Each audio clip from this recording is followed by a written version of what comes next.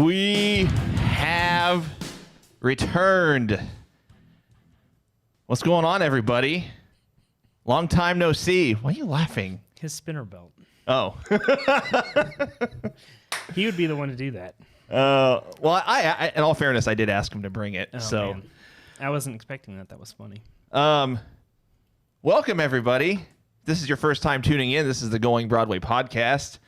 We have returned after a brief hiatus, but the briefness, if that's a word, of the hiatus was much too long. My name is Alex, as you saw in our new intro package. No longer to my left, but in front of me now is Cole, and to my left now, just for tonight only, is Austin. Guys, how we doing? Pretty good. Excited. It feels great to be back on the greatest wrestling podcast ever. That it does. Man, I'm floored by how good that little intro package turned out. But a big shout out to a couple of my coworkers that helped out with that. Everett and Tony really stepped up their game with getting that rolling. So, a nice little change as far as just staring at us while our intro music plays. So, thanks for tuning in and hanging out with us. We really appreciate it. Just looking at a couple things here. Who we got on here? We got Mr. Ryan. We got Steven, James, Bonnie, Billy, Saki the sock puppet. Gotta love Saki the sock puppet. Alan, David, Michael, Kenny. Thanks for tuning in. We really appreciate it. This is the AEW All Out Watch Party. And just hang out with us for the next, I don't know, probably 4 hours. I heard Meltzer say this is going to be a long event. So I fully expect this to go until it'd be 10:30 our time, 11:30 Eastern. So as we've mentioned previously on the first watch party that we did a few months ago, we will not be able to actually air any of the event. However, stick around, hang out with us. We'll talk about the event as we go along. And as always, guys, nothing has changed as far as this goes. You're gonna want to stick around and hang out with us because you never know when we're gonna give away something. I'm not saying we will. But he's not saying that he won't. Exactly. So stick around, hang out with us. We're going to be around for, again, probably next 4 hours. So we're going to be hanging out. We're going to be chowing down on some food and, just kind of just hanging out. So who else we got on here? I think I said David already. Yeah. So Mr. Ryan mentioned Roman's a heel now. I'll tell you what, the buy-in's on right now. How about we just we'll leave this muted for now. Let's chat with you guys for a little bit about some things that have gone on since we've been away. So let's tackle that real quick. This is an AEW All Out Watch Party, but you know what? We can do whatever we want. So let's talk about WWE a little bit. What do you guys think about the Roman Reigns heel turn? I have one word for it: overdue. I was about to say a long time coming. Yeah. All right. I wasn't expecting him to be a Heyman guy, but it makes sense since That was a nice twist. I guess Brock Lesnar is a free agent now. I even saw a video, the whole question mark Brock Lesnar going to show up at All Out thing. He might be the 21. The 21st. He's the wild card, Brock Lesnar. Predicting him right here. Wait. Steven's comment. Read it. Read Steven's comment. Would have preferred. Oh, fail. Hold on. I forgot to turn that back up. Would have preferred. And his name is John Cena. Oh, my goodness. Gotta love sound clips. Talk about something else that's overdue. We talked about putting that sound clip on there for weeks, if not months, and we finally got around to doing it. So is that the clip from that the prank call? That prank. Oh, and his name is John Cena. It's been around a while. That's good stuff. Alan says freeze. I don't think we're We should be good on our end. Maybe it was when we froze on the sound clip. Oh yeah. No, it'll come eventually. That reminds me. Well, actually, nothing really reminded me. I just thought about it. So I have a shirt that that we're going to be mailing to somebody. He requested that you and I sign it. I've already signed it, so I need to bring it in here at some point while you're here, so we can get that shipped off. But anyway, so let's talk about the Casino Battle Royale. So, or actually, just we can talk about the whole event in general. So, first off, do you guys foresee any surprises? Well, so here's the thing: like half the battle royale has been announced. Because I mean, like it's 20 people. There's 5 in Eddie Kingston's little group there. Yeah, that's a fourth of the guys right there. And then you have Trevor Murdoch, Brian Cage, Ricky Starks. I mean, we're almost to 10 right there. And then I think Joey Janela. No, not Joey. He's wrestling right now. Who is it? There was like 2 others that I already saw were announced. Lance Archer's in it. Yeah. Yeah. So on our, I don't know how many of you guys saw this, but we got a nice little shout out from our buddy Christopher Daniels, friend of the show, and he actually said that he and Kazarian were going to be in the Battle Royal. So I don't think they're on the little promotional marquee thing that they were using, but they might be in it. I agree with a lot of the guys on here. I would not be shocked if Rusev / Miro appears. I was thinking because he announced on his, I think he posted it on his Twitter or something like that. He said there will be no Miro Twitch tonight or whatever. Oh. And I don't know if he regularly does it on a Saturday night, but he just said short sentence, there will be no Miro Twitch tonight or something along those lines. So I thought I heard something that he was done wrestling. But maybe that meant he says he is, but I mean, if you date back just a little bit, Jim Ross actually had said that he was pretty much all but signed when he first got released. Oh wow! I mean, Mr. Ryan says, "I think you guys are there and will be in it." I wish. Yes, that's actually accurate. We are actually backstage right now in the gray room, not the green room. That is not a prediction. That is a spoiler. Believe that. No, what's funny about whenever they first made that appearance with when they first paired Heyman and Reigns together, whenever they're sitting on that couch, Heyman was so awkward whenever he was like, "Believe that." And I'm just like, wow. Not that Roman Reigns is, what's his descent exactly? Samoan? Uh-huh. Okay. Yeah, so, they're not, let's put it this way. The way Heyman said it was as white as you can say something in the history of just anything that I was like, man. Now, don't get me wrong. Heyman redeemed himself on the promo yesterday. I don't know if you guys have watched it. But then Roman ruined it. Yeah, I mean. All you got to do is show up and win. I was like, what? Let's put it this way. I'm glad they gave him a mic, though, as opposed to just whenever they had Heyman completely speak for Lesnar, because that's what I was thinking the entire time doing that promo was like, it's a new Lesnar. Reigns just looks like Lesnar standing there. Yeah. So I'm glad they at least gave him a mic, regardless of what he said. So that was a nice little change. But anyway, I don't understand why they never gave Brock a mic. I don't think he wanted it. I don't think Brock was like, pay me money, I'll come in, I'll F5 like 6 dudes, and then I'll pin them, and then I'll be done. Like, give me my Rumble spot. I'll eliminate a dozen guys, and then I'll be out of here. Brock Lesnar has like 4 moves. It's like German suplex, body. What is that? Belly to belly suplex. Right. F5. like he doesn't really have. Well, let's put it this way. He probably legit has. If I give him the benefit of the doubt, maybe a dozen moves, but half of those dozen moves have the word suplex in it.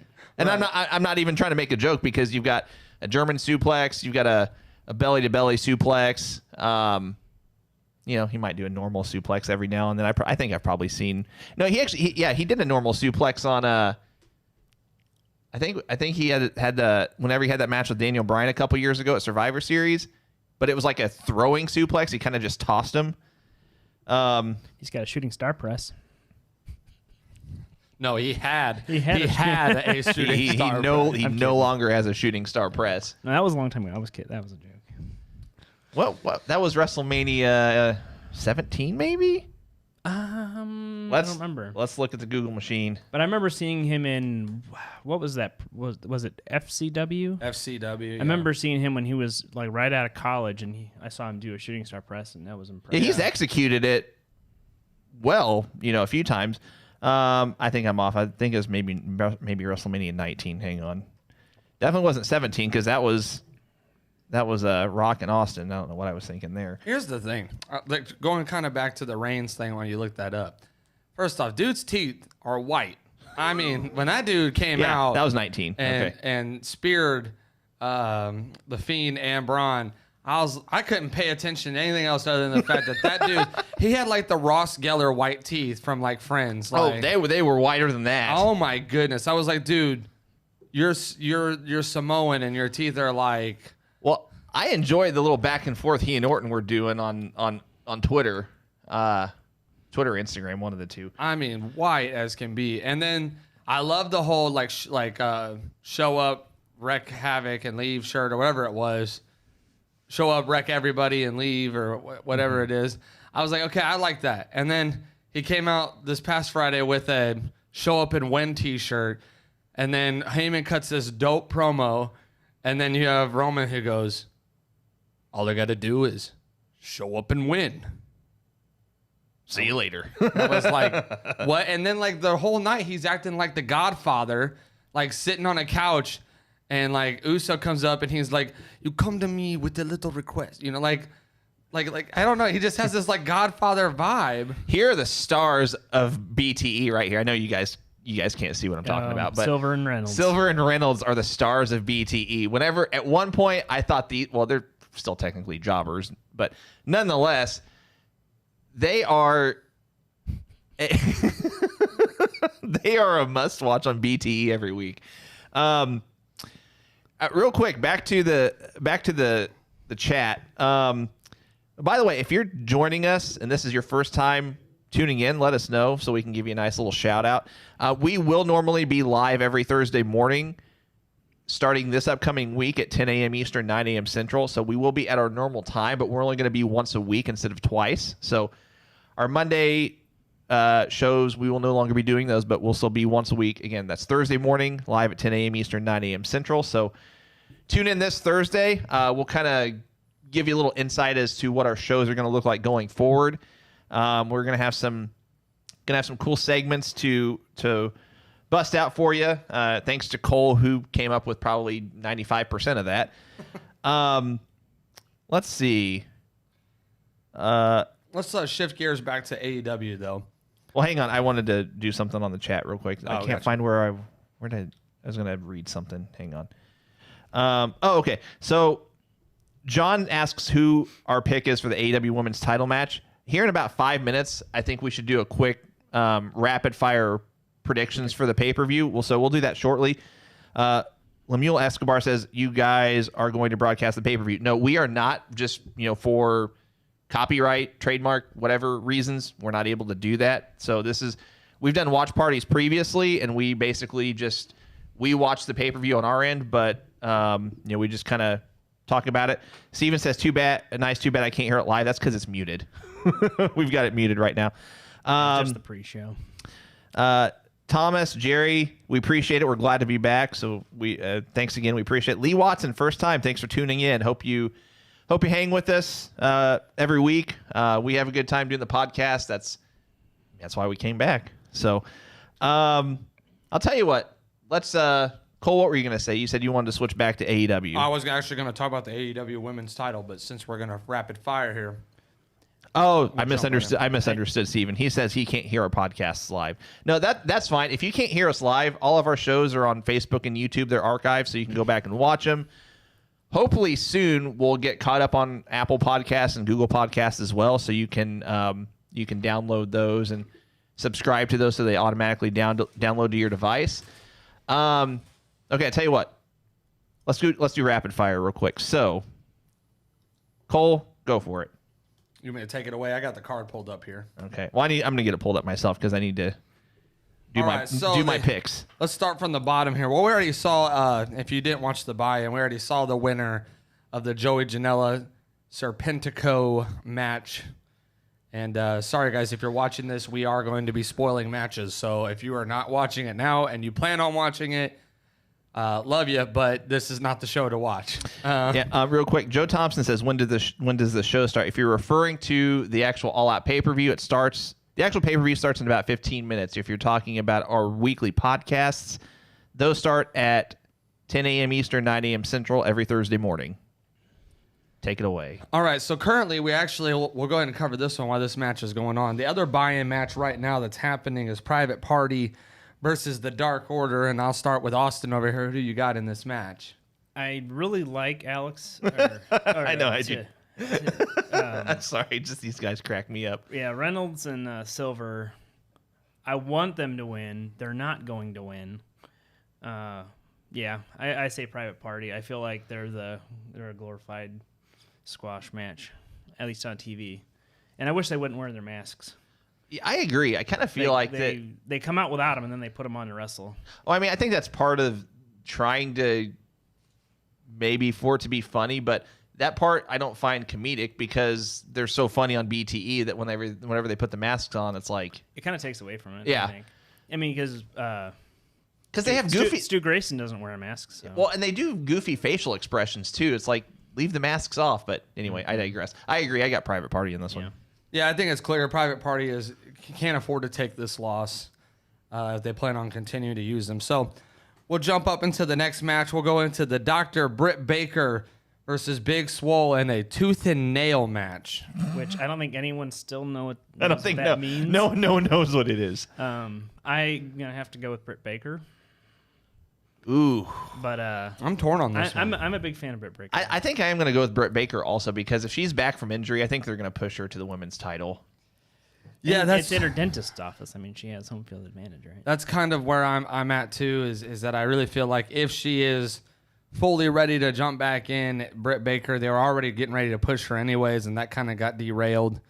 So I'm gonna have to go Britt Baker as well, which then jumps us into the tag match that was decided this past Wednesday night, where the Young Bucks and Jurassic Express won, so they could randomly face each other at AEW with no stipulation or no incentive. It just was for the opportunity to wrestle each other. It was to get the Young Bucks on the card. Let's just be 100% honest. So, with that being said, these are two tag teams that I both think cannot afford to lose this match. I think that the Young Bucks will win. I don't want them to win. I'm a big Jurassic Express fan, but I don't know. It's hard. There's so many things interweaving between the whole elite right now. You don't know who might turn. Yeah. So I'm going to predict a Young Bucks victory with dirty tactics. Yeah, my prediction is only. I feel like how you predict this match is going to be based on what happens with the AEW World Tag Title match. What if that's after it? What if what's after? No, I'm just saying, like, in general, like for storyline purposes, if they go one way, I would pick Jurassic Express. If they go another way, I'd pick Young Bucks. Right. So I think, and I'll give my prediction for this later as we're doing this, but I'm also going to say Young Bucks win this.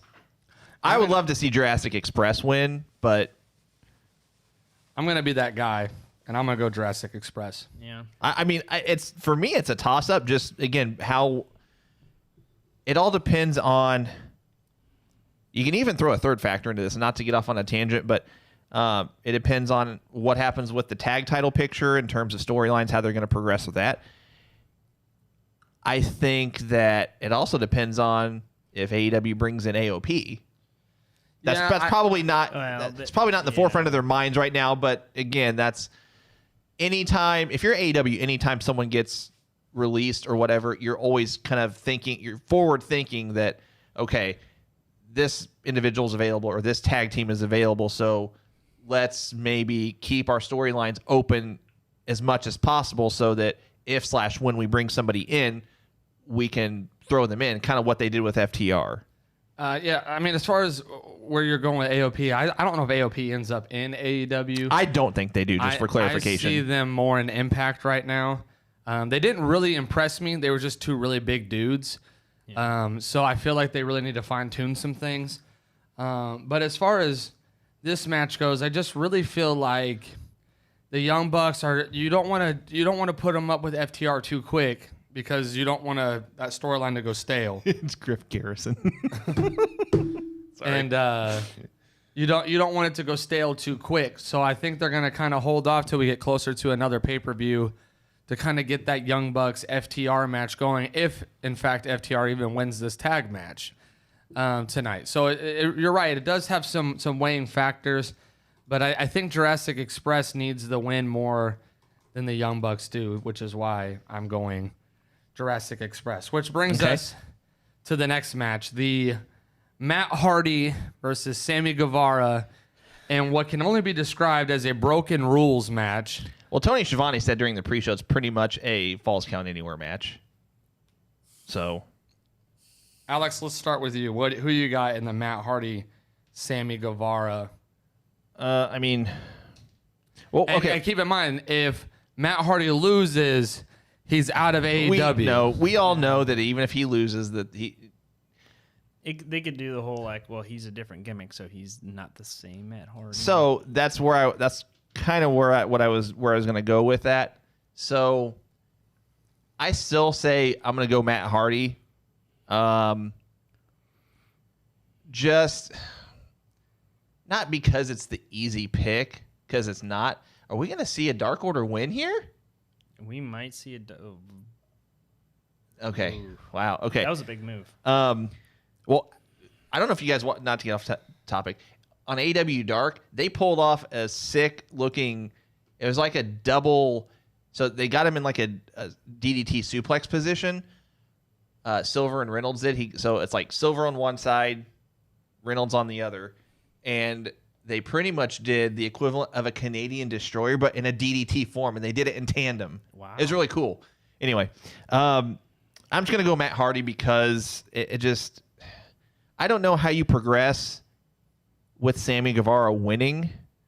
I would be okay with seeing Sammy win, and that would kind of mean that AEW isn't playing it safe, and it would intrigue me as far as how they would progress with it. But I'm going Matt Hardy. Yeah, I'm gonna have to agree with you. I think Sammy Guevara can. I think he can afford to lose. I don't think he has to win this match to be relevant. So, yeah, I think Matt Hardy wins. It is a hard match to call, though. They could go either way with it. I have a bonus prediction, though. How many gimmicks do you think we'll see from Matt Hardy during the match? I don't know. Let's put the over-under at 3. I'm going to say over. So here's the thing, is that he hasn't really been doing that. He hasn't. And so I'm kind of interested to see if they're going to treat this kind of more like his character more of like a Bray Wyatt right now, where it's like, right, I'm going to be this character throughout the match, but I have multiple personalities that I can switch from. So next week I might be Damascus, or next week I might be, this or that. But as far as the match goes, I agree. I think Matt Hardy wins this for the sake of keeping the storyline alive, because I think there's more that you can do with this. But if you have Sammy win it, it's over. Yeah. And so I feel like this could go a little bit deeper than that. So that leads us into the next match. That's the end of this. I'll tell you what. Let's kind of more rapid fire these, because we've only got 6 minutes. Private Party just beat the Dark Order. Okay. Surprise. Yeah. So we got the Dark Order versus Matt Cardona, Scorpio Sky, and the Natural Nightmares. Dark Order. I'd be shocked if they don't win. Oh yeah, that's with Brody Lee. Yeah, Dark Order for sure. Yeah, I'm gonna have to go Dark Order as well. They're the new TNT champ. They have to win. Yeah. So let's look at the 21-man casino battle royale for the AEW championship opportunity. Do you have the full list pulled up? No. Okay, I do. So we've got Darby Allin, Lance Archer, Brian Cage, Ricky Starks, Penta El0M, Ray Phoenix, The Butcher, Blade, Eddie Kingston, Sean Spears, Billy Gunn, Austin Gunn, Jake Hager, Santana Ortiz, Chuck Taylor, Trent, Christopher Daniels, Frankie Kazarian. So that leaves 2 other unannounced. Pac. Ooh. That's a good guess. Ooh, I like it. If Pac's in it, he's probably 21. I like I would it. think that would be a good return. So I'm gonna go on a limb. I say Pac and Miro are the special entrants. If that's the case, I'm gonna say Miro wins it. But if he's not in it, if we have to pick just from what we know or who we know is in it, let's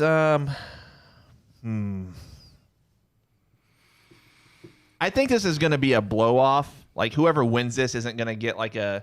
I mean, it's just going to be a one-off title shot, and I don't think they'll win it. And they've kind of put it as like a future. It's not like they're the next feud, even. Yeah, I don't think this is like a guaranteed like WWE's Money in the Bank cash in. 90% chance that they're going to win.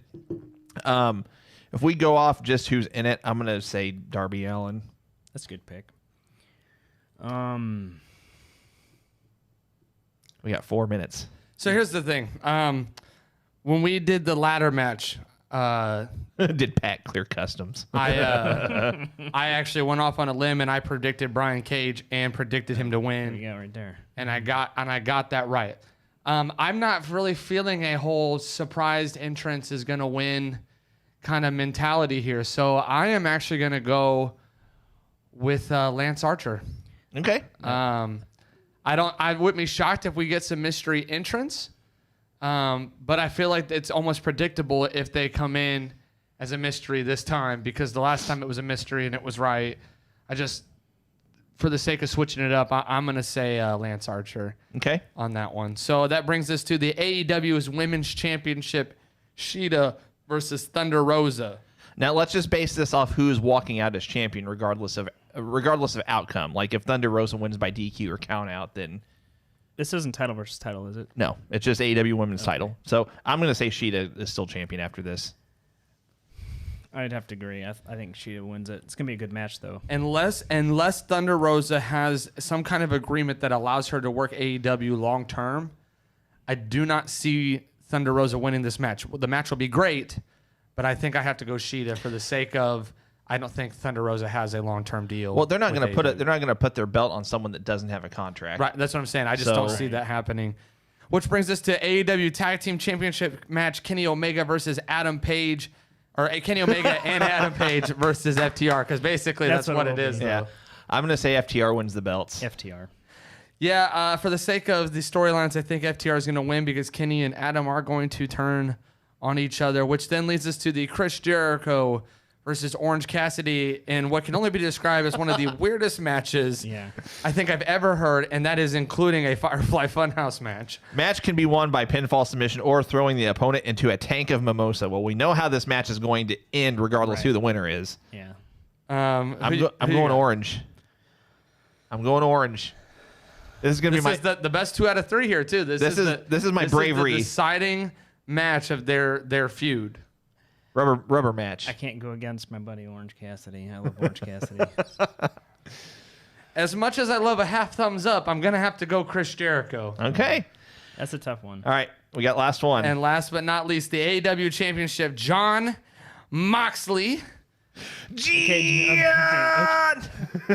need to get that on your... I actually meant to do that. It was something I thought about late last night, and... I'll have to replace it, but I don't know which one I want to replace it with because I really like all the other sound clips I've got on there.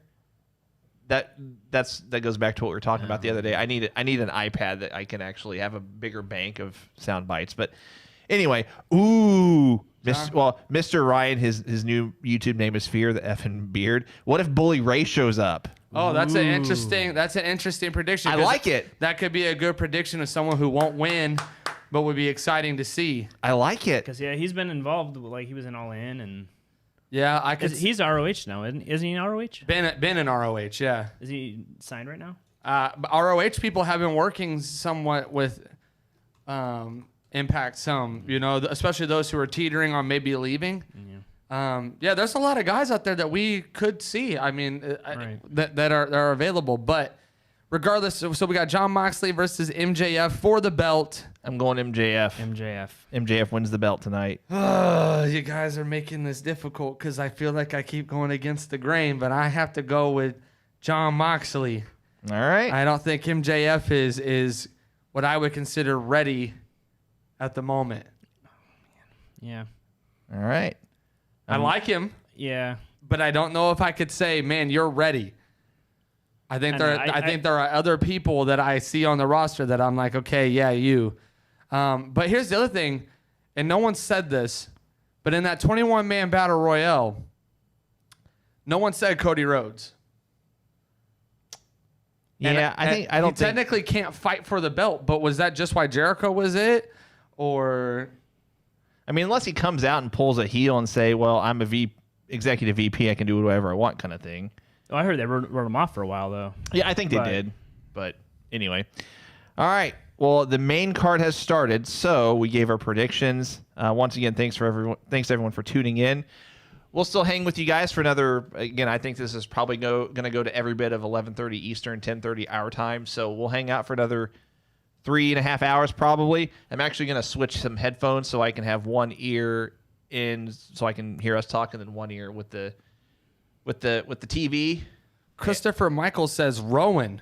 Rowan is showing up tonight. Ooh, that would be a good one too. I told you guys, there's some guys that are sitting out here doing nothing right now, and a lot of those 90-day non-compete clauses are over. The only ones that won't show up tonight would for sure be AOP because they literally just got released. But other than that, there are a lot of dudes. Even if Brock didn't resign, he wouldn't be here tonight. I don't think Brock will ever come. They're teasing. He could because he just let his contract expire, so he's not under. They still even when the contract expires, I think it's a 90-day non-compete. Well, no, it's not. It's not because that's how Moxley was able to be at. Yeah. Well, Double or Nothing. I don't see him doing it. They're teasing a Brock Lesnar John Jones UFC match. I've heard that Brock Lesnar wasn't going to be able to come to terms with the UFC, but. Dana White said he would sign it. That would be I would buy a UFC card, a UFC fight to pay. Oh yeah, see that. I would. That would be John Jones's first heavyweight. I haven't watched UFC in a while, but I would definitely watch that.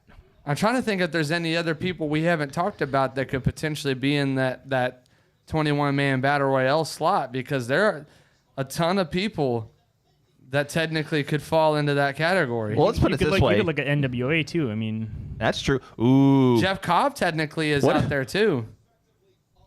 Jeff Cobb, yeah. Jeff Cobb has. I know he's wrestling New Japan right now. Yeah, but New Japan can do some of those independent deals. Who are you thinking over there? Man. Hang on, just one second. You think they'd ever throw a random New Japan guy in a like a Tamatanga or something like that? Ooh. Do a Bullet Club kind of Jay White. Ooh. Anyway, what I was thinking is, what if they brought in Nick Aldis? Yeah. Because you already know that there's a working relationship there, obviously, somewhat to a degree, especially why NWA is not having shows, because I still don't think they are. Which might be why they're like, hey, let's get some of our top talents on TV somehow. Well, I mean, the thing is, you know that Tony Khan made the call to Billy Corgan. That's how Thunder Rosa got on here. Which actually, by the way, I don't know. What do we got here?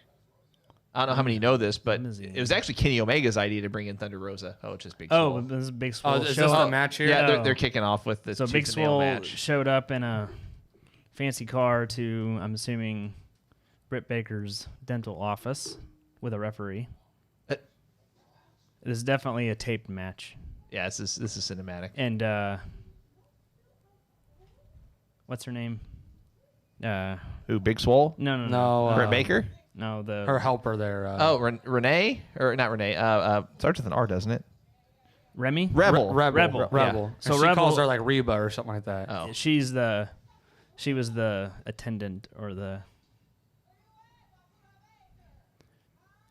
I like Big Swole, man. So Big Swole's just walking around trying to find her. I guess she's probably gonna get jump some. Ooh. Cowboy James Storm. That could be a good one. Oh, Marty. Marty. What if it's Marty? Skrull. Oh. Good pick, Lynn. I like it. I was thinking some of the NWA guys like Eli Drake.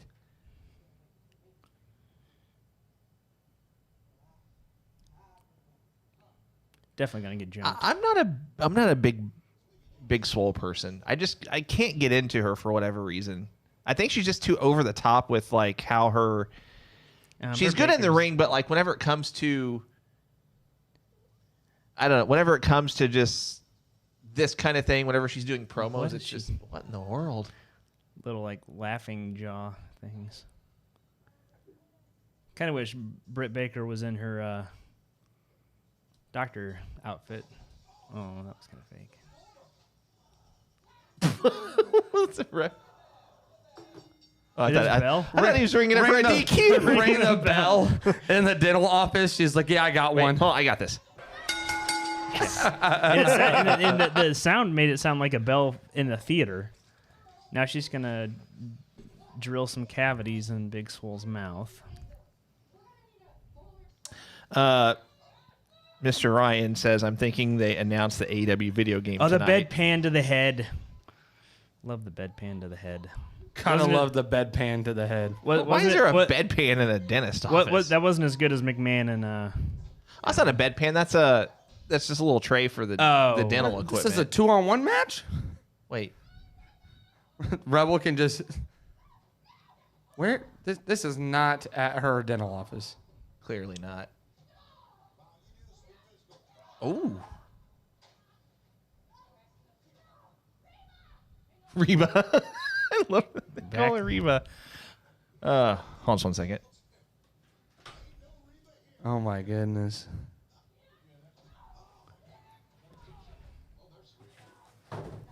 So Reba was a wrestler, right? At one point in time. Has to be because they are utilizing her a ton. I wonder if her. Well, she was in the match she was in. Of how she was super hesitant, like she didn't know what she was doing. I wonder if that was all a gimmick. I guess she was in. Wasn't she in NXT Rebel? Not sure. Someone's saying Will Ospreay. Yes. Wasn't he the one, or was it Zack Sabre Jr. that was there at Double or Nothing? So the rumor was Will Ospreay was there at Double or Nothing, I couldn't and he remember which one it obviously, wasn't. Or if he was just backstage. So. Right. It could even be some of those other guys we've been seeing backstage with Brian Pillman Jr. He could be in the match and we not know about it. Who's the other one? That'd be kind of underwhelming though, just because. Was it one of the Von Erichs that was backstage a couple weeks ago? There's only one. No, there's two. There's two? The younger, the younger ones. The Sons. Oh. Not the originals. Oh, okay. Because there's only one original, right? Yeah, there's Kevin or Kerry?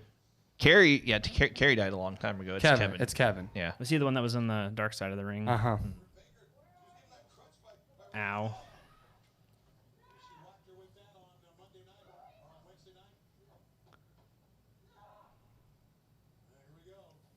This match is a little underwhelming right now. A little bit. I'm not impressed. I don't really like the cinematics have been pretty good, but it hasn't been. Yeah. Oh, did she rebust the nose?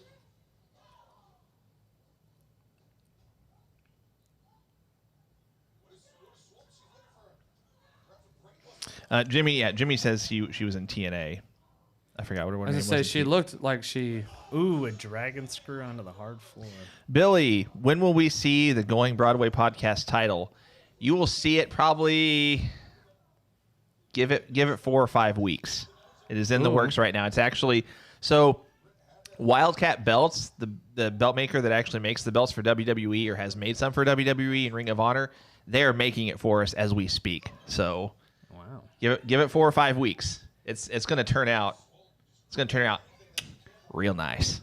It'll only be defended in matches of my choice. It won't be defended ever. I won't lose it, Alex. I promise. It'll be in matches that I can clearly win. In which one of y'all get it first? You gonna fight over it? Yeah, we're gonna do it in a fluffy bunny match. Person who can fit the most marshmallows in their mouth. Well, and it's a fluffy bunny. In a shoots and ladders match. And a upside down, standing upright, water pillow fight match. A triple double match. A water pillow fight match. Oh man. Yeah, I have a hard time with matches that are like in like public places like this. Of course, we had someone say CM Punk. Well, you got to have the CM Punk guess in there. Well, he's the prediction for every. Let's throw Ryback and Enzo Amore in there while we're at it. I'll tell you what, Big Cass. If you want, someone actually said Big Cass earlier. If you really want a such and such happens or such and such show ups, I riot. I will riot if they bring in Enzo. Enzo is the one person that never deserved a spot in the wrestling business. He can do a promo, but that's it. And you can't teach that. Someone should teach him how to wrestle. Someone needs to teach him. Someone needs to teach him how to rap. I love Stacy's comment. Husband says nothing tops McMahon's bedpan to the head. You guys remember that when? Austin hit McMahon to the head. That was. I'll take it from here, nurse. So she has a syringe of that numbing stuff. She's about to stab her with. I don't remember what they call it. She's gonna stab herself. Ooh, and she did stab herself with an empty syringe. And Reba has a banana on her head. Why does she have a banana? It's a banana. She got thrown in the dumpster. I must have missed that. Ow. So that what do they call that? Novocaine? Yeah. Syringe of Novocaine. She can't walk. Smash Reba. What? Why would you do that? I'm gonna hold this here. I'm gonna hit it. I'm gonna hit it glass side. Right. Cut my hand open. Yeah, this has been pretty lackadaisical match. I'll just say it. I think this has been awful. Not a fan. They would have been better served just to do a regular match. Give her the that's oxygen, right? Or is that that might be knockout gas. Saki the Sock Puppet's comment. And when Mr. Sacco came to visit Mr. McMahon, remember that? Big Swole wins via Novocaine? Via knockout gas to the face. Okay. Well, so far we're all over one. But I'm glad it's over. Big Swole, we apologize to you. We didn't realize that the match was going to be so terrible that you would get a W. And she rips up her what happened? Degree. First off, you get Novocaine or whatever you want to call it, knockout gas. You're not waking up 10 seconds later. What happened? What happened? I bet you she can walk fine too. Probably. That's funny. She stands up and she falls over because her. I'll bet she's not even hurt. Marry me who? That's it. From now on, I want to fight everybody in a tooth and nail match. Because all you got to do is drug your opponent.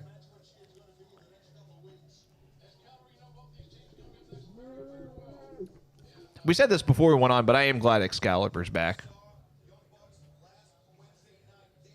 So it looks like we're getting Young Bucks versus Jurassic Express next. And I think this one's going to be a good match. I think this is going to be something that that wrestling fans are going to enjoy. It's going to be good. I'll tell you what, I'm gonna answer this real quick. We've had a few people ask. The giveaway is still on, guys. So we got to get to, we're still going to do a 3-belt giveaway, but we got to get to 5,000 Facebook likes, 1,000 Twitter followers, 500. I'm going to actually turn this down because I can hear it in our. We got to get to 5,000 Facebook likes. We got to get to 1,000 Twitter followers. We've already got to our numbers on Instagram and YouTube, so we're good there. But got a ways to go on the other two social media platforms. But once we get there, we'll do a drawing, and one person will be the winner of 3 belts. So that's the update on that. Did Marco Stunt hurt his ankle or his foot? I'm trying to figure out when he did that because I noticed that on Wednesday night, and I was like, when did he hurt himself? If you just joined us or you're watching with us, would love to hear your predictions for this match. Young Bucks versus Jurassic Express. We'd love to hear your predictions going into each match also. Yeah, let us know what you thought of that, what we can only describe as an atrocity of a tooth and nail match. If you liked it, let us know. I'd love to hear why you liked it. And if you hated it, tell us why you hated it. Change our minds. Change my, put a little sign up. Change my mind. Change my mind. It was worse than the Street Profits Viking Raiders match. Look at this, Cole. That was hilarious. We got Stacy talking smack. It's been a while since I've won a belt. Yeah, I mean, we were wanting to know when you were going to become, what is it, 4 belts, 3 belts, 10 belts? I'm trying to figure out how many belts you have at this point. I think it was if she wins another one. No, if she's got some raffles too, right? If she won the 3 belts, she was going to be Stacy Quattro. Stacy Quattro belts. Quattro belts. See, we need to get you to like 6. That way you can be Stacy 6 belts. This is going to be a good match. Oh, okay. Who out there has ordered the Young Bucks book? I don't know if I'd read a Young Bucks book. Isn't just kind of like their I'm getting it. Their story, coming up story. Probably, but I'm sure they're going to say stuff that no one knows about. Right. Isn't their story like identical to like the Hardys? Kind of sounds like it from what I've heard. Like I mean, they literally like the reincarnated Hardys, in my opinion.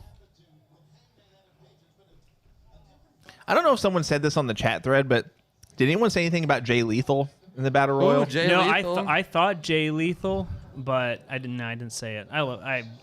He's another guy that I miss him on BTE whenever he would get the shoulder slap and turn into Randy Savage. I actually missed that. I think I watched BTE 1 to like 50, and then after that I started at like 150 when they were doing more AEW stuff. So you missed the best stuff then. Like, episodes 50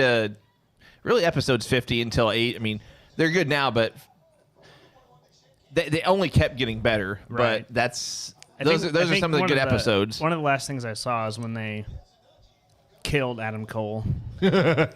Is it Mikkel Clown? He said 1 out of 10 for the Big Swole.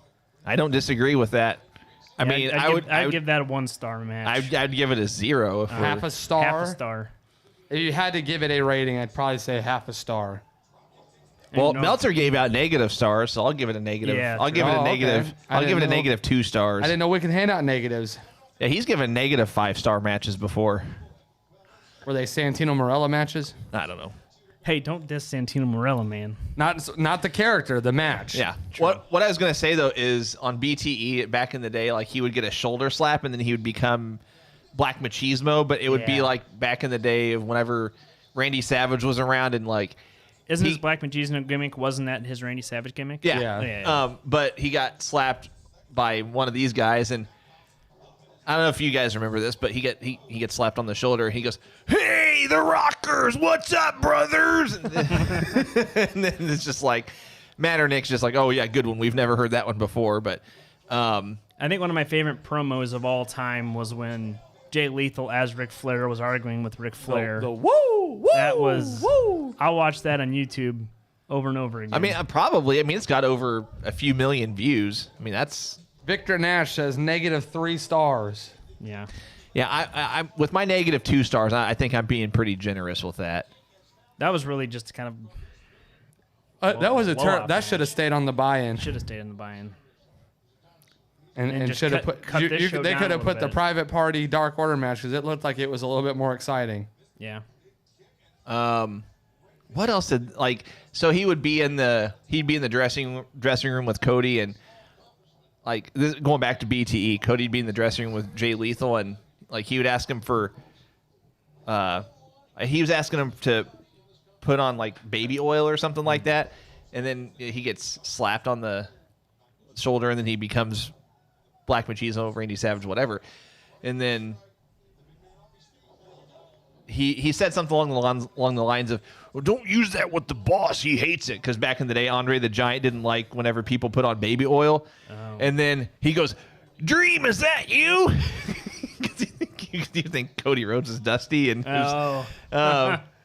Victor Nash says, "Did you guys see the pre-show?" Yeah, we watched it. We actually watched it on mute because we were talking and kind of giving predictions and whatnot of the show, but we watched it, and like I said, I think the Private Party Dark Order match had a little bit more excitement to it than the Tooth and Nail, and I think I probably would almost. Wow, that was nice.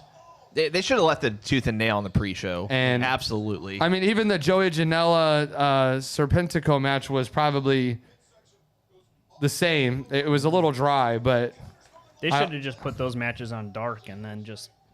Yeah, that one didn't really serve a purpose, but the Dark Order Private Party, I think it could have made this card. Yeah, that was a good match. And the tooth and nail one could have went on the buy-in. Victor, I don't know if Cole might have just said it, but Whoa, what are the?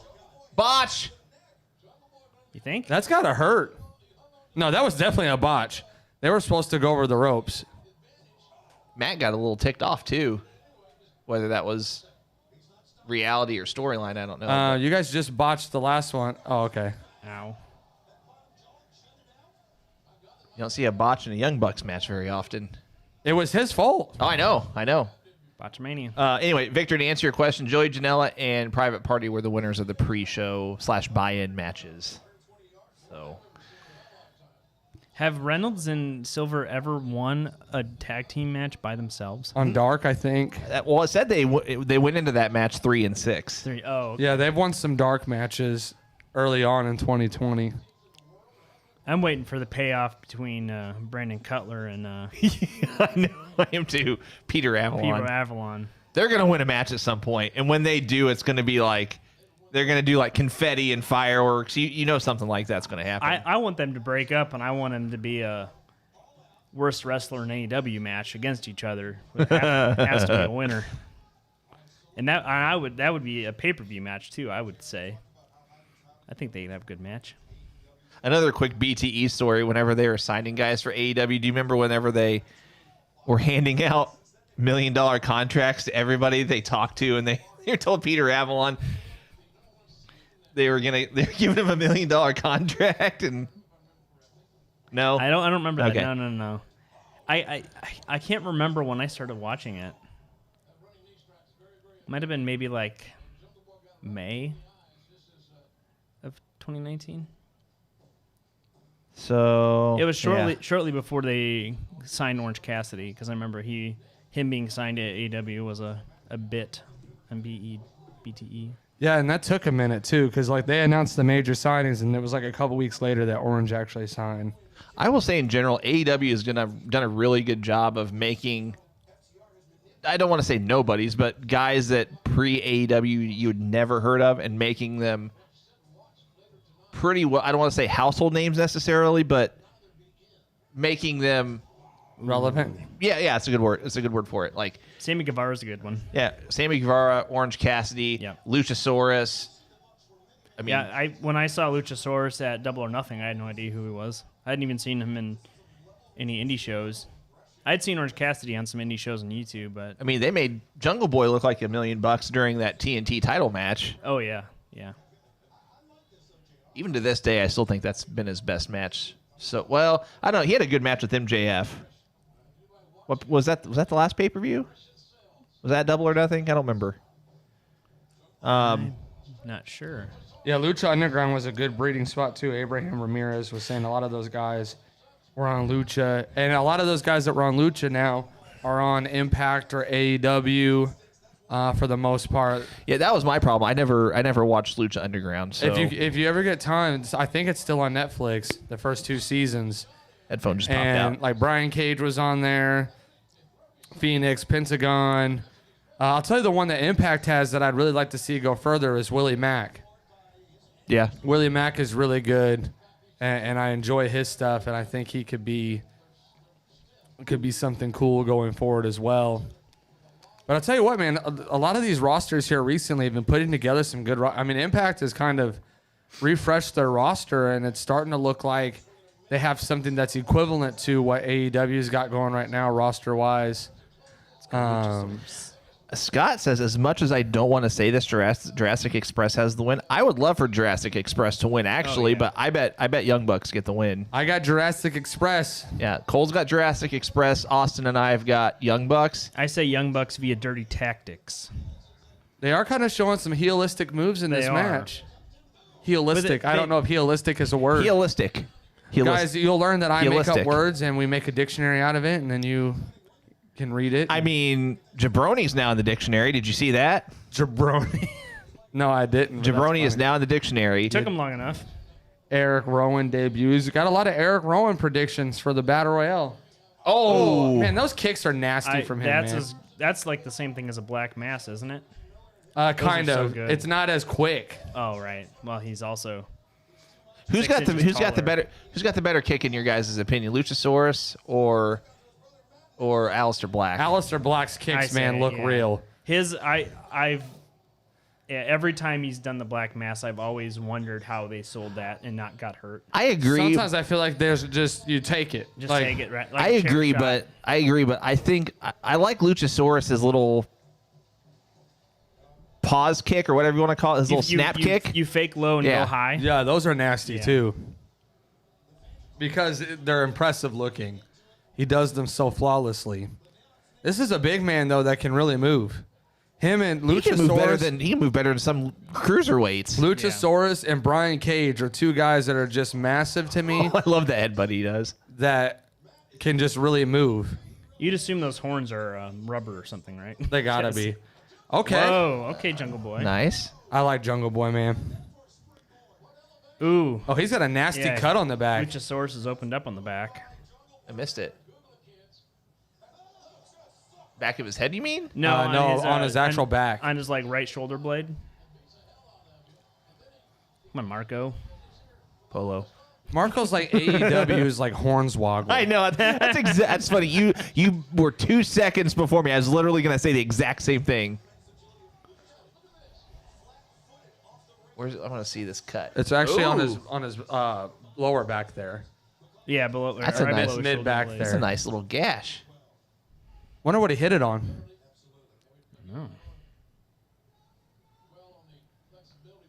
Steven says, could Cage win another Battle Royal? I don't think they're going to have him win it again. Yeah, and the only way that you can do that is if Moxley loses, then you could do it because no one really wants to see a Cage Moxley match again. It wasn't really that good the first time. Oh! Hardest part of the ring. Scott says Impact and AEW have more entertaining wrestling than WWE lately. Canadian Destroyer. That's not just lately. That's pretty much Are you every saying week. wrestling or product? Because I feel like What was the comment? Impact and AEW have more entertaining wrestling than WWE lately. And I would say actually the pay-per-views that WWE has put out here recently were pretty good. Payback was actually pretty good. Super kick! Super kick, Marco stunt. They are definitely the heels in this match. That's one thing I miss about Ring of Honor is whenever they had whoever the masked guy was that did commentary. Anytime they would do a super kick, he'd go super kick. What is this? Oh, see ya.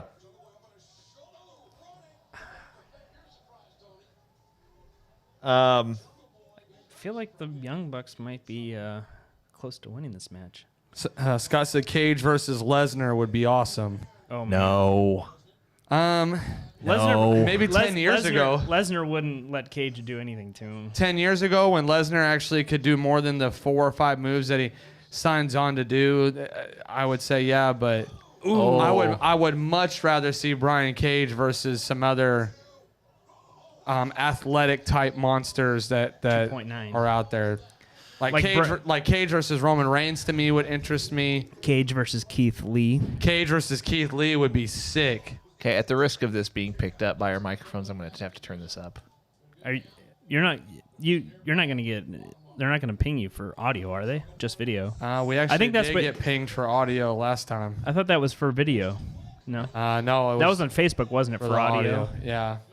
I don't think YouTube pings audio. We're on Facebook too. Facebook, yeah. I don't know. I'm going to risk it because I can barely hear it. AEW might. I mean, Christopher Daniels is on our side, so. Are we going to see a Jurassic Express win here? Come on. Make me right. Give me 1-1. Make these 2 0-2. What's their finisher? We're going to see it. Come on. Really? That was a very terrible stop. Luchasaurus totally could have stopped him from doing that. Is Luchasaurus wearing those like feet shoes? He is wearing the feet shoes. I just noticed that. He might be one of those guys that prefer the barefoot. Yeah. Victor says Cage versus Lashley, I meant. Oh, I could see Cage versus Lashley being good. What? Luchasaurus just jumped off the top rope and took everyone out. Wow. Ringside. Here it comes. Super kick. Ooh. Good call. It's over. Ooh, 2.9. 5. Welcome to the jungle. Super kick party. Ooh, It's got to be it. Party. Yep, I knew he was going to kick out again. So what do you think? You think they're gonna put? You think they're gonna put Jurassic Express over on this? Uh-oh.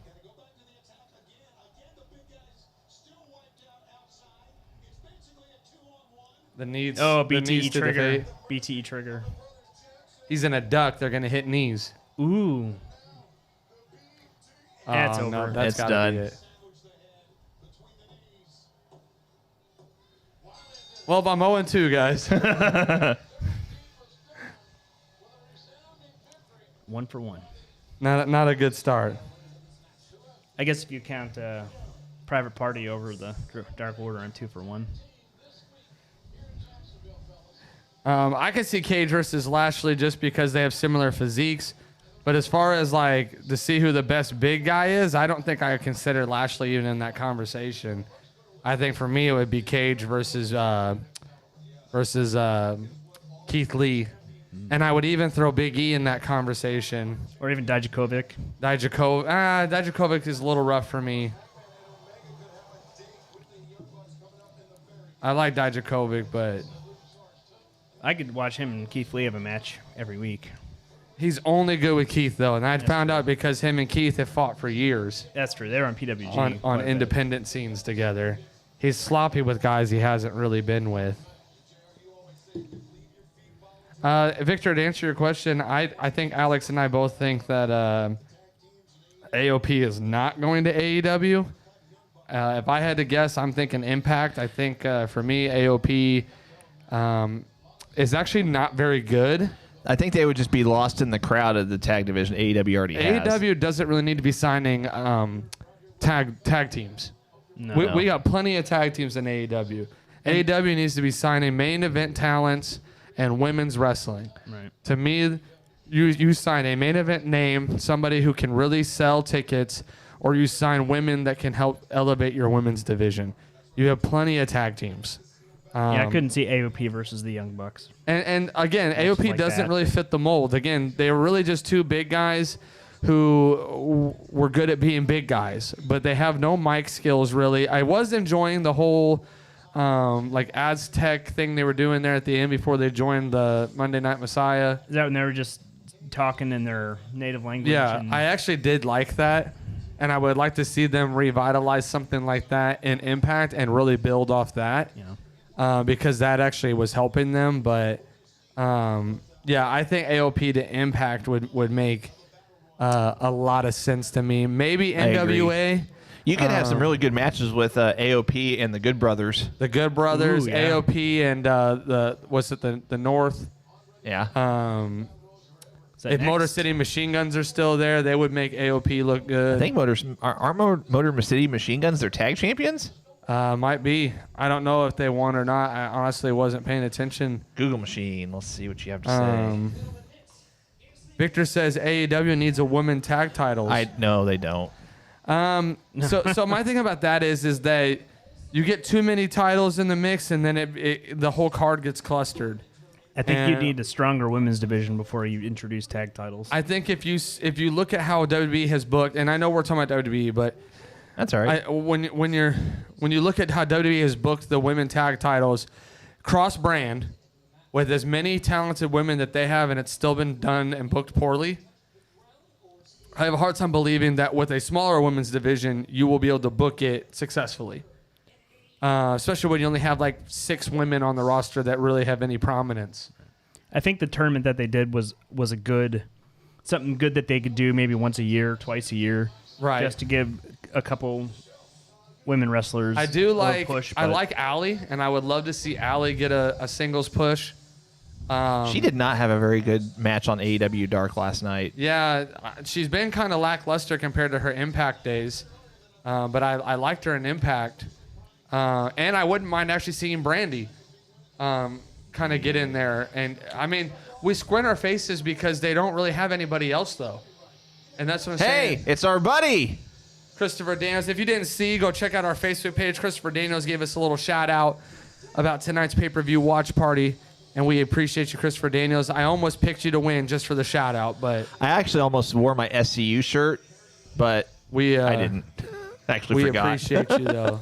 So if this is the we're at the Battle Royale. Is Colt Cabana in this match? I don't remember. No, he's in the 8-man tag. Yeah, he's with Brody. Okay. And Jake Hager just hissed at the camera. I could see. Here's the other thing: is it depends who wins this match. Really depends on Butcher. Who wins the title match later on, because Blade. MJ, if MJF wins, you kind of need a face to win this battle royale for his first feud. How does the Blade see through that mask? It looks like it's completely carefully. Lucha Brothers. Penta. No, Ray Phoenix. Yeah, I kind of want to see this Penta look. He kind of changed his mask up too. Yeah, his does look. Yeah, I have to wait till he comes out because I didn't get a good look at it the first time. Yeah, his mask usually his mouth isn't covered. Yeah, he's got a cover piece on it. He looks more like. I forget they do it 5 and then they bring out more. Bring out 5 more, yeah. This is an interesting start, an interesting 5. Got to represent. Do we want to start naming off the people who show up? Yeah, we can. So the first 5 is Christopher Daniels, The Blade, Jake Hager, Trent, and Ray Phoenix. Why do they take Trent's last name away? WWE owns it. WWE owns Trent Beretta. Wait, what? Really? I think so. Yep. WWE owns Trent Beretta because Trent Beretta started in WWE. I didn't know that. No, Yep. It must have been before I started watching. Trent Beretta actually was getting kind of a push. He was, if you go back, if you ever watched Silent Library, back on MTV. Oh, yeah. They did a WWE cast for it, and Trent Beretta was part of it. Trent Beretta was in the mid-card picture. Because Dolph Ziggler was in that. Yeah, and he just kind of fell off. Oh. Because AEW started saying Trent Beretta in the beginning, and then they stopped. Yep, he has the similar situation as Cody where he can...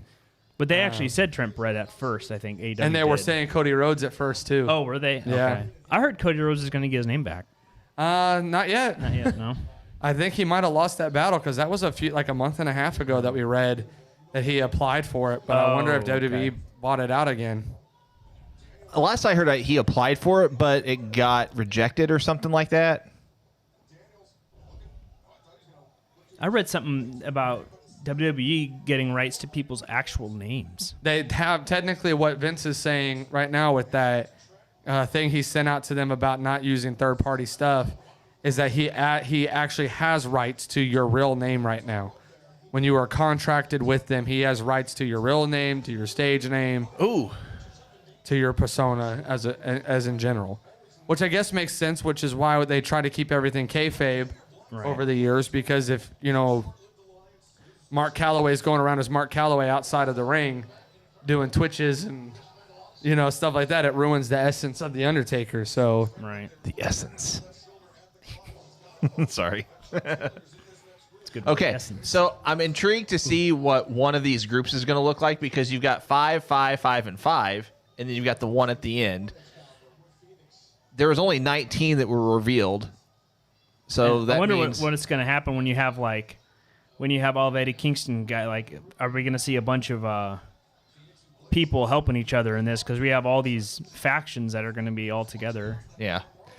Will Johnson says, would love to see Scorpio Sky win the TNT strap off of Mr. Brody Lee. Is Scorpio Sky in the pay-per-view? He is in that tag match. He's in the 8-man tag. Oh. Victor says, do you remember the TNA women's tag titles?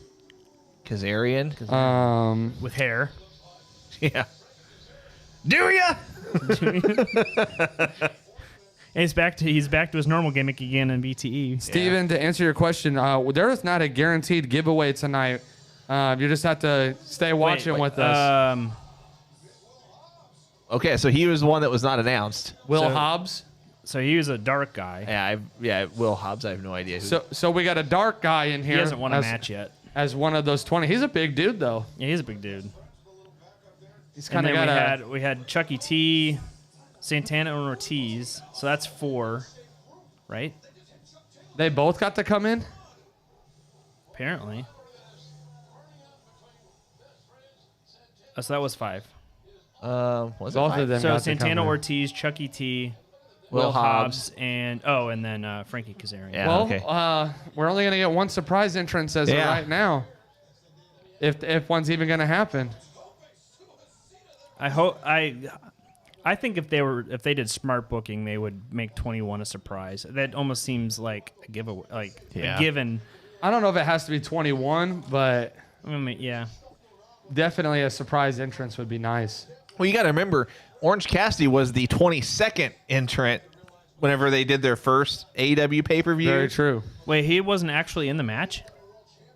He was, but they just added an extra person. He just randomly came in. Oh, I thought he was a part of it. I guess No. not. That was what, in, like May of last year, the first pay-per-view? This Hobbs dude is actually a sleeper pick.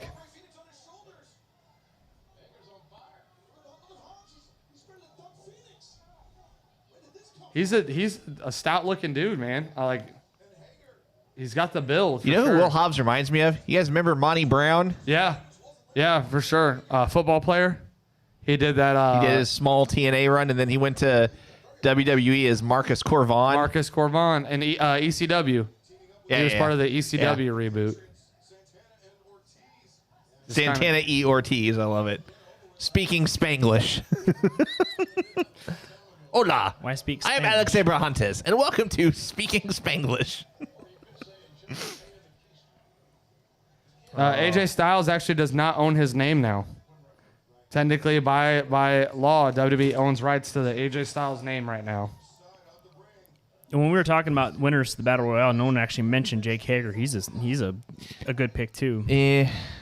No? And so, again, it goes back to who gets that's true. booked to win the title match. Yes, because he already fought Moxley. We've already That's true. seen Moxley versus Hager, and it kind of seems like AEW wants to stay away from repeat I think we're booking. going to have a fresh challenger for the belt. Someone that's That's not... why I said Lance Archer, just because they haven't really been using him. Let's see who's next. Christopher The Guns. Michael Pounce. That's right. You guys notice the Billy Gunn. Generation X kind of Yeah. Yeah. essence on the video package? Billy Gunn is in the next. And Austin It Gunn. could be Billy Gunn. That's still... Oh, Yeah, that's a yeah. decent looking mask. Is it different? It's not different, though, is it? It's a little different on the front. Well, I've seen him. Established 19. This is Murder Hawk. Right? No. Oh. Cage and Starks. Cage So and Starks. I also read that Tony Khan, I guess, did like a media call or something like that. They have like big plans for the FTW title. Whoa, he just eliminated Billy Gunn. He just chucked him out. You said they have plans for that FCW belt? They have big plans, quote unquote, for the FTW title. Darby Allin, he's gonna go right after Starks. Get him with the skateboard. Ooh.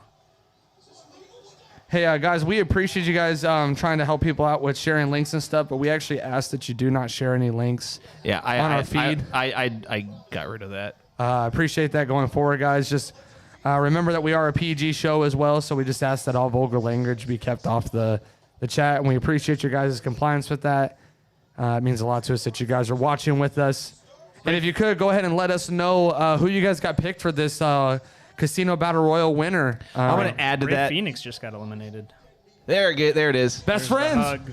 Give the people what they want. Give the people what they want. All we ever want to see in wrestling is hugs. I'm going to add to Cole's comment. If we know that you guys are like intentionally trying to do a troll job, you're immediately going to be booted. Like, we're not going to tolerate that crap, and we're just here to have fun. We're not here for drama or any of that stuff. So let's just let's not be 10-year-old kids. Like, if in any troll jobs, you're immediately going to be blocked and removed from our Facebook and YouTube pages. So let's just don't even go there. Hey, Keith, appreciate you watching the comments with us. Means a lot to us. Someone saying Lance Archer. He should be in the next group. And Eddie Kingston. Who do we still got? We got Lance Archer, Eddie Kingston. We'll see. We've both SCU guys. We're have been out missing there. the Butcher, right? Yeah. Yeah. Butcher, so that's 3. And then there'll be one extra person that comes in after that group of 5. Did all of Eddie Kingston's guys come in besides him? I think so. Both Ray. Well, I guess the Butcher. Butchers, we still. Yeah. And Eddie Kingston, and then. Here they come in 10 seconds. So who do we got? We got 5 more and then one. One mystery. 4. 3, 2, 1. We got. Oh, come on. Sean Spears, that's right. Forgot about him. Sean Spears actually could be a guy. Sleeper pick. Yeah, I could see that. Wait, where's he going? He's going to grab a chair. No, he's just going to wait. Oh, no? Okay. Oh, he's just getting on the headset. Grabbing a headset. So remember, he's in the match. Yep. Because I'll forget. Oh, I didn't know Taz was on the announce desk for this.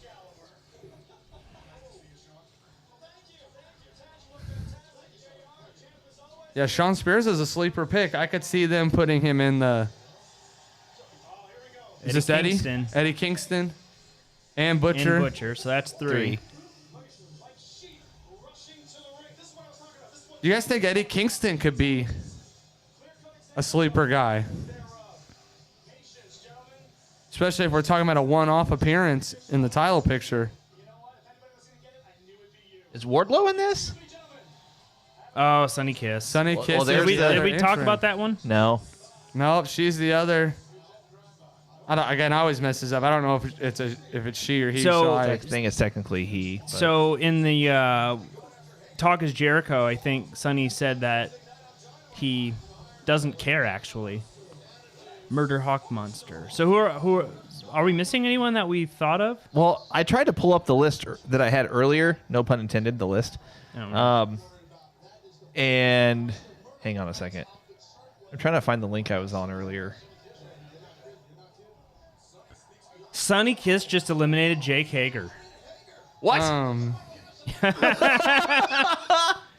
Sleeper pick. Keith, I don't really understand your question. You said you'd like to watch Sunny it, Kiss but got a lot just got going on. Are you talking about the podcast? Like you're wanting to watch the actual pay-per-view? Because the pay-per-view, you can purchase it on Bleacher Report Live. Live.com. Fight TV, I think, has it. Fight TV has it as well. I think you can go to like Sling TV. Sling TV, I think you can purchase. Dish Hulu. Network, Direct TV. I mean, pretty much any. Hulu, I think, selling it as well, but it is a pay-per-view, so you will have to pay for purchase it unless you go and find a site online that is streaming it. Which is illegal, so we don't encourage that. We're not promoting that. I don't know of any. We are purchased and watching it. We are purchased. That's right. I'm sorry, but Brian Cage's outfit is distracting. He said no other people. Yeah, you're going to have to probably purchase it on one of those sites at this point in time. Yeah, this is just a watch party, but we're not, like, this is our second watch party we've done, and we've been very open about the fact that we're not Here's that last person promoting. Who? Oh. Matt Seidel. Matt Seidel, what a good mystery. That's a good, we did not think of this guy. Oh, okay. I think I know who I want to win the match now. Well, he probably won't. Oh, here it comes. Here it comes. Oh, he botched it. Oh, no, that sucks for him. Would that look bad? Yeah, it did. Was that going to be a shooting star? Yeah. Does he have a snake? I feel so bad for him now. Yeah. What a way to biff your I entrance. know. I wonder That's why I don't watch, like, I don't know if you guys watch Botchamania or just. I love Botchamania. I You can't watch it because you feel bad for the guys. Exactly. Yeah. I feel so bad for them, and I'm just like, I can't really watch that. Will Hobbs guy was like trying to check on him too, just to make sure he was okay. I watch it just for the laughs. All right, Matt, redeem yourself here, man. Yeah. Good kick. Penta's out.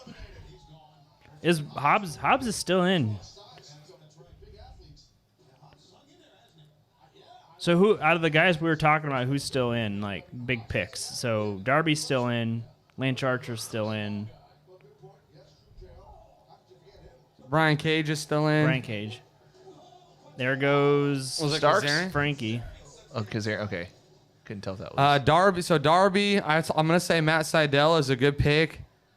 Sean Spears. Eddie Kingston, maybe. Eddie Kingston. I'm going to say Will Hobbs. Will Hobbs is going to be an interesting. Ooh. He's definitely the sleeper pick. F5. F5. Don't they call that F10 or F10? something? Well, that's when he spins. Butcher's going to win. No. Flatliner.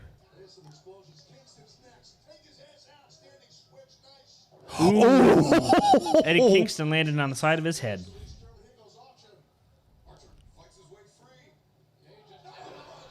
It's kind of been a little sloppy of a match, guys. It has been sloppy. Oh, You gotta love Taz, man. Oh no!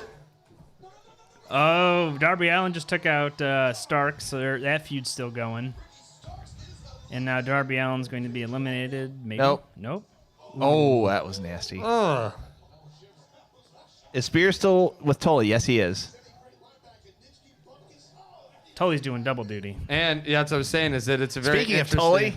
Oh, yeah? interesting development with. Wait, did Darby just get eliminated? No, he went under the And rope. he just got hit hard by that ring post. Ricky Starks pulled him underneath, I think. And he's got a body bag.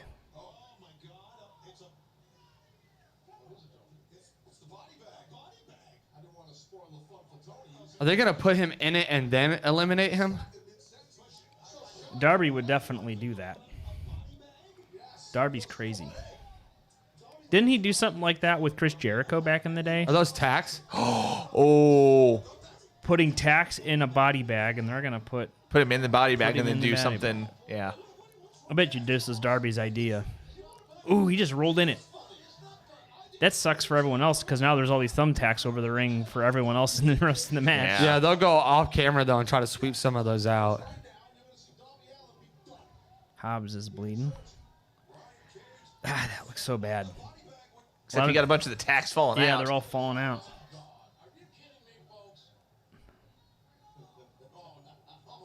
Taz.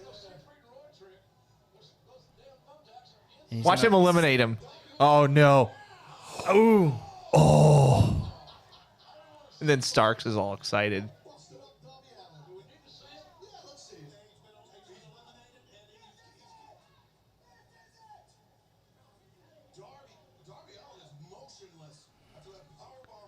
And they need to get about 300 tacks out of the ring. Oh, they're just going to keep the rest of the match on that left side.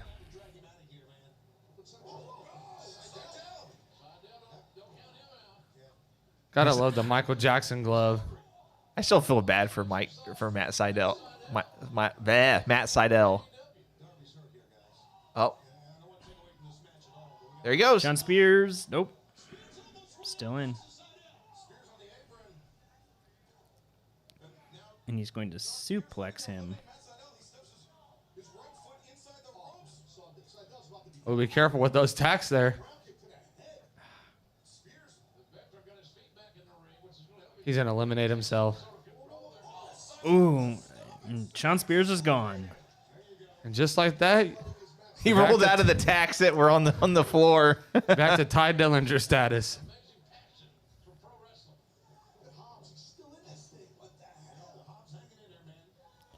Oh! There was some tacks there. Like his head went into the tacks.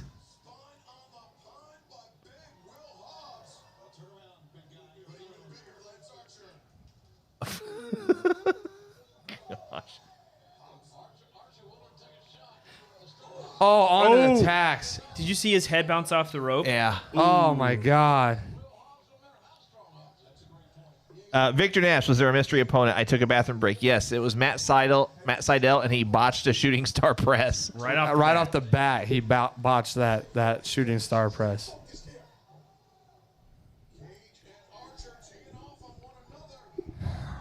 The only reason why I can see neither one of these winning this match is because they kind of look like they want them to feud. I wouldn't mind an Archer Cage feud. That's why I wouldn't mind a Matt Seidel, Eddie Kingston. Oh, and he's Butcher gonna over choke there. slam him into the tax. Nope. No, that's a dope counter. Backflip. Oh, that was so. That was a bad sell on that Hobbs Yeah, kid's he kind of part. just rolled over. Is he gonna do a 619? Nope. Is he gonna? No. About botched that too. Yep, as I say, they're both gonna get eliminated at the same time. That was good. So Seidel, Archer, Butcher, and Eddie Kingston left. Hey guys, again, another reminder: please don't share. Please don't share links.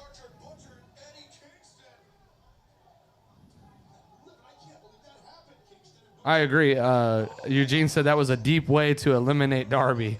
Butcher's still in this Yeah, him and Kingston. until now, probably. Okay. Them tacks are still out there, man.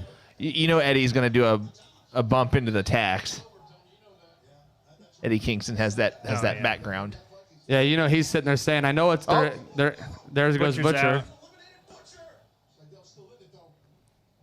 You think that Jake Roberts has that snake in there?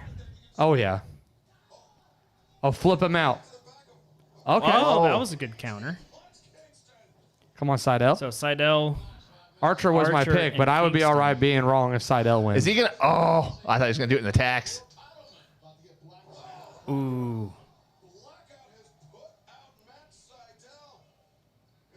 You could tell they definitely have strayed away from that corner of that whole side of the ring. What a high kick. Oh, Oh, there goes Seidel's Seidel. out.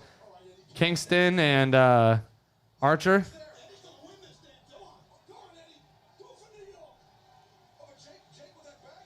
Oh,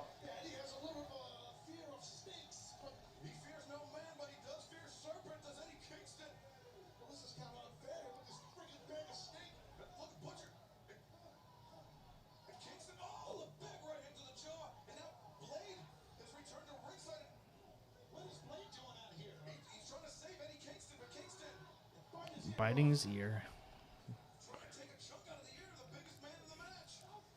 Jake is just sitting there with the bag like, He's just whacking him. There's no snake in there. he's gonna choke slam him onto the. Yep. Lance wins.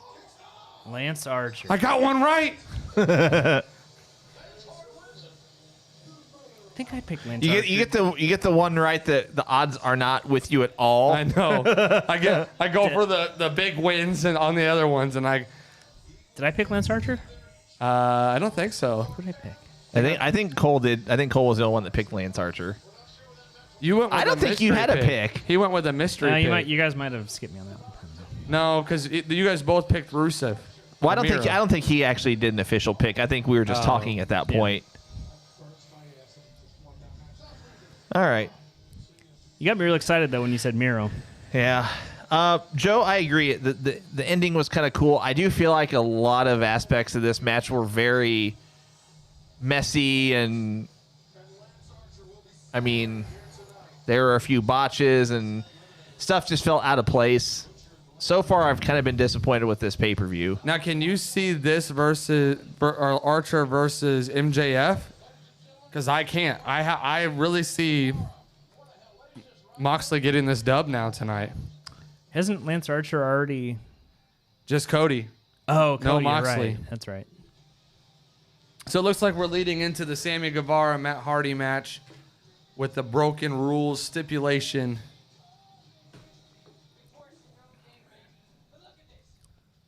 Would love to hear That's your guys' gnarly. thoughts going in. If you have Matt Hardy or if you have Sammy Guevara in this broken rules match. And we also like to do this when it comes to Matt Hardy matches. How many gimmick changes do you think Matt Hardy will go through as well in this match? Because those are just as fun to predict. Well, I put the over or under at 3. I said over. This is One of the best bumps ever. That was nasty. I'll say one of the best planned bumps ever. I did like that bump with the chair, but it wasn't planned, and Sammy got a lot of heat for it backstage. But it's cool that Matt Hardy was able to see that though, and Matt Hardy could have been like one of those legends that were like, you should have respect me, and could have went off on him. Randy Orton. But instead he came stupid. He came more back at him, as like a teaching moment, and I thought that was cool. That Randy Orton stupid soundbite would be cool as well. Anytime we think something's absolutely stupid, right? Stupid. So they were promoting Matt Hardy coming out as Damascus on the. Can you block this, dude? Yeah. Wait. That's what I'm doing. Thank you. So Matt Hardy is in the Jaguars football stadium with Aubrey Edwards. So Steven's saying that this could be match of the night here. Matt Hardy versus Sammy Guevara. Maybe. Is this version 1 Matt Hardy? I have a hard time telling some of the other. It's not big money, Matt. Oh, Sammy Guevara with the golf cart. What is it? He's got a Matt Hardy button on the front, broke in, delete. Please don't run him over. Matt can't run. Matt has bad ankles or bad knees or something. Sammy's gonna crash it. Bunch of empty boxes. Got a lot of people saying Matt. Mikkel, I hope I'm saying your name right. He says gimmick change of 5. Victor says Matt loses but stays as Broken Hardy. Ooh, this is going to be bad. Ooh, DDT onto the table. Eugene said, yeah, I didn't want to see potentially Mox versus Kingston yet. I'd need a glimpse of CZW from the match from that matchup. Kenny, I'm not sure when you left, but we just finished the 21-man Battle Royale, which had Lance Archer as the winner of it, and it also had the surprise entrance of Matt Sydal, which is formerly known as Evan Bourne, if you watched WWE years back. But Matt Sydal made an appearance in that match and actually ended up botching his first shooting star press as he entered the ring. So if that is where you left off, that is the only match that you missed. So Sammy Guevara and Matt Hardy are on a scissor lift that they just extended, and what is he gonna do? Kenny, we appreciate you hanging out with us, even though you can't watch the pay-per-view. That was bad. Matt Hardy might be out cold.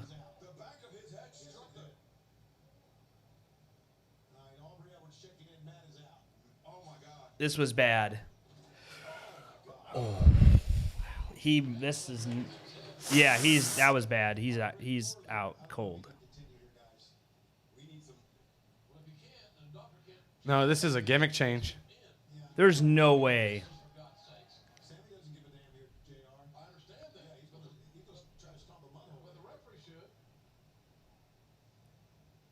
That was a bad bump.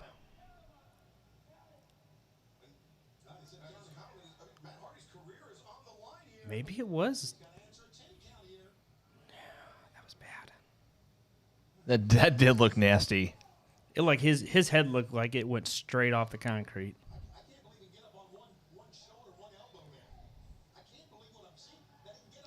Oh my goodness, that was bad. No way. Maybe. He's out of it. He can't even They wouldn't let him continue. Is this live though? That's true. That's Aubrey Edwards too. She would not let this continue if he couldn't. His pulling his tights off of him. Sammy's crack is showing over there. Matt Hardy cannot wrestle right now. They're stopping the match.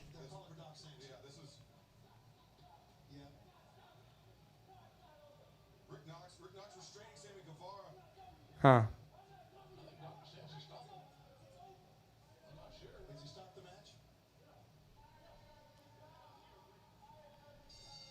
Really? They called the bell. Match over. Doctor stoppage. How do you rule that? A no contest?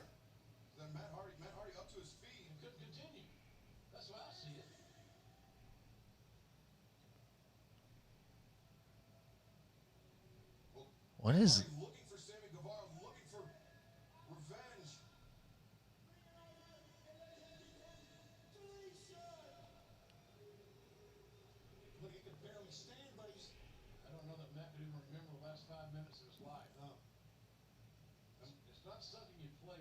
Huh. I don't know if this is We're having a hard work or a time. shoot. We're having a hard time deciding if this is part of the match or not.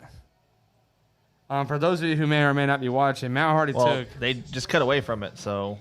Matt Hardy took a pretty nasty bump where his head missed. He was supposed to land in a table, and his head bounced off the floor and looked pretty much unconscious there. And they just tried to let it go, but it looked like Matt couldn't ever really get back onto his feet.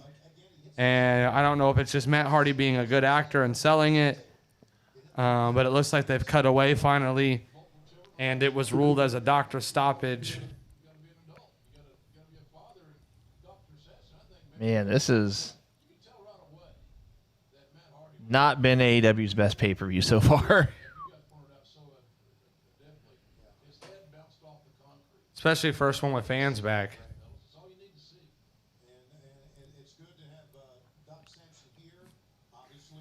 Yeah. He's Kenny says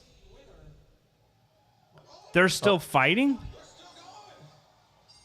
Don't tell me that was a word. They restarted the match. Well, maybe it was part of the match. I don't know if that was just cover up to see if we could if we could get a check on Matt for real quick with the cameras off of him or what. But the match has been restarted. I mean, the doctor probably did like a quick concussion check protocol check or something, and well, he looked. Because that's what I was going to read Kenny's comment. He said, "Oh snap, concussion." That's kind of what I was thinking. Matt looks better. I mean, Matt's walking just fine now. Yeah, is kind of back into it. Maybe it just kind of knocked the wind out of him. Well, when he hit and then initially after, he looked unconscious, completely unconscious. But yeah. Sammy and him are back to it, and the match has been restarted. So let's see where this goes. And if that was a work, that was a. I don't know if that was a work, more if it was just a. That had to have been real. If it was more of a off the cuff type thing where they're like, let's make sure he's good. Cut to JR and Excalibur and them, and now they're climbing scaffolding. Yeah, that's. Hey, you almost had a concussion. he- Let's climb scaffolding now. I mean. Yeah, JR, good point. Don't be stupid. Eugene makes a good point. He says that was scary. Lucky he didn't bust open. I was looking for blood on the Yeah, bottom I was of his too. head. Are we gonna pull a Shane McMahon through the table? You guys remember that? Yeah. Oh, they did. Good call. Or not through the table, through A gimmicked box. yeah. Kind of like the same thing that he fell through when he took that one-winged angel in the Stadium Stampede. Still, in my opinion, the best gimmick match any company's put on so far. Oh yeah. Just my opinion. I know a lot of people just like wait, the Firefly. The Mimosa match. This has to be the ending. So it's over. So Matt Hardy wins. So they must have went straight to the ending. yeah, they had to have.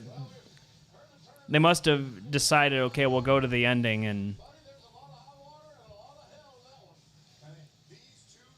Oh, Quick concussion check. Are you good to climb scaffolding? He didn't even stay up there that long. I mean, he literally took one punch and just fell. That was an unfortunate match. And it wasn't nobody's fault. It was just no. I mean, they had to end it though, so Matt didn't lose. Right. It looks like, guys, that they had big plans for this match, and it just looks like that they had to go straight to a finish. That nasty bump kind of shortened the match. It'd be interesting to see what they do with the remaining time, because I think this match was probably supposed to go for 20. Oh yeah, this match would have had probably another at least 15 30 minutes, and we probably got maybe 10 minutes worth of a match. So yeah, half of it was them wondering if we were even going to have. I mean, they could have just gone to a no contest. They could have just said, yeah, I don't know, continue the feud. Yeah, unless they have plans. Like just blow off the feud on Dynamite this upcoming Wednesday, or is it airing on Wednesday this week because of the playoffs? I don't remember. I think they're back to normal. Okay. Yeah. And I think NXT's on Tuesdays right now. They're on Super Tuesday 2, aren't they?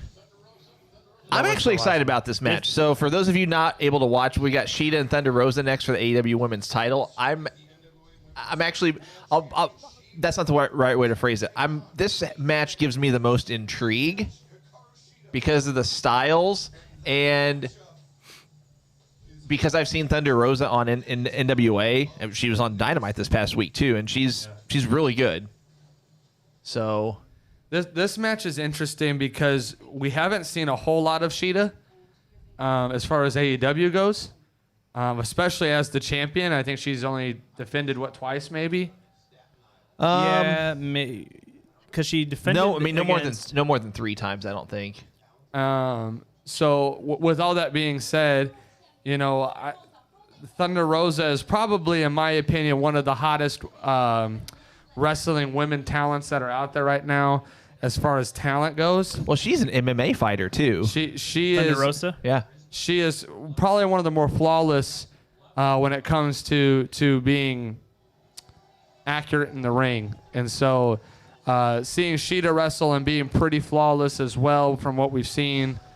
Thunder Rosa, I think this is going to be a very underranked match or underrated match that people weren't expecting, but I think it's going to potentially, this to me could actually be match of the night. And this could very well be the best match in AEW women's history. Yes, for sure. Victor makes a bold prediction. He says Thunder Rosa wins. Ooh. So we were talking about this before we went on.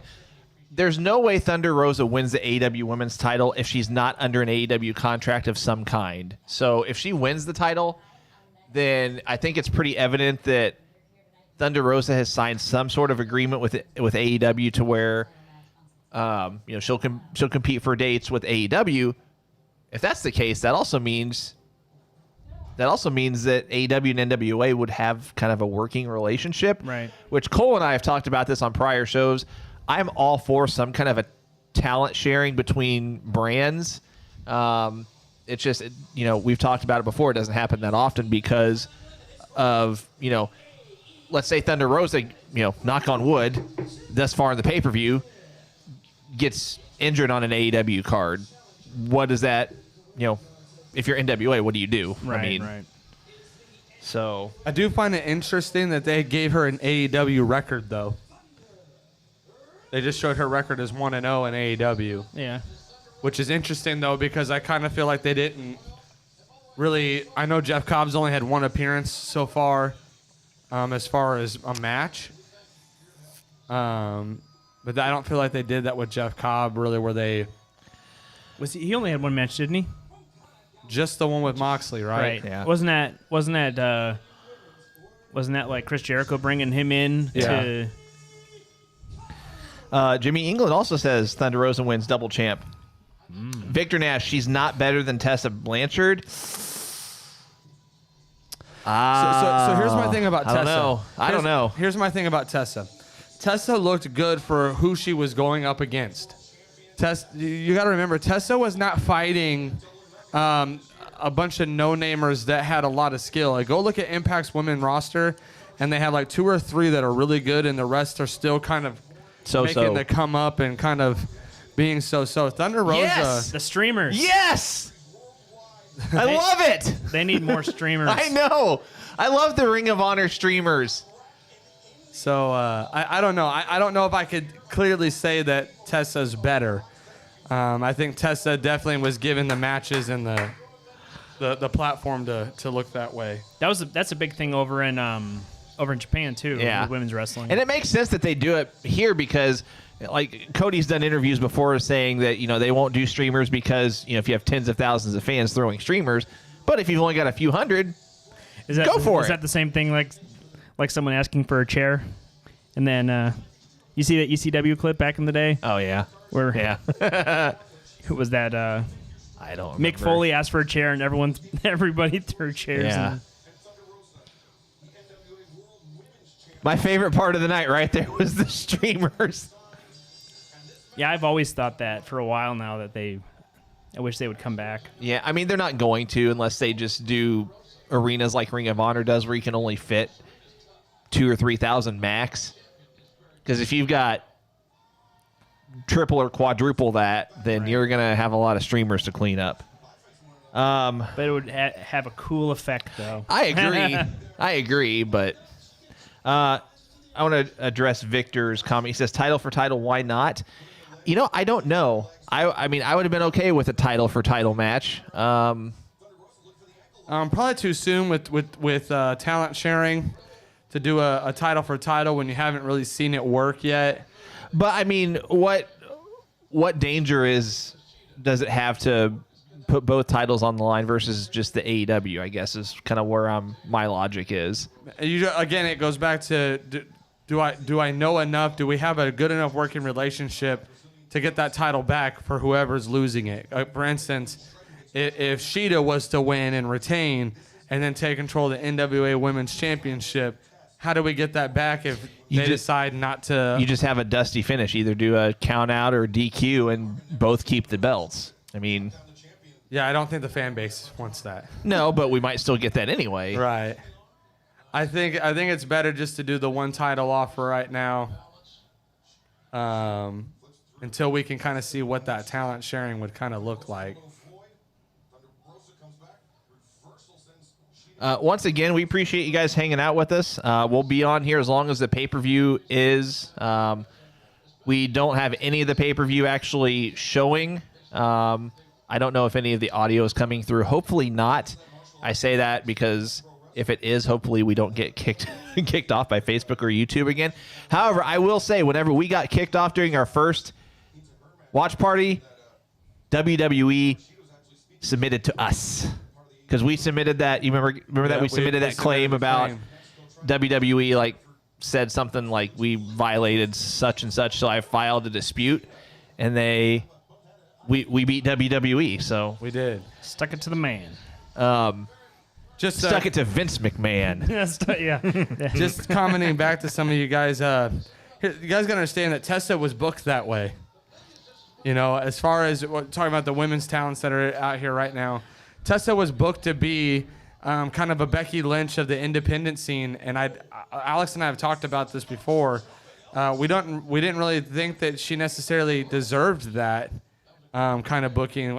Not that she's not good, but I don't think I've been that impressed with her to think that I could believe that she's able to beat a Sami Callihan or a Brian Cage. No, or absolutely not. Eddie Edwards, and furthermore, I don't even know if I would put her over Taya Valkyrie, who's there in Impact, who's very talented as well. So you got to remember, this is all scripted. So just because they win a championship, just because they get booked heavy, was Jinder Mahal world title picture worthy? Probably not, but he got booked that way. He got booked in a way that made him world title picture worthy. And so that's why we got to remember that just because they got booked that way doesn't mean that they're necessarily that talented. You also got to remember that the person they're wrestling can make someone look really, really good. I've been reading a lot of chats about Dominic Mysterio here recently and about how Seth Rollins and Buddy Murphy are making him look really, really good. Well, let's put him in a ring with someone who's not as solid and see how good are you. Yeah, I'm not to get off topic. I'm not on board with Dominic Mysterio yet. I mean, I know that they were backstage very positive about his matches, but I agree with you. Put him with somebody that, I'm just trying to think of an example. Put him with King Corbin Right. He's not going to have a good match with King Corbin. Fundamentally speaking, yes. Anyway, real quick, back to what I was saying. We appreciate you guys tuning in. We'll be on here until the pay-per-view ends, so we think that's probably going to be at least another couple hours.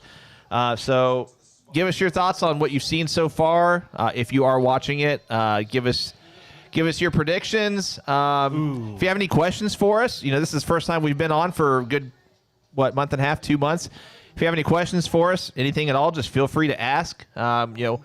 We're here not just to watch the pay-per-view, but to hang out with you guys, and that's why it's a watch party. So she just got a prop. She's so got a chair. Give us your thoughts, comments, questions. Oh, okay.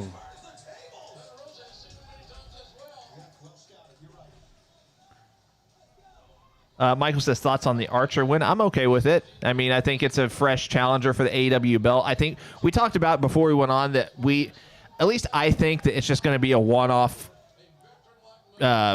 match for the belt. I don't think it's going to be any kind of a feud necessarily. I mean, we could see an Archer or an MJF face turn, so it's not a heel versus heel. I don't see an MJF face turn. I don't see an Archer face turn either. But what I do see is an AEW is okay with doing this as a heel versus heel.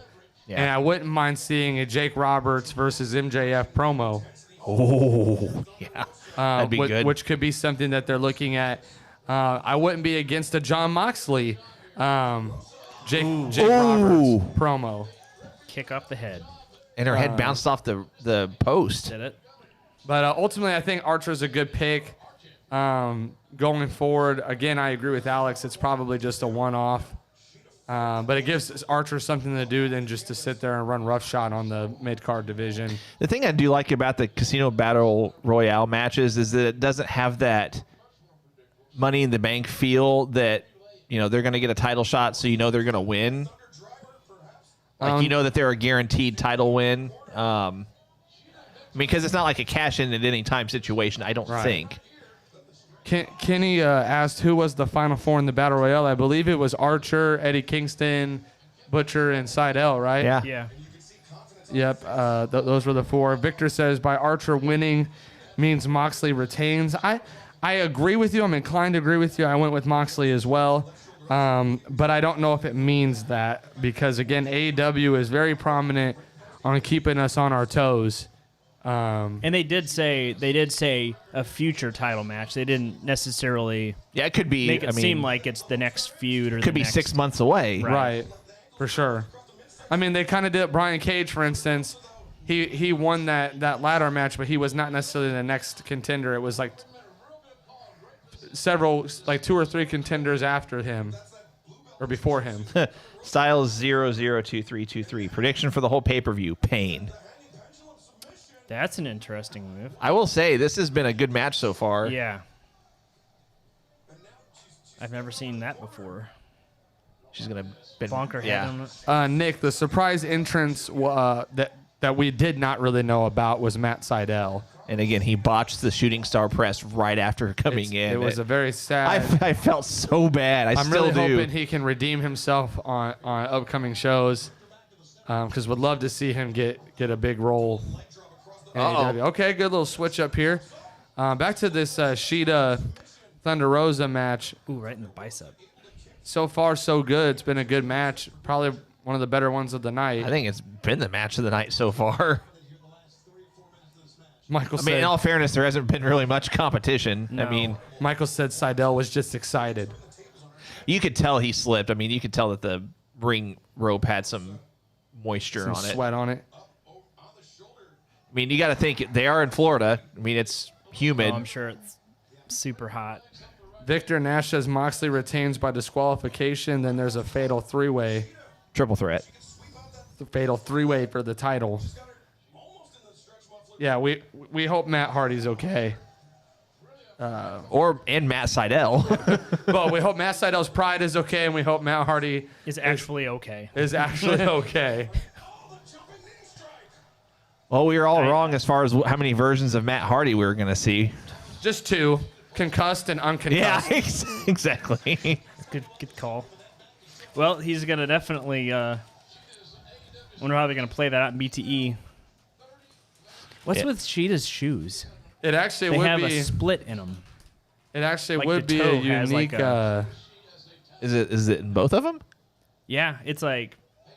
Probably some kind of custom. I mean, to literally be honest, it's almost like a camel toe. On her. I see it. It's like where the big toe is, and then the rest of the toe is almost like a enclosed It's thong kind of sandal. like it's kind of like feet shoes, but not. Yeah. A flip-flop tennis shoe. There we go. Yeah, there we go. Must be a Japanese thing.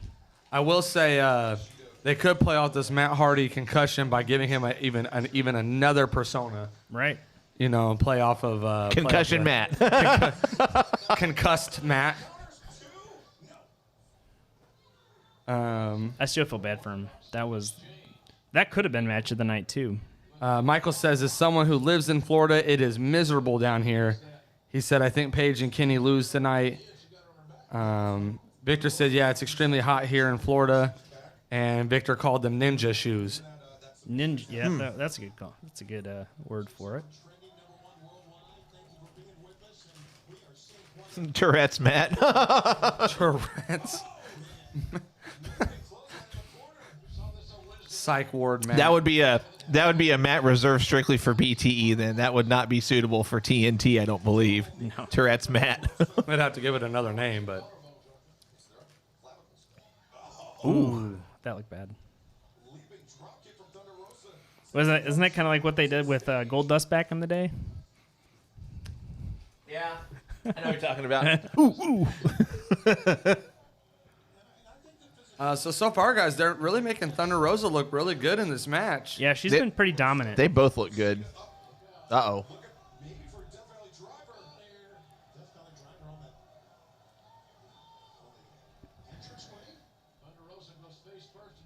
Are all of our viewers in Florida? Moretta Scarmett, Michael's not kidding. It is humid here in Florida. If you guys are in Florida, why aren't you at this? Andrew, nice to see you, man. Yes, the greatest wrestling podcast ever. That's right. Is back kicking. We're about to get a suplex onto the ramp. Maybe. Bonnie, one liver comment. Oregon. Uh-oh. Uh-oh. No. That's going to be bad. Oh! The hardest Yeah, part let's of go the ahead and do that. Let us know where you guys are watching from. I see Ohio, Alabama. Oregon's got to be miserable, too. Not because it's hot or anything, just because it's Oregon. Ouch. Jeez, come on now. Ooh, close. Tennessee. It's in Orlando. I'm in Miami. Actually, it's actually in Jacksonville, but that's okay. Steven, closer to Alaska than Florida.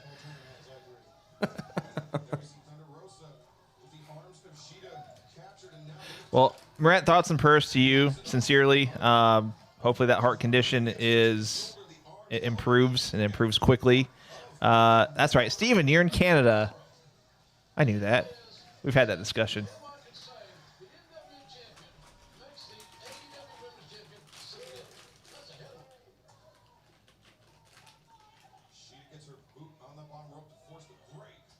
Excalibur, that's not a boot. That's a flip-flop tennis shoe.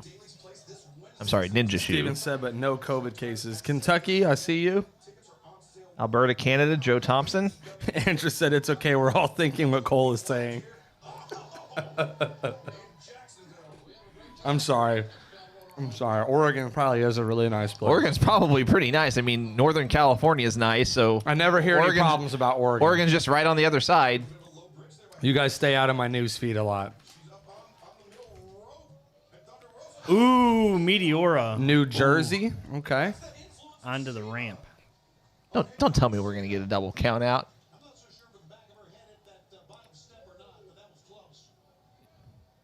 Connecticut, thanks for joining us, guys. Appreciate you.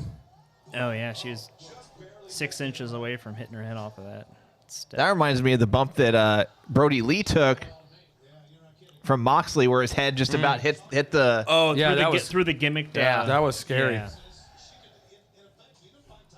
This has been a really physical match. Yeah. I mean, this is what AEW's women division needed. Right. It needed a good match. That's what I'm saying. You bring in someone like Thunder Rosa, somebody who can really elevate the women's division. It would help elevate some of those girls who need it. Because in my opinion, Thunder Rosa is really, really outshining right now. I was gonna say I think Thunder Rosa's looked a little bit better in this match.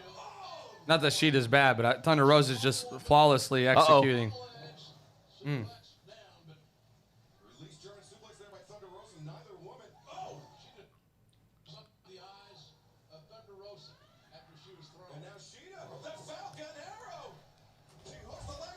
Kicked out at one. Kicked out at Falcon one. Arrow. Wow. And Sheeta looks like she saw a ghost. And she's laughing.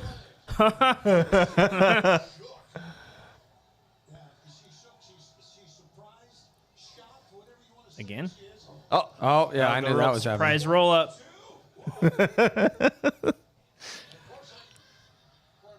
Which YouTube channel is it where they're Most devastating move in WWE. That's what culture. yes. Simon Miller. Yeah, that's right. That's right. I think the count right now is up to like 70 something since March in WWE. Cole is from parts unknown. That's probably true. I really don't know where I'm from. Whatever happened to Kong? Stopped wrestling because she should. Yeah, Is she agreed. She's still signed, right? Probably, 'Cause I think they or just announced like a happy birthday post for her. or if she's not, there's just a working relationship for the one-off appearances Maybe she's like a producer or something. when it's needed. Joe Thompson asks, "Where are yous from?" And we are located right outside of St. Louis, Missouri, on the Illinois side here. Metro East. Most people, if we say Illinois, they assume Chicago. We are nowhere near Chicago. So we have to let you know that we are on the other side of the river from St. Yeah, Louis. we're literally a 20-minute drive from St. Louis, downtown St. Louis. Michael said Cole lived in one of the great states in America for a couple years. Is that Oklahoma? Fun fact, me and Michael went to the same college together. Yikes. That looked bad. Andrew says Nia Jax should follow Kong's lead. I'll agree with that, too. And retire. And the tag team champion. So stupid. Jaxler. Uh-oh. The irresistible Is this force. Ooh. Ooh. Kick out? Nope. Wow. Sheeta retains. Little underwhelming ending. Yeah, it was a good match. Really good match. It was a good though. match. Solid match. I wouldn't say it was amazing, but it was a solid match, especially for Thunder Rosa to come in. Yeah, Thunder Rosa looked really good in this match. I'll give it a 3.5 stars. I think it's been match of the night, slightly edging out the Bucks and Jurassic Express match. Yeah. Would love to see her more in AEW. Hopefully, this is the start of Thunder Rosa being a part of the AEW roster. They definitely need someone like her, a talent like her, for sure. Do we see another surprise here? Do we see a debut? Riho. A run-in? A Rio heel turn. Scott says, is that Joey Janela with the WCW Jericho haircut? It is. That's a great observation. Oh, with that ponytail off the back of his head? Well, the ponytail is like coming out the top of his head. Right. Oh. What? Are we gonna? So now we see an Impact woman show up.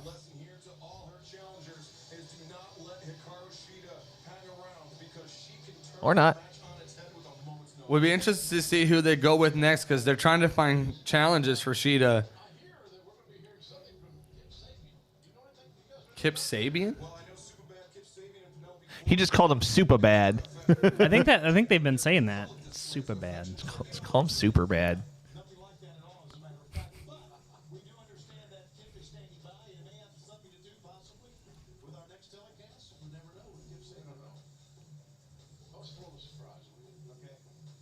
Tony, shut up. Alex Marvez. What is he wearing? This announcement is huge. Me and Penelope Ford, we're getting married. She can hold a baby, yeah. We're getting married. And with every marriage comes a wedding. this isn't going to be any kind of wedding. We're going all out. You think this is kayfabe? This wedding is going to be live. And it's going to be live on AEW Dynamite. Great, we get another wedding on a wrestling Kip Sabian program. and Penelope Ford are getting married live on Dynamite. And then Joey Janela is going to pop out of a giant cake. When choosing a best man, you got to make sure that they meet a certain criteria. They've got to be loyal, trustworthy. So you gonna bring Jimmy Havoc back? They have similar interests. But they better be damn handsome. Because those wedding pictures last a lifetime. So I scoured my extensive database of contacts and I found a guy. You want to know who it is? You want to know who it is? I'll tell you what. On Wednesday, AEW Dynamite, I'll tell the world. I'll let you all know. And it's not just my best man. It's the best man. Oh, and before I forget.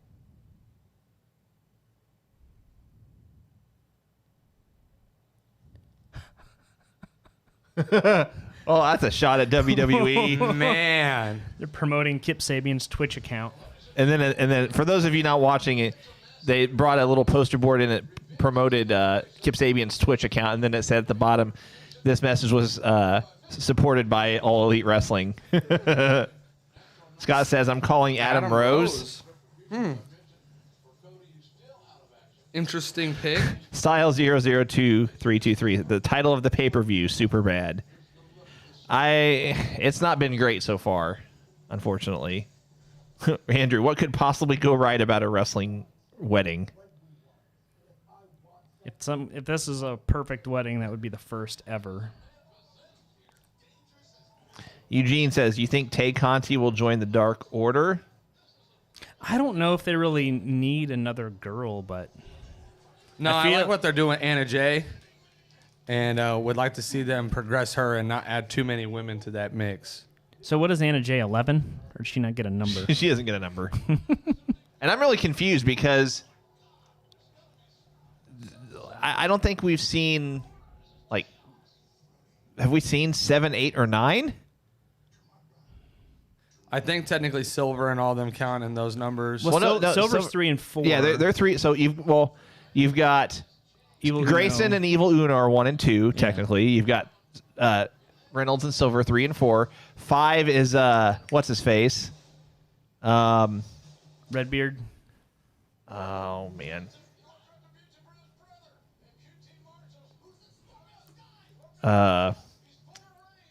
Alan Angels. That's right. And we've seen 10. Have we seen 6 through 9? I don't know. I'm just thinking out loud here. What do you guys think about Matt Cardona in AEW? I think it's actually interesting because he made a comment the other day that says he actually is not signed by AEW. Well, I think he's on a 5 appearance deal. I think that's what I read. Kind of thing. Yeah. Michael says, does Cody appear in this match? I don't think he'll be on this pay-per-view. I'd be pleasantly surprised if he does appear, because I think they kind of wrote him off TV. He also asks what is that he's confused about Colt Cabana's role. Yeah, I'm kind of confused by that as well, but I think they've purposely done it that way. Because it gives Colt Cabana TV time without like losing him in the mix. And it also it kind of allows him to still do that.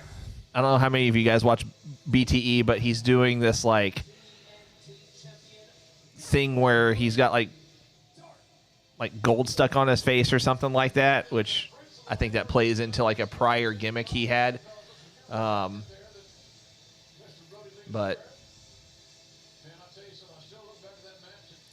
Yeah, I think there's only, if you don't include Colt Cabana, I think there's 6 Dark Order members, or there's 7. I'm not But gonna lie. there's 6 numbers, 1 through 5, and then 10. Brody Lee looks pretty good with that title. Yes, I'll he tell you does. what, guys. Let's talk about the finished. Well, I don't mean to air quotes because it is finished, but we don't know what happened with the first TNT title. Supposedly, is because of COVID. Regardless, the V2 TNT belt. What do you guys think of it? I think it looks awesome. I'm a fan. I like the mirrored finish on the center. A lot of people say they don't like it because it's empty space. That's just because that's the TNT logo. Like, that's the network's logo, so you have to have it look like the TNT logo. I like the dual-plated finish on it. I like the gold. I like the silver. I like the side plates, so I like the red strap. Dustin Rhodes is blue now, not red. It kind of gives me boxing vibes. The title belt kind of gives me like a boxing title belt. Kind of, a little bit. vibe. So if you think that Dark Order wins, I think which we all predicted, I guess you'd assume QT Marshall takes the pin. QT Marshall always takes the pin. I don't know. I could see Scorpio Sky or even Matt Cardona taking the pin, actually. Matt Cardona takes the pin only if he doesn't have like a long-term deal. True. So if he takes the pin, we know we're not going to see him anymore. Or I don't know. Well, how many appearances would this make? His third or fourth? Third. 3, yeah. As far as matches, I think 3.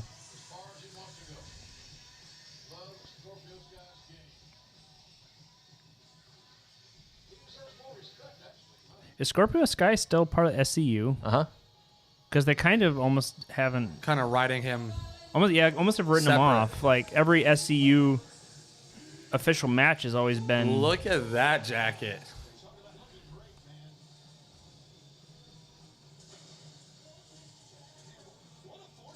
He looks jacked. Been here for a cup of coffee, and he gets a ton of pyro. And very tan. Spray He's tan. like, I'll do the appearances if you can shoot fireworks. Pretty much. He's the orangest guy in the ring. I like Styles' comment. How tough can the Dark Order be when you don't even know who 4 of them are? 6 through 9.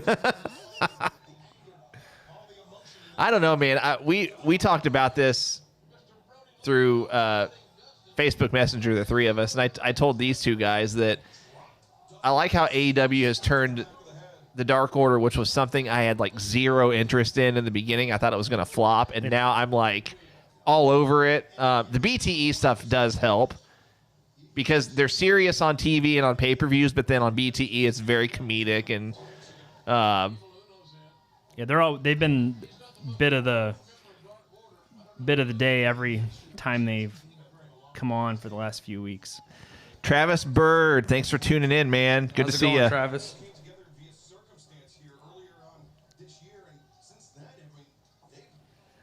David says, I wish I could afford the pay-per-view. So far, it's been a little underwhelming. Yeah, I'm hoping these next couple matches kind of spice that up a little bit. But so far, it's been a little underwhelming. Not great. And, yeah, it doesn't help that the botch in the Matt Hardy match, that was unfortunate. That would have been a good match. Dark Order needs the Fiend. I don't think so.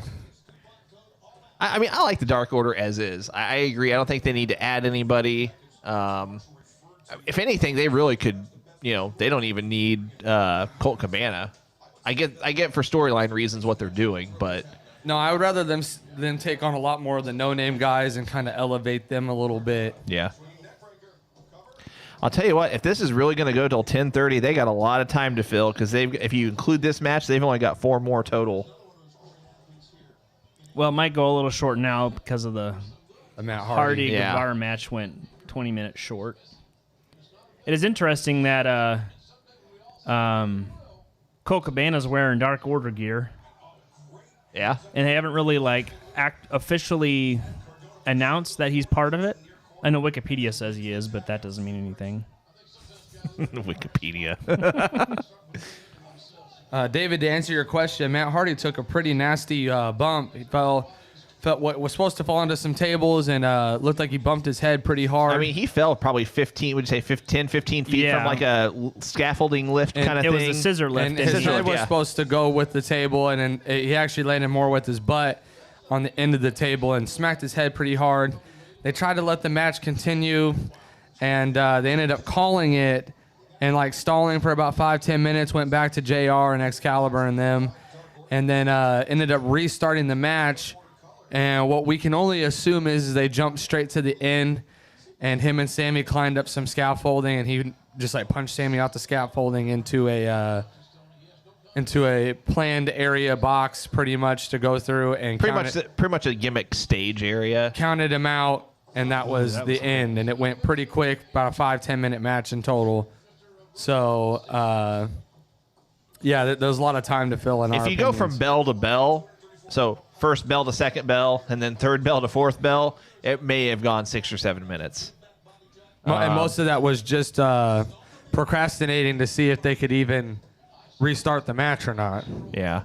Which kind of tells me also that feud's probably over, so they had to end it. You think the feud's over? Depends on if Matt's cleared to wrestle, I guess. Well, even still, like I think I wonder if they really pushed to go to the finish just to end the feud, to say that Matt won, it's over.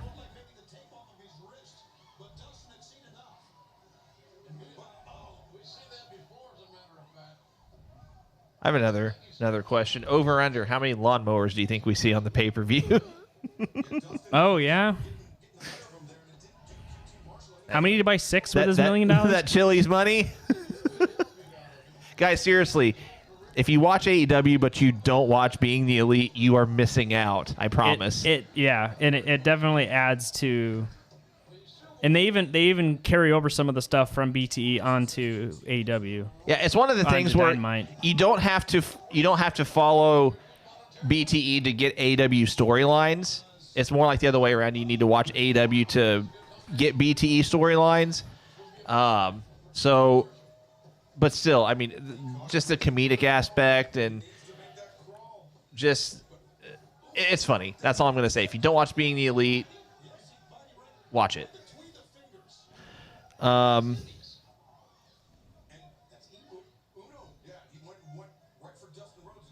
David says, hoping Sammy would win, he could be a big name. Sammy versus Orange Cassidy. I could actually see that happening down the line. Yeah. Style says 2 lawnmowers if they have a 0 turn, 5 otherwise. Matt Cardona's now in the match. Woo woo, you know it. Know your role. Wait, what? Wasn't that like one of his T-shirts? That's The Rock. Know your role? Yeah, but I think he did like a play off of it. Oh, I don't know. Eugene, did you guys like the movie type match at the beginning? Dr. Baker and Big Swole? Absolutely not. It was not good. I think the Hardy and Guevara match was better than that, even with what it was.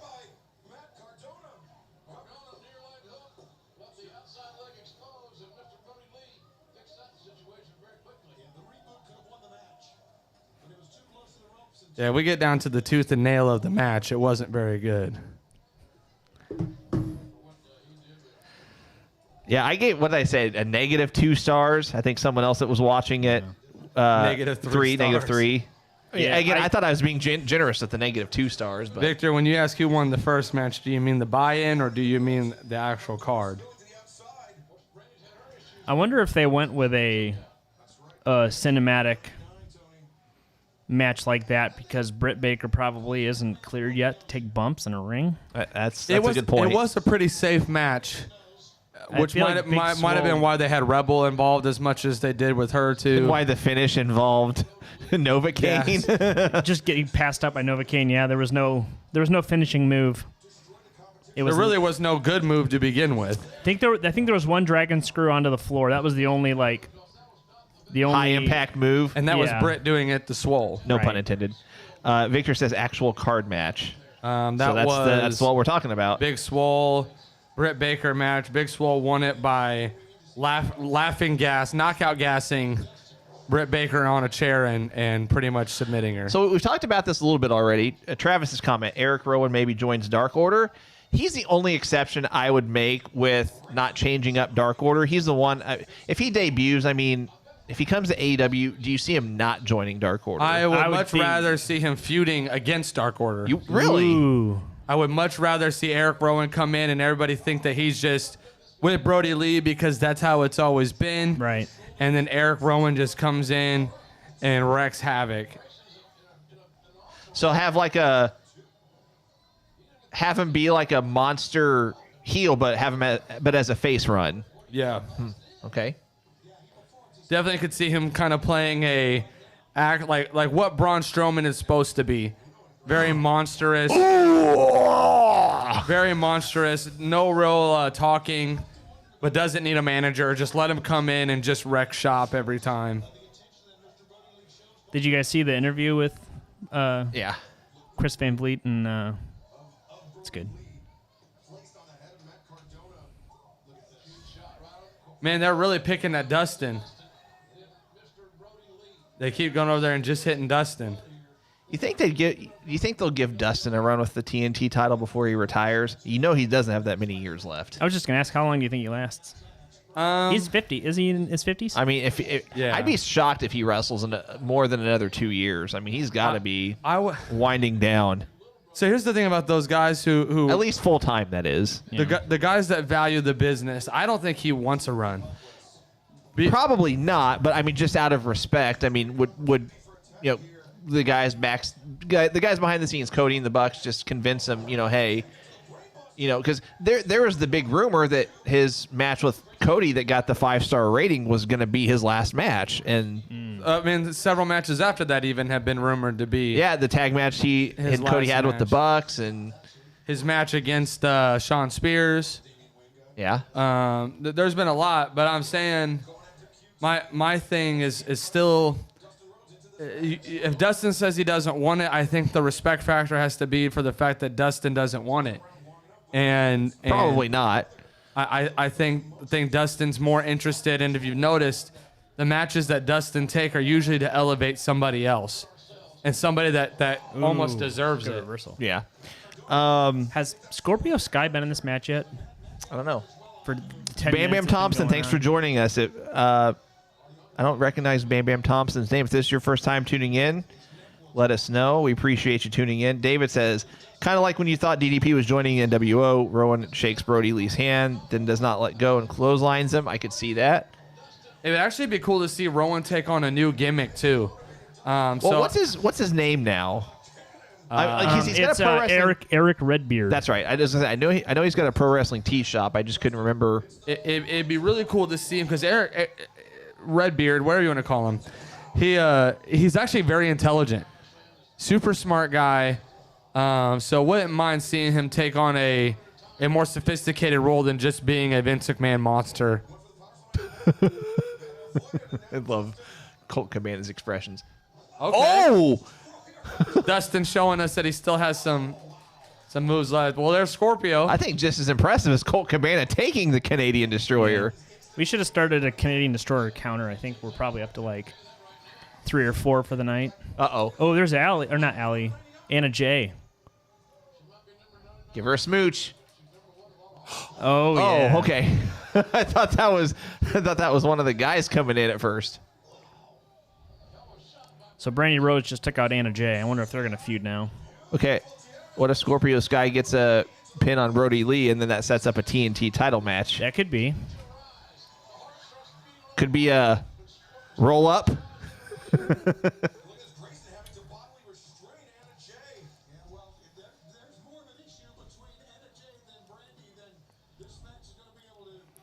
I will say refs really do give a lot of leeway to tag teams in AEW. That's by design. AEW actually has that in their rule book. What's that move called? What's his finisher? Scorpio Skies? I don't remember. I like it. It's like a cutter. David says, how many super kicks and dives have they had tonight? Surprisingly, not as much as they normally do. I don't think I've seen any really suicide dives yet. And the Young Bucks super kicks were really the only ones that have been. I think they've maybe had like 3 or 4. David says Dustin should get one world title in his career because he deserves one, wins and retires the same night. Probably not going to happen. I see where you're coming from. I appreciate the thought. There are some greats that don't need a world title. And I use a football reference, Dan Marino. There's just some guys who don't need to win a title to value their greatness. And Dustin Rhodes, to me, is one of those guys that has done a lot of great things for the business. And to me, is still a legend in the wrestling business. But I just think that at some point you have to realize when the time's up. And I think Dustin realizes that it wouldn't really make sense for him to do that. Plus, I mean, let's face it, Dan Marino got Ace Ventura. That's better than an NFL title. Come on. Right. I will say we haven't seen a whole lot of suicide dives, but we've seen a lot of what do they call it? The front flip over the top rope. Victor says, "Do you think Abyss will actually appear on WWE?" Very doubtful. I'm pretty sure. What's his name? Chris. I forget his last name. This might be the finish. Oh, Ooh, that's it. that's a nice 4-man tandem move. Oh, nice little QT kick out. gets the kick out. he just got everyone's finisher and did kicked that. out.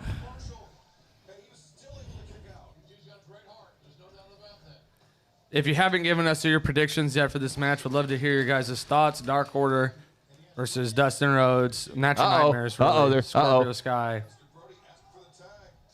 Uh-oh. And Matt Cardona.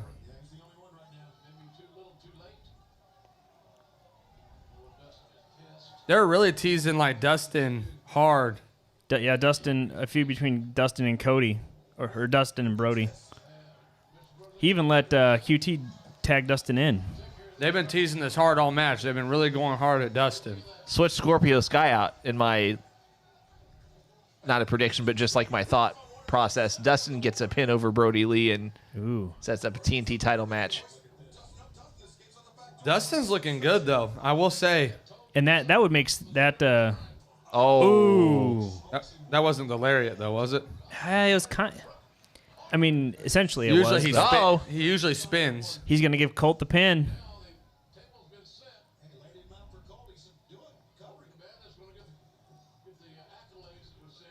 He's gonna. I love this move.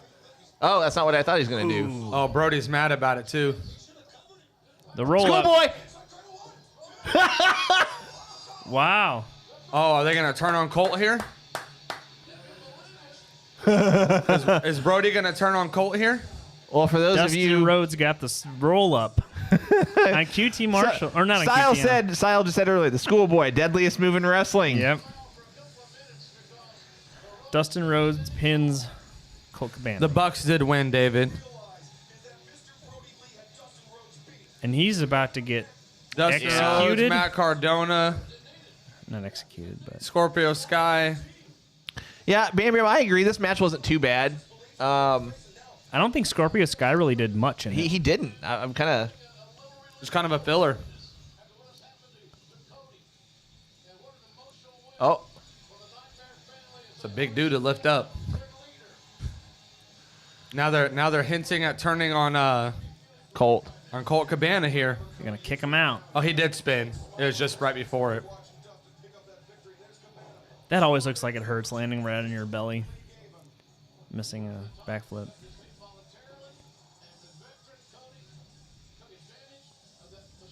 JR just called Dustin. He just called him Cody. The veteran Cody. Him and Tony both have Alzheimer's moments. yeah. Brody's upset, guys. Brody's throwing a little temper tantrum outside of the ring. There goes more Chili's money. A lot of them are in the ring right now. All of Dark Order is in the ring. He's pushing Colt.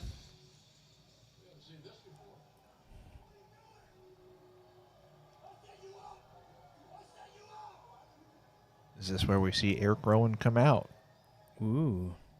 and save Colt? He's just leaving him in the ring. Silver, come on! Surprised you let Silver carry the belt. Dark Order's just leaving Colt out to dry out in the ring by himself. Uh-oh.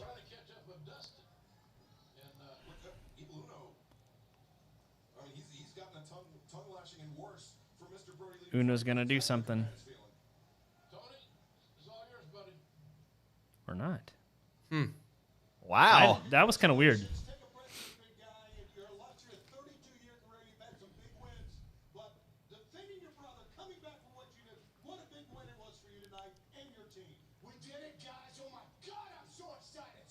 Wow. 32 years with the likes of Scorpio Sky, QT Marshall, Matt Cardona. We left the Dark Order in the dust. We succeeded. We did that tonight for you, Cody. For it makes sense why they had Dustin win that for Cody.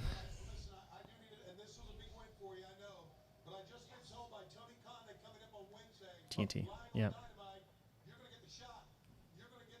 Good prediction.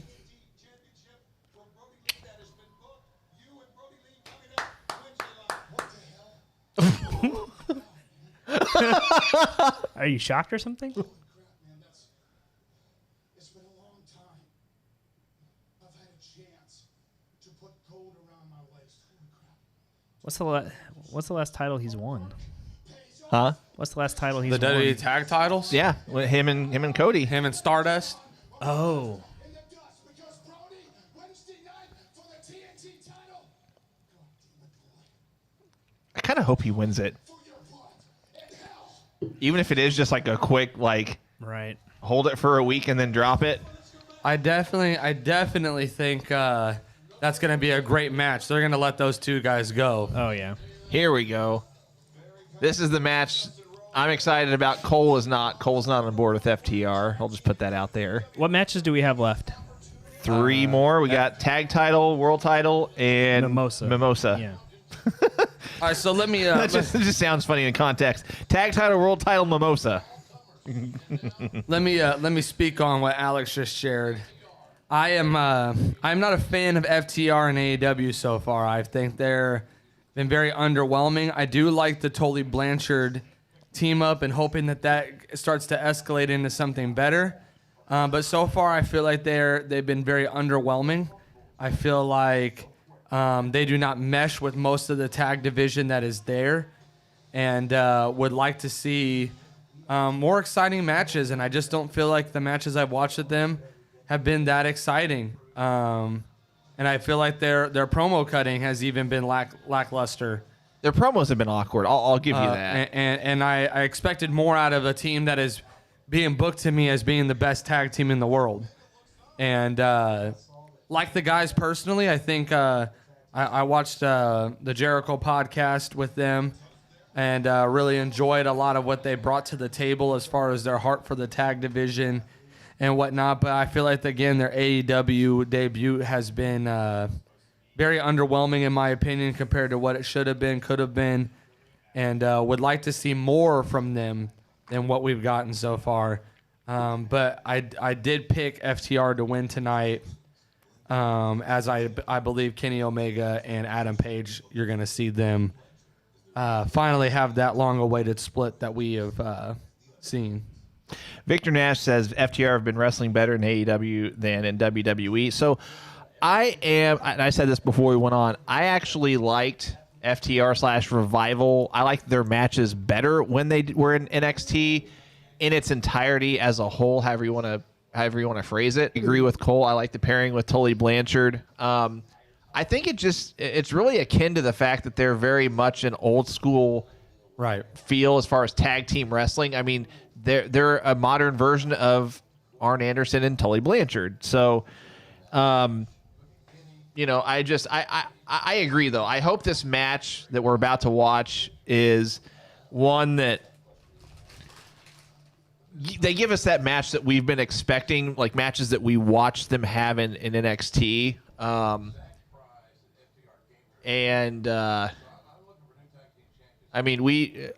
and I predicted that FTR wins the belts. Did you? I did as well. You did? Okay. Regardless of the outcome, again, I agree. I just hope we have a good match. Because last time we saw, let me think about this before I say it. Actually, I can look it up real quick. Hang on a second, guys. This needs to be their best match. In my opinion, this right here needs to be FTR's. Okay.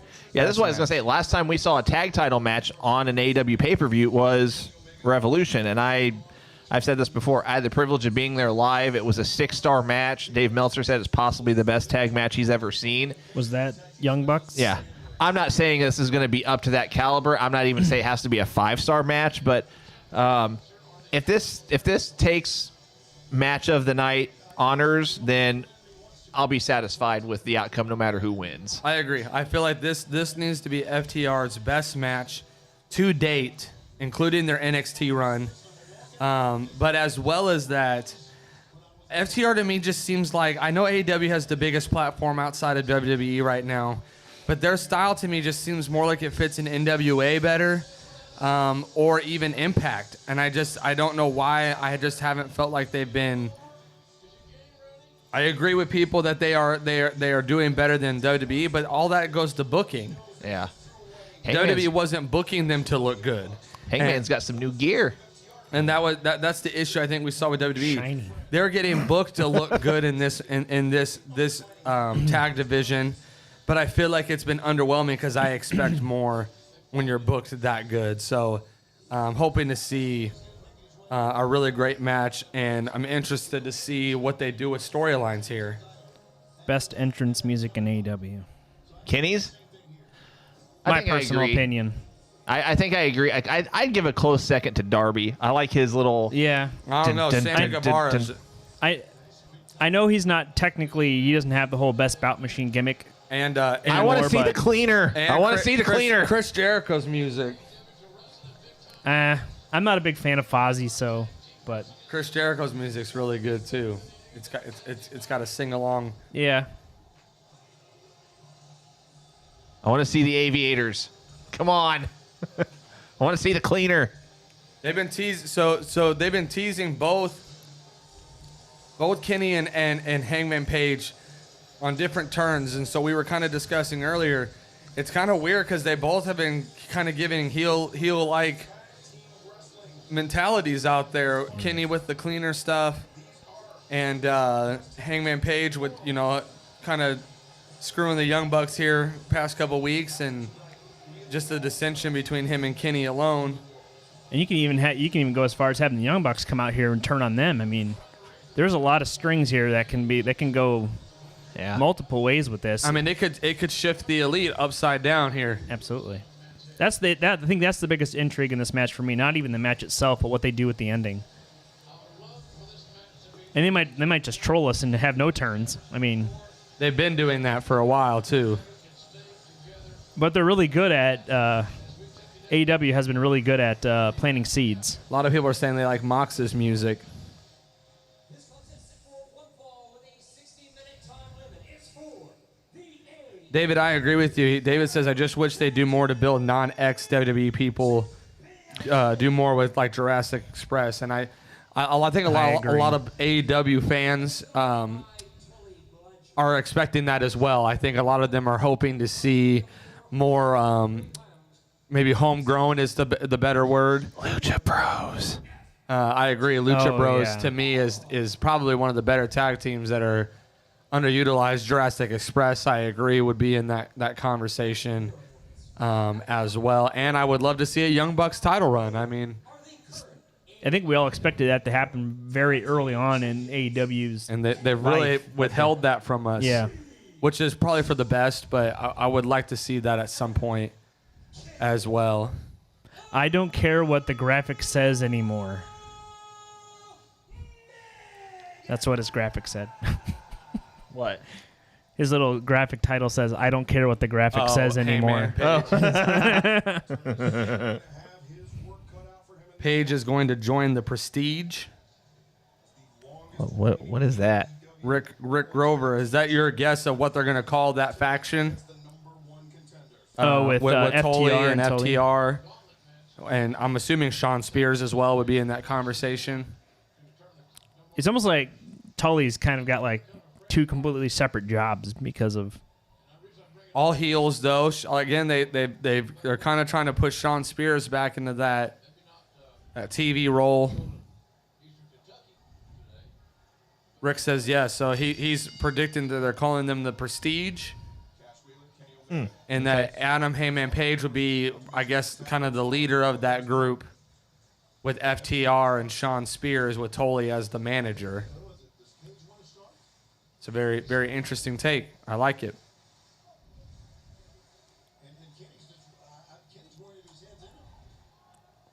So Hangman is begging to start the match, and Kenny's wondering if. Rick also says Dark Horse is Cody and Arn. And that's an interesting point as well, is that Cody could have been written off TV to bring him back for such a role as being the leader of such a group.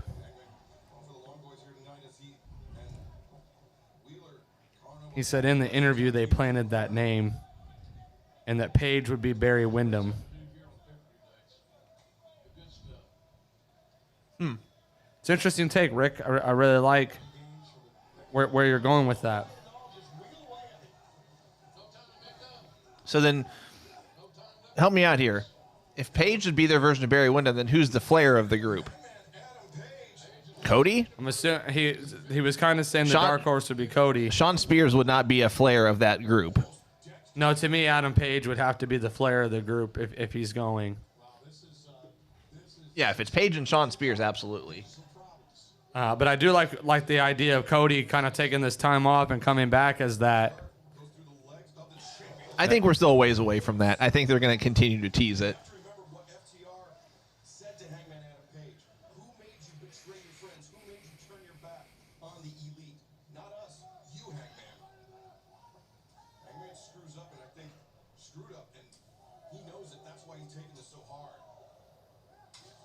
Ooh, MJF could be a Flair. Ooh, yeah. He could be, but I don't see that. I don't see him joining a faction. I think it would hurt him.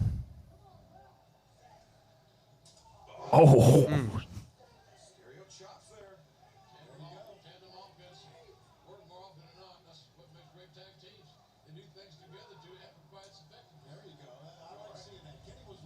Teamwork, trying to get back in the swing of things. Yeah, Jonathan, I agree. I want to see the cleaner back. I want to see the New Japan Kenny. I bet you guys don't know who was the original Four Horsemen. Yeah, I can tell you. Flair, Alex will know. Flair, Arn Anderson, Ole Anderson, Tully Blanchard, and J.J. Dillon. That is. Victor, I don't know if you've watched our podcast, but I'm the old school. Cole is the new school. So we've kind of. Alex could tell you everything about the Four Horsemen. That's his wheelhouse. That's right my there. peanut butter and jelly.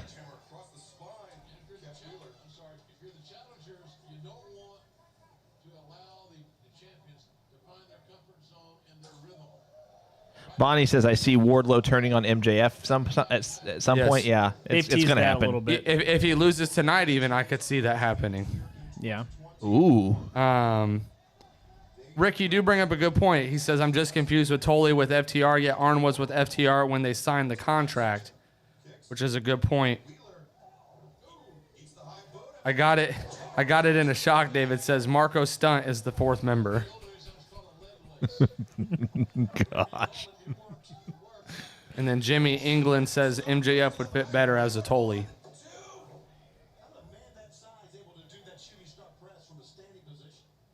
Shawn Spears, perfect 10 or the chairman? You'd probably have to revert him back to more of the perfect 10 type gimmick. Maybe not call it that, but more of a prestige. You know, and I hate to use Rick's name there, but more of a pristine or prestige type gimmick. Victor, do you know any more old school Florida wrestling? Yeah, I'm familiar with a lot of the old school territories. So, championship wrestling from Florida, Mid-South, AWA, big time wrestling. I know I'm leaving a lot of them out. WWF, Crockett, obviously, WCCW. I mean, Alex is very, very, very big territorial guy.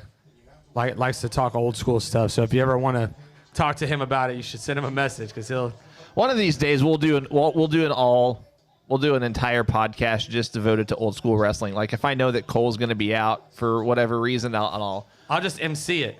I'll play the background and I'll MC it, and then another show we'll just talk John Cena. Yeah, Bonnie, I apologize. Old school Portland wrestling. You're right. I left out a ton of territories. I mean, Continental Wrestling, WWA. Georgia Championship Wrestling. This brings up a good point, though. As you guys will see going forward, we got a real big change up to how our show flow is going to be. And there's going to be a lot more segments. And so we actually can plan a segment where we talk old school wrestling for a bit on the show, even some. So you guys are going to want to tune in Thursday to kind of hear more about that and how that's going to be set up going forward. And we're super excited about that.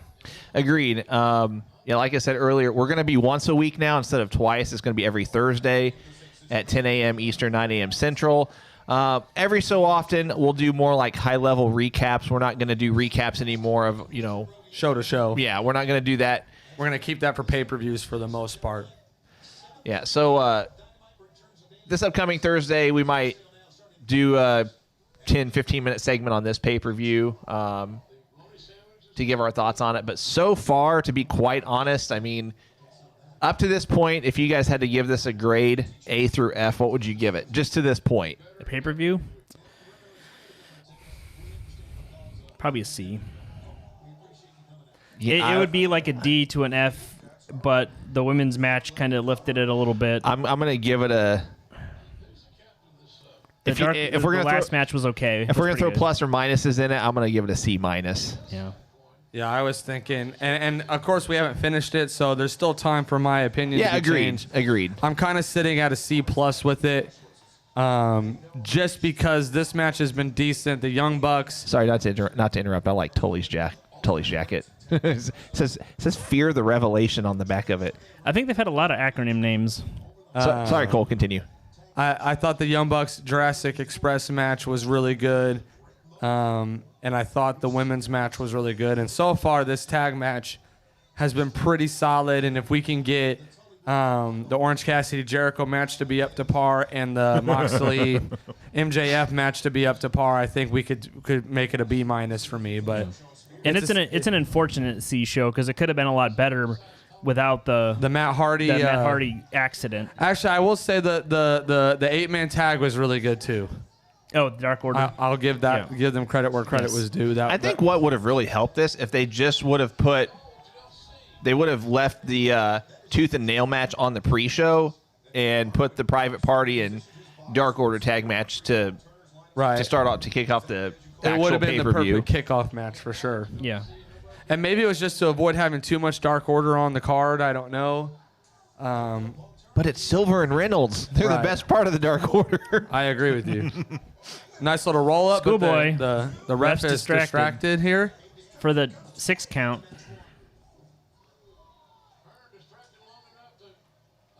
There's a difference, though. That wasn't a Schoolboy. That was a small package. Bam Bam gives it a D. Surprise roll up. We'll put them all under that.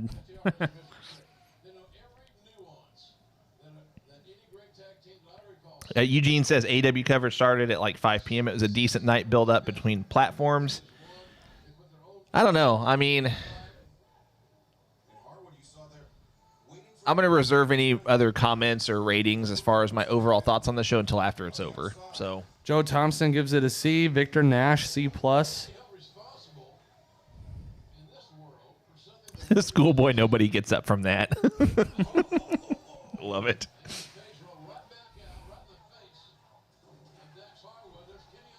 That's a bold statement. Jonathan Harwood says The Miz was probably the best heel in WWE over the last decade. But MJF has already been better. I don't know about that. I don't know if I would say he's the best heel. He's been good. Don't get me wrong. I like Miz, but... Best heel in WWE over the last decade. I'd still probably give that to Triple H. I mean... They were severely hated during that Authority. Yeah. I don't know. Randy Orton. Randy Orton's always been a phenomenal heel. That's true. David says if MJF wins, A+. Yeah. I would even have to say Dolph Ziggler. Dolph Ziggler has played a phenomenal heel over the years. Vickie Guerrero. Excuse me! Oh, man. And when I think heel, I have to think in-ring ability, too. And my thing is The Miz is just not the most phenomenal in-ring worker, and I think that's why I just have a hard time giving him the nod there, where like Chris Jericho has been a great heel over the years and has the in-ring ability to back that up. I agree with you, Robert. Robert says, I like MJF, but I hate the pinky ring gimmick. I agree. That definitely waters it down a little bit for me. I agree, Rick. WWE did drop the ball with Ziggler. Continues to drop the ball. I was going to say, it's still happening. Ziggler. King Corbin, greatest heel ever. If we're going off of actually, I hate you heat. Like natural heat, yes. Yes. If we're going off of purposeful, I'm trying to get heat. No. I think heel. I think somebody. Okay. If you're talking about the best face ever or the best heel ever, I'm grouping everything into that package. Doing a promo, how they get over with fans either positively or negatively, and also how good they are in the ring. I'm still not sold on Corbin's in-ring work. I'm just not. Very Victor Nash. his not matches ever. flow all the no same. way. Billy, I'd love to hear your thoughts. You said you guys are nuts. Would love to hear who you think is nuts and why. David says Miz is great because he is a real heel. Triple H, Orton. Try to be hard to be the cool heel. Miz is hated. David, I agree. Bayley is one of the best heels right now. We were talking kind of in the past decade. I don't know if Bayley surpasses the past decade, but definitely in the company right now, she is definitely killing it as a heel. I would agree. $1 Million Man was very good as well. I agree. I have to comment. My lovely wife just gave us a shout out. Go silent. Wondering where my wife is. Where my wife? Where are my compliments at? Oh, okay. he bent into that. Oh, well, we weren't talking best heel ever. We were talking in the past decade. Victor Nash says old school fan, best heel ever was Kevin Sullivan. I think the best heel I can remember was probably the Mr. McMahon gimmick. I mean, Mr. McMahon played a really good heel. That's for sure. I mean, Hollywood Hogan was as heel as you could get at one point. Maybe not ever, but Someone said Piper. you talking about the NWO days? yeah. Best heel is Donald Trump. He was a face. He was booked as the face in that feud. Hogan, Flair, Triple H, McMahon. Steven says, "How's the match?" It's okay. It's not bad. I still feel like it's kind of stifled by FTR. I feel like a lot of the big moves right now have been from Paige and Omega. I think mean, the we're biggest thing for me here in this match is how are they going to end it? What's going to happen in the end? Right. I think that's what everyone wants to know. Right now it's a lot of filler time. FTR is doing a lot of like heel-like tactics. It's just a slow pace. And I think that's to benefit FTR, but That's just their style, though. right. I mean, Paige and Omega are usually a little bit more high energy. David says best heel ever is Flair. Sorry, no contest. Yeah, I mean, I can see where you're coming from there. I mean, a lot of it to me goes to preference too. Like, what do you like from your heels, and What era did you watch it? I mean, that's true too, for sure. Because I mean, Edge played a really good heel as well. Chris Jericho was a pretty good heel back Chris in the Jericho. WCW days. In the cruiserweight division. Christian was a really good heel as well too. Victor, so far, Omega and Paige are working as a team. So far. There was a little bit of dissension in the very, very beginning, but Then Paige, it's been pretty cohesive. Paige lifted up his hands and said, "Hey, let's work together." Kind of gave each other a high five, and Makes you wonder if it's going to be like the Bucks come out and screwed up. Ooh. Like I said, there's so many ways they can go with it, and you have no idea which way they're going to go with it. Can I just say that I hate FTR's new fake names, Cash Wheeler. It's the same thing when they were Dash and Dawson. Like, I don't know which one's which. I just could care less for the fake names that they came up with. I feel like it had something to do with their actual names, but I don't remember what they said on Jericho's podcast. I like all the MJF 2020 posters. Robert says after they lose the belts and split, Paige goes solo drunk Stone Cold run. No. Someone asked David asked who's the best face of all time. Hogan, Steamboat, Sting, Ricky Morton. Yeah, that's a hard. I'm biased. I'm sorry. Mine's always going to be John Cena. I'm not gonna do it right now. It's always going to be John Cena. I'm not gonna overuse it. John Cena, The Rock, Stone Cold. I got a lot, but John Cena is probably forever, and that's just me being biased. I'm sorry. No. I'm just like, don't do I'm it. so tempted to hit John that Cena.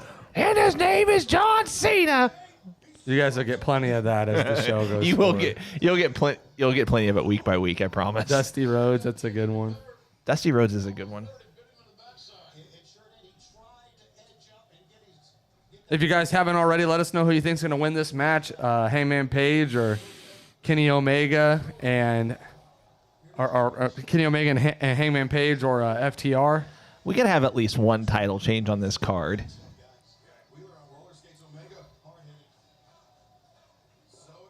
Ooh, that was a bad one. Sometimes those V-triggers can look real nasty. Nothing will ever beat the ones he gave Okada. Oh, yeah. That last one he gave Okada in that 2 out of 3 match was the worst I've ever seen. Seen a lot of FTR predictions. No Snapdragons yet. Have we seen any Snapdragons yet? Nope. I don't feel like I've seen any. Figure 4. Oh, no. A reverse figure 4. Indian Deathlock. Inverted. What's that called? Indian Deathlock, I think. Huh.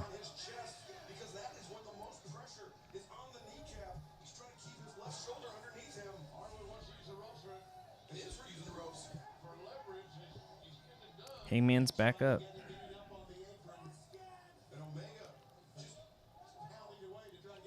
Is this still the same concept? If you roll over, you reverse the pressure? Which I've heard it actually hurts even worse to the person that's actually putting it on. Well, it doesn't hurt worse. I mean, it's still, yeah.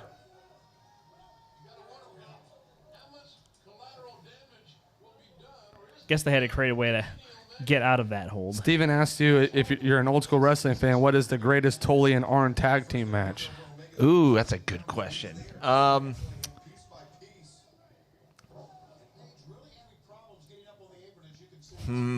me think about that one. Just Steven, are you just thinking straight tag match? I mean, because they had a lot of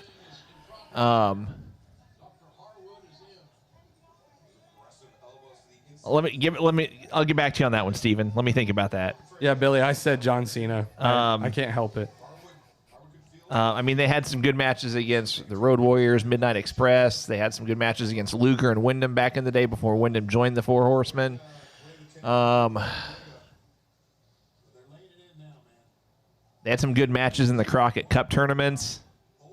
Or tournament, I should say. I think they just tagged in one Crockett Cup.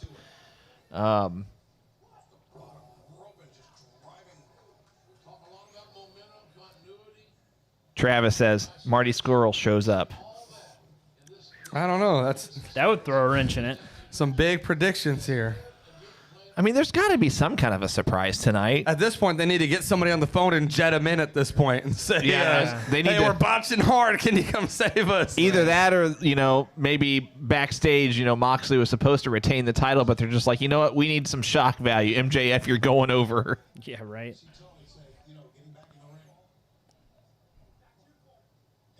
What are you, his mom?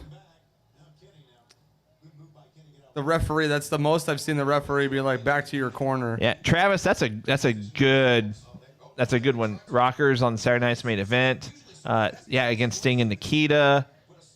I don't know if I'd pick either one of those two as their best one, at least in my opinion. Yes, Marty is signed with ROH, but we've been seeing some cross promotional bookings, especially with Thunder Rosa here as of recent. So we're kind of curious to see if AEW has striked any other deals up. he's supposedly signed to Ring of Honor, but there's the whole Isn't he just a producer, backstage guy there? He's the lead booker, isn't he? Well, no, he's no longer lead booker because of the whole scandal about the Me Too movement type stuff. Yeah, Oh, was he a part of that? supposedly. Right. I mean, there was a lot of Accusations. I don't know if anything was ever proven. There you go. Snapdragon. lot of accusations on a lot of guys that were disproven. Snapdragon.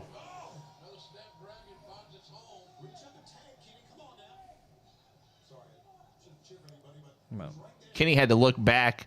FTR was botching there. Kenny had to look back to see if one of them was going to be. Ooh. Yeah, that spot right there. He was probably waiting on.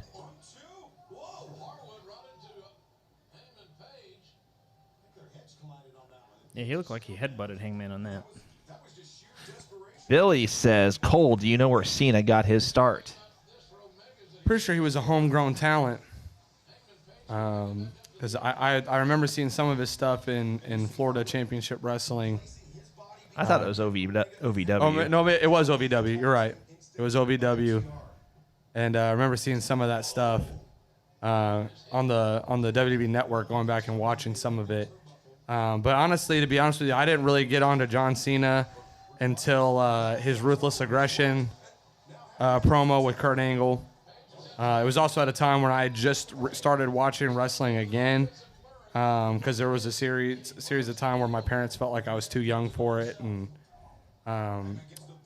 wanted me to not watch it. So that was at a time when I just started kind of watching back and saw John Cena do the whole Ruthless Aggression thing. Kenny Omega looks like Jerry Lynn from ECW. He does a little bit. I could see that. Ooh, that was good. We've yet to see one suicide dive. David said, remember, if Jim Cornette shows up tonight, you have to stop watching AEW. And I will stick by that. If AEW brings in Jim Cornette, I'm done. Why would they bring in Jim Cornette? Exactly. Why wouldn't they? No, I'm just kidding. I think a lot Jim of the guys... Cornette can't... Uh-oh. Whoa. Okay. There you go. There's your suicide dive. Well, It just wasn't over the rope. it wasn't through the middle ropes. We haven't seen any through the middle of the ropes ECW. suicide dives yet. Actually, that's not true. Trent did one during the Battle Royal. Oh, through the ropes? Yeah. Not as many as normal. Usually they do multiple of them in a row. Yeah, Cornette can't stand AEW. I don't know why they would bring him in. Just to roast him. Like, tell him he's going to get a prominent spot and then, like, send out Moxley and... David says Brian Kendrick was a better rapper than Cena. I smell a fight brewing. Brian Kendrick. So, The Brian Kendrick. Brian. here's the thing. I don't care what you say. John Cena has some really creative rap battle stuff. And his name is John Cena. John Cena killed it, and I actually bought John Cena's album back when he dropped one. So there's that. This match is going for a good minute. They are giving it some time. I was thinking that myself.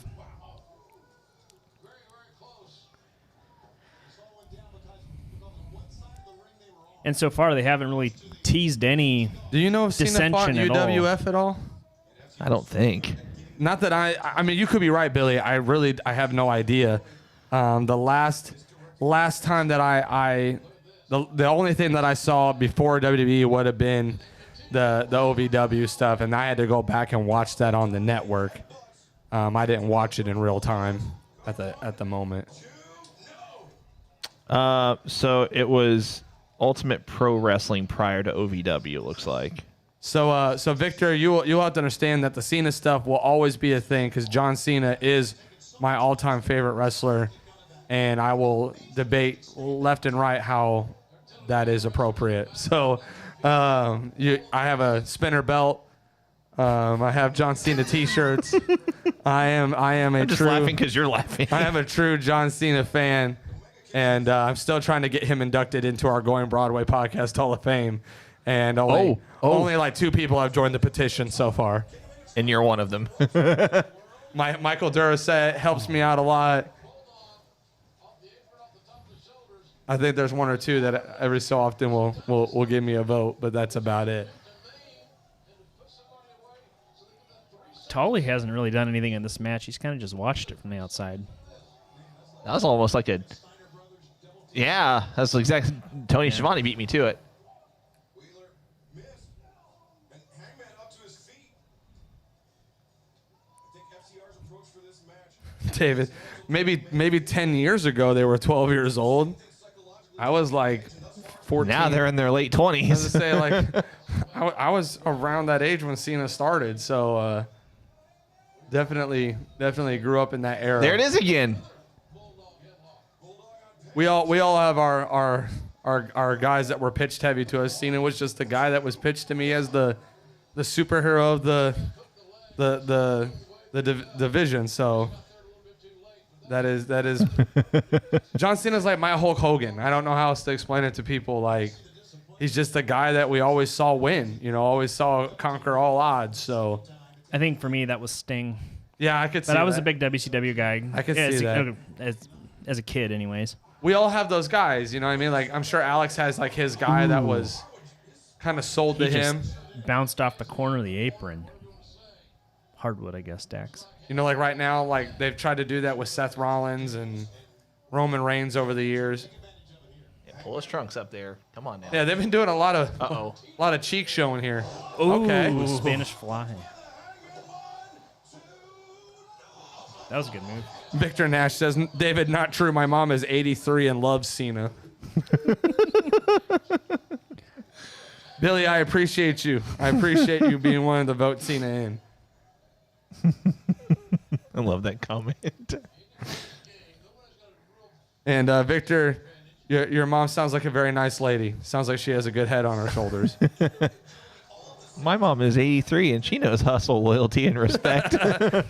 Big fan of that Cena album. And David Arquette with the run-in. I love it. David Arquette.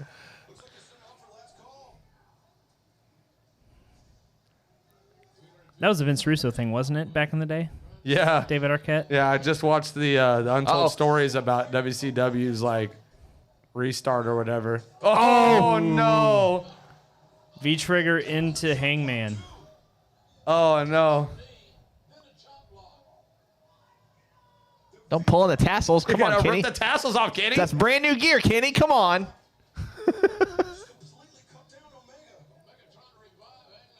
David said, so 12-year-olds and an old woman. That's all right. I'll take it, David. So does that almost teases that Hangman's going to turn on Kenny.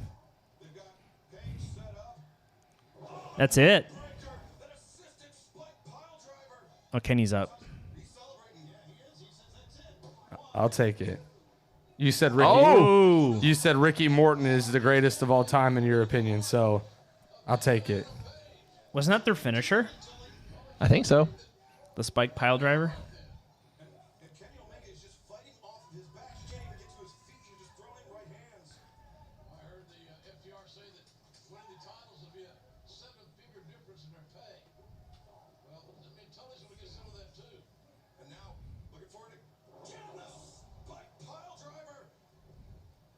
Appreciate you, Kenny. That's it. Yep. FTR wins. FTR gets the dub. There was some miscommunication there. There was a lot of miscommunication on. That was not a great match. Definitely some lack of communication there. That ending just felt messy.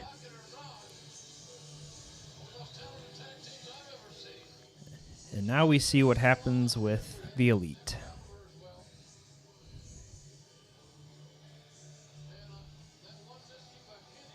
Until he's got the beers.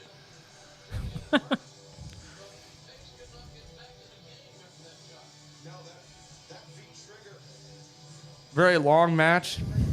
Yeah, it was long.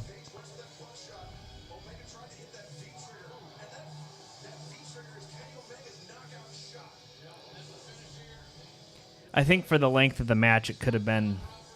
It was a little lackluster for the length. That was a very kind of botched because he was supposed to hit Kenny there. Yeah. Let us know your thoughts, guys. We'd love to hear what your thoughts were on that match. Very long match. I'll give them that. They let it go for some time. I still give the match a C+, though. Yeah. I am still not impressed with 3 stars. FTR. It did not change my thoughts on them, but interested to see what they do with the tag belts going forward. What did Kenny just put into the ring? Kenny just put something in the ring. I think it was a chair. They gave Hangman a beer. Yeah, Kenny's got a chair in the ring. Oh. All right, get out of there, FTR. Let's see what happens. You got your belts, now leave. Yeah. We don't care about that part. We want to know what happens here. Wait, that's a like a folding table. Looks like a tray, like a TV tray.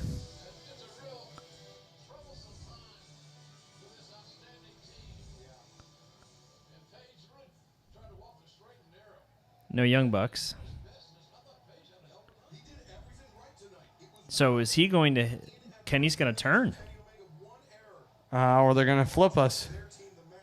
Swerve. What? Cleaner, come on. He's going crazy.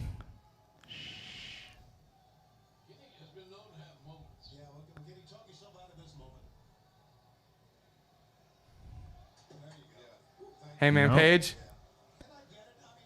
So Omega throws the V-trigger.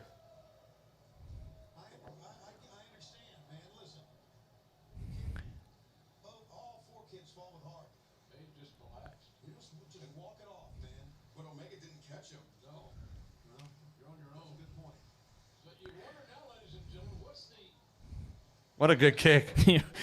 kicked a beer right into the camera.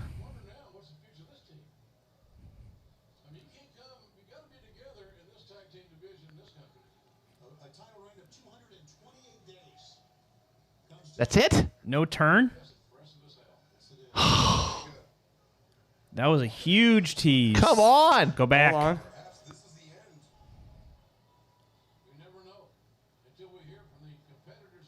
Really? No, they're something's gonna happen.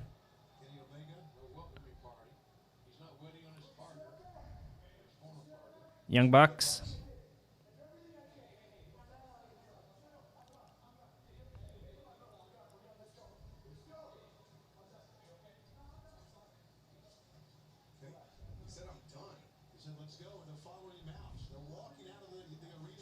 So the camera's following Kenny Omega and the Young Bucks out of the arena.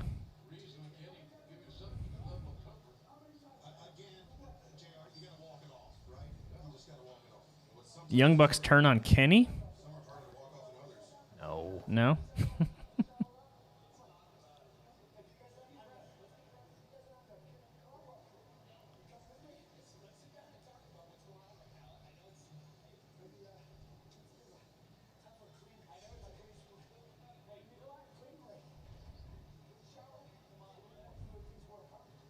Never get in a car in a wrestling show.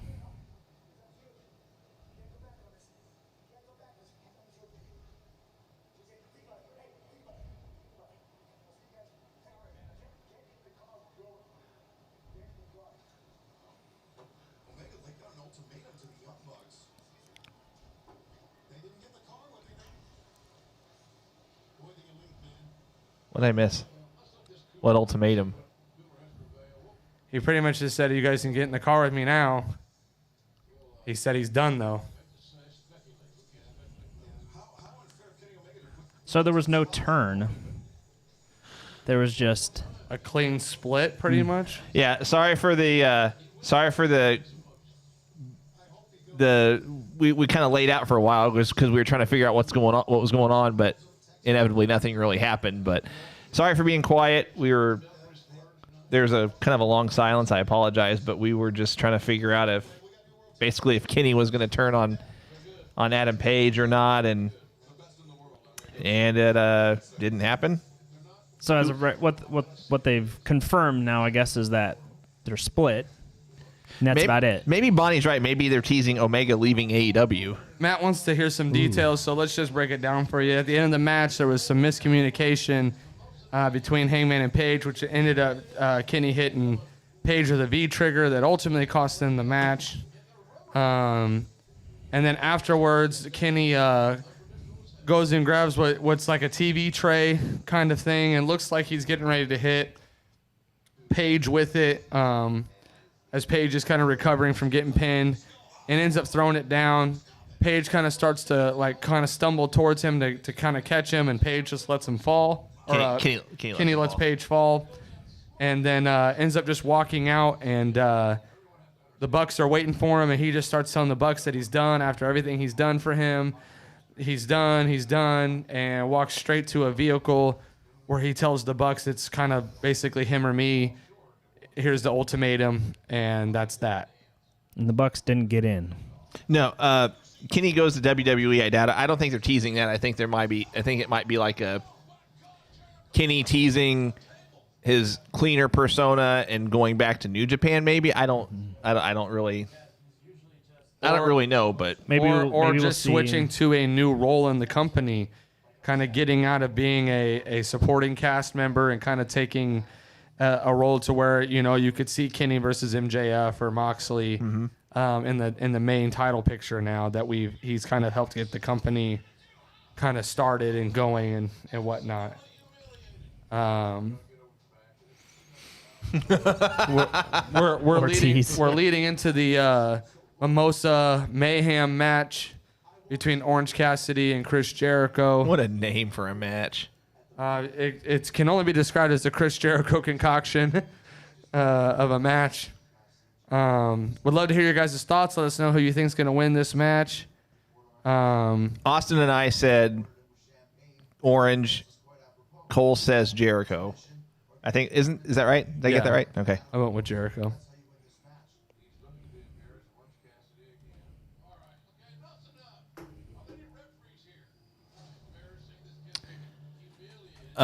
Take this time real quick, guys, to let you know once again that our podcast will be back on a weekly basis beginning this upcoming week. We are only going to be once a week, though, every Thursday morning at 10 a.m. Eastern, 9 a.m. Central on our Facebook page and our YouTube channel simultaneously, so you can check us out on either one.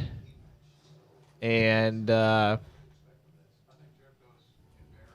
if you can't catch us live, you can check us out later. All the shows are archived on both our Facebook page and YouTube channel. I mentioned this earlier. Hopefully, we'll get back updated on Apple Podcasts and Google Podcasts as well. Once this pandemic, this COVID stuff starts to hopefully go away sooner than later.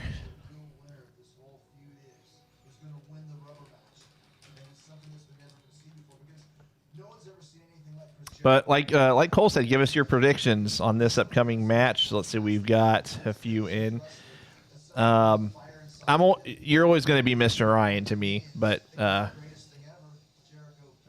he says Jericho. Victor Nash says Orange. David Tilley says Orange. He says Orange should, but he says Jericho will win. We appreciate it. We're glad to be back. Entrances are going to start now here. Looks like they're interviewing Chris Jericho here real quick. Michael says, as of right now, last night's SmackDown is killing this pay-per-view. I kind of agree.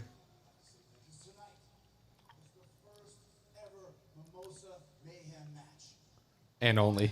I was going to say, there's not going to be another one. Nope. And after 14 weeks of the Cassidy versus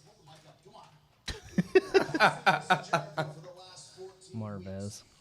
it wasn't a storyline, wasn't a feud, wasn't a program. And now he's like following his face. I'll be right back, guys. Kind of looks like the SNL skit with Bill Hader, where he's like the old, really, really old dude who's a newscaster, and he like holds the mic like really, really far away. And after the past 14 weeks of beating each other up with bags of oranges and getting doused with orange juice, What's the name of his bat? Floyd. He's got Floyd with him as well. and everything in between. I can honestly tell you that tonight, Victor, I'm not understanding your question. You said including the pre-show. What did I miss? event, draw, here in AEW, and you can all thank me for that. But tonight also, Orange is going to find out Adam Heyman Page got pinned. main event star, But I don't understand your question, including the pre-show question mark. and I also end them. And tonight, the Orange Cassidy experiment ends. Yeah, speaking of SmackDown, the Bayley turning on Sasha was killer. It was actually very unexpected, which I think was And then I'm going to throw your lazy ass. was what made it so special, because I definitely think a lot of people thought Sasha was going to turn on her and kind of go face with it, but Bayley just kind of going psycho was really out of left field, I think. Reigns coming back helped a lot. I agree. Love the Paul Heyman addition as well, and kind of how they're booking it. Bayley's turn on Sasha looked awful, though. I agree. They kind of let it go on too long as well. They should have just kind of let it happen and moved on, but they really kind of oversold it, I think. But still glad to see it, and hopefully we get to see that title match at Clash of Champions and see Sasha in that reign. For those of you that don't know, Sasha is a huge SmackDown fan, was a huge Eddie Guerrero fan, and would probably love to be the SmackDown Women's Champion.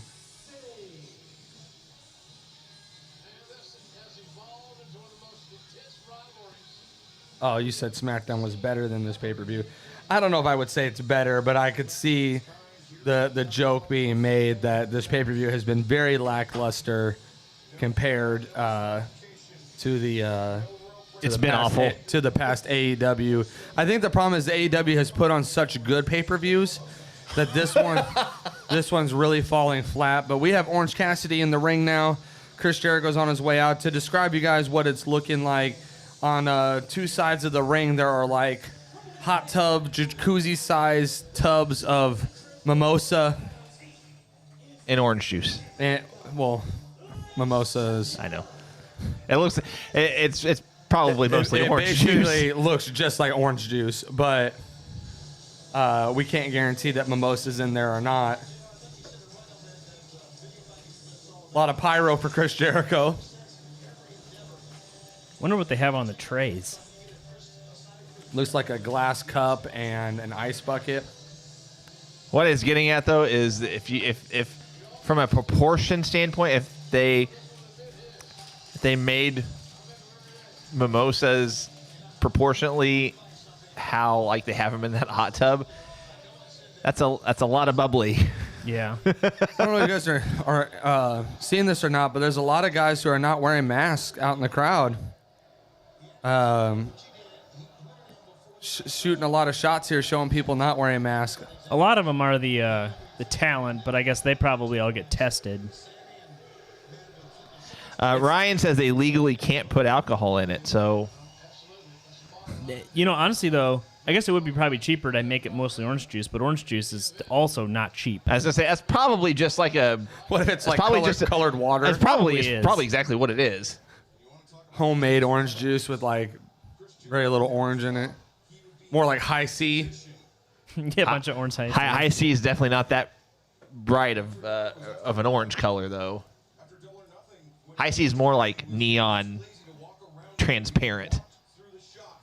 Supposedly, Justice. David, yes. I love that sign. Justice for Jericho's jacket. Supposedly, the mimosa is made with a little bit of the bubbly. That was kind of the gimmick of the match. But as we just read, that legally they can't do that.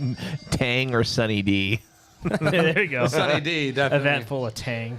Well, this match is getting ready to begin, guys. We'd love to hear your guys' predictions. If you have Jericho or if you have Orange Cassidy, go ahead and throw those down there in the chat. We'd love to hear it.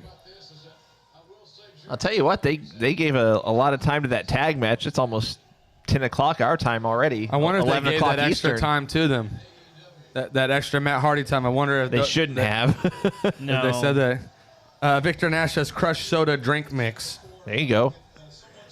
Kool-Aid. Except it's Kool-Aid. not. Except it's not Not grape Kool-Aid. Oh, of hands the Dark are Order. Oh, he teased the hands in the pocket. Code breaker. Right at the beginning. Orange Cassidy teased some hands in the pocket, but instead took off his sunglasses and took a running start at Jericho, which led to a code breaker, but he kicked out. Thankfully, it wasn't a 2-second match. I wonder how much lazy Orange Cassidy we're going to get in this match.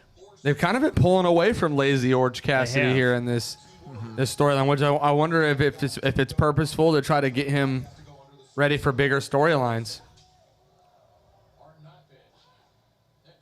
Well, I know I did hear something about when Orange started in AEW, Tony Khan actually wanted him to not ramp up, just to kind of build him up as from just a lazy guy to someone who can actually work. I still say his best match so far was Pac. Oh yes, Rick, to answer your question, and you saw that match live. It's technically pinfall submission or going into the OJ, but I think we all know that somebody is going into the OJ. That was actually one of the few matches on the card that I liked better watching it after I watched it live. Oh, you actually liked it better on TV? Mm-hmm. Watching it live, I mean, it was cool. The crowd was into it, but it almost seemed like the crowd, like they amplified the crowd noise and chants and everything. Oh, after I went back and watched it, because I mean, it was loud, but then I watched it later on, and it just seemed like it was. And I think that they said body parts don't count. You have to be fully submersed into the mimosa. That's an interesting thing because he definitely just touched it with his. He's touched it like 3 or 4 times already. Different ways. I'm sure someone's going to get quote unquote drowned in it. You're gonna go under and not come Matt back. Hardy comes up from the water as a different. That's unconcussed Matt Hardy. Yeah. He comes up as an orange juice salesman. What? An orange juice salesman? Like he wouldn't do it. Like, oh, they got the Dollar Tree pan. It's probably plastic. Yep. Oh. That did like it hurt, man. Wow. Took that to the head. He just smashed a plastic tray on Orange's head. Well, and it disintegrated. I know. I actually thought that was going to be like a one of those plastic plates, like not a paper plate, but a plastic plate, but it not one that would shatter like that. So Rick, this is actually the third match, I think, is what you're saying. Jericho won the gimmick match, or Jericho won, then Orange Cassidy won. So this is the final match, Rubber match, which is supposedly to end the feud. So you're saying that Orange wins the rubber match here.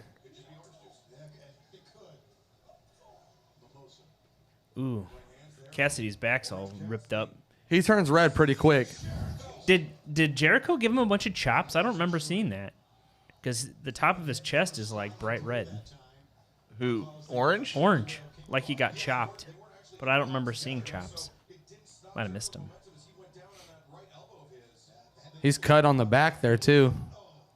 Don't use those. What's with people getting cut on the back? Yeah. Wonder what they're hitting. Luchasaurus had a cut. Wonder if it's the edges of the... edges of the ring, maybe? Yeah. Maybe there's an exposed spot or something. Matt Hardy will be fractured Matt Hardy. Fractured Matt Hardy. They're teasing a lot of these falling into the mimosa spots. Hopefully, we don't have a Matt Sydal accidental slip. Oh, man. I thought about that. That would be awful if they slipped into the... Back like when John Cena fell off on accident and actually made Sheamus champion. Yep. What if they both fall in? What do they do? Restart the match. Restart the match. Tease a no contest and then restart the match. New match rule, first person to down a vat of mimosa wins.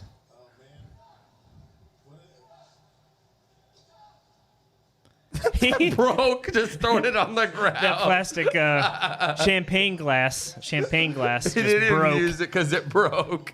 He just dropped it in the That's stem fell off. That's that Dollar Tree stuff. Hurricane Rana into the. That would have been.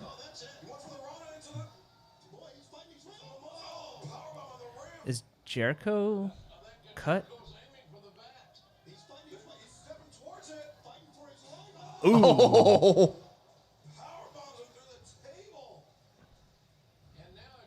Realistically, he would have just dropped him. Yeah, like But instead of turning all the way back around, yeah. Travis' best friend's turn on Orange. they go for a hug and then instead like grab him and throw him in. That was a stiff table shot. He kind of hit off the left of the table there. Did you guys notice that Austin Gunn actually wasn't in the Battle Royal? Yeah, I did. Oh, yeah. Here's the drowning spot.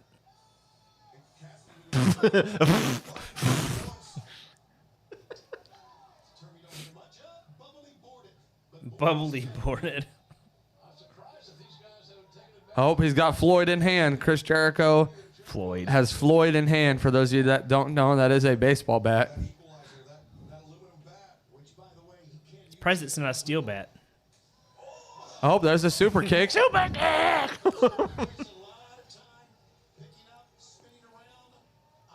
think that was the first time they've ever mentioned a weapon in wrestling and didn't say steel. Orange Cassidy has a bucket, the ice bucket. Ryan says, "You think AEW will? Well, I guess we'll have a cell type match. I'm still waiting on the blood and guts match. I don't know if that's going to happen. Now that they have fans, I think they're going to try to reschedule it some. I think they were wanting more authentic reaction for that match. But now Cody's on a hiatus. Maybe they change it up and it's not the Inner Circle and the Elite. Maybe it's something else like Dark Order or something. And whoa, almost that, or they could set it up to be like a singles match even, where it's every man for themselves. Cassie's got good balance. We've only seen one cage match. Yeah.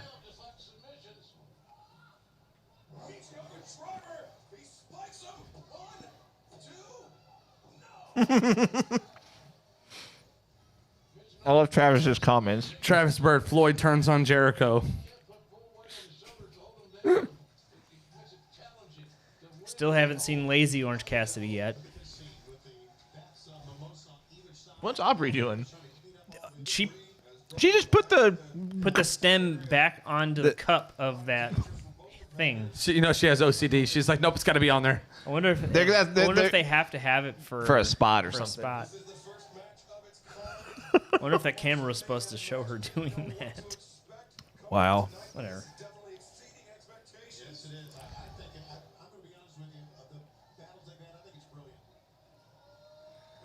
Since it kind of goes with the match theme, has anybody here bought a little bit of the bubbly?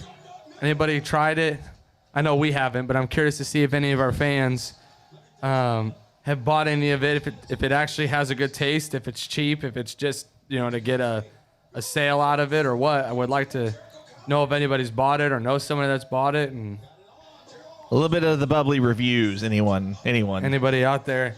As at the moment, Chris Jericho actually has Orange Cassidy locked in the walls of Jericho.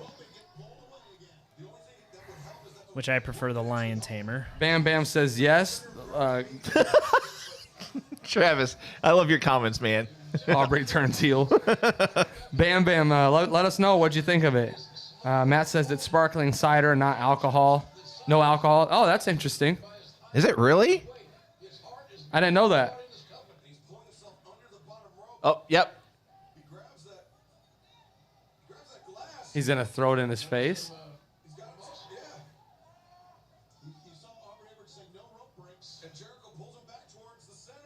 Don't dump it out.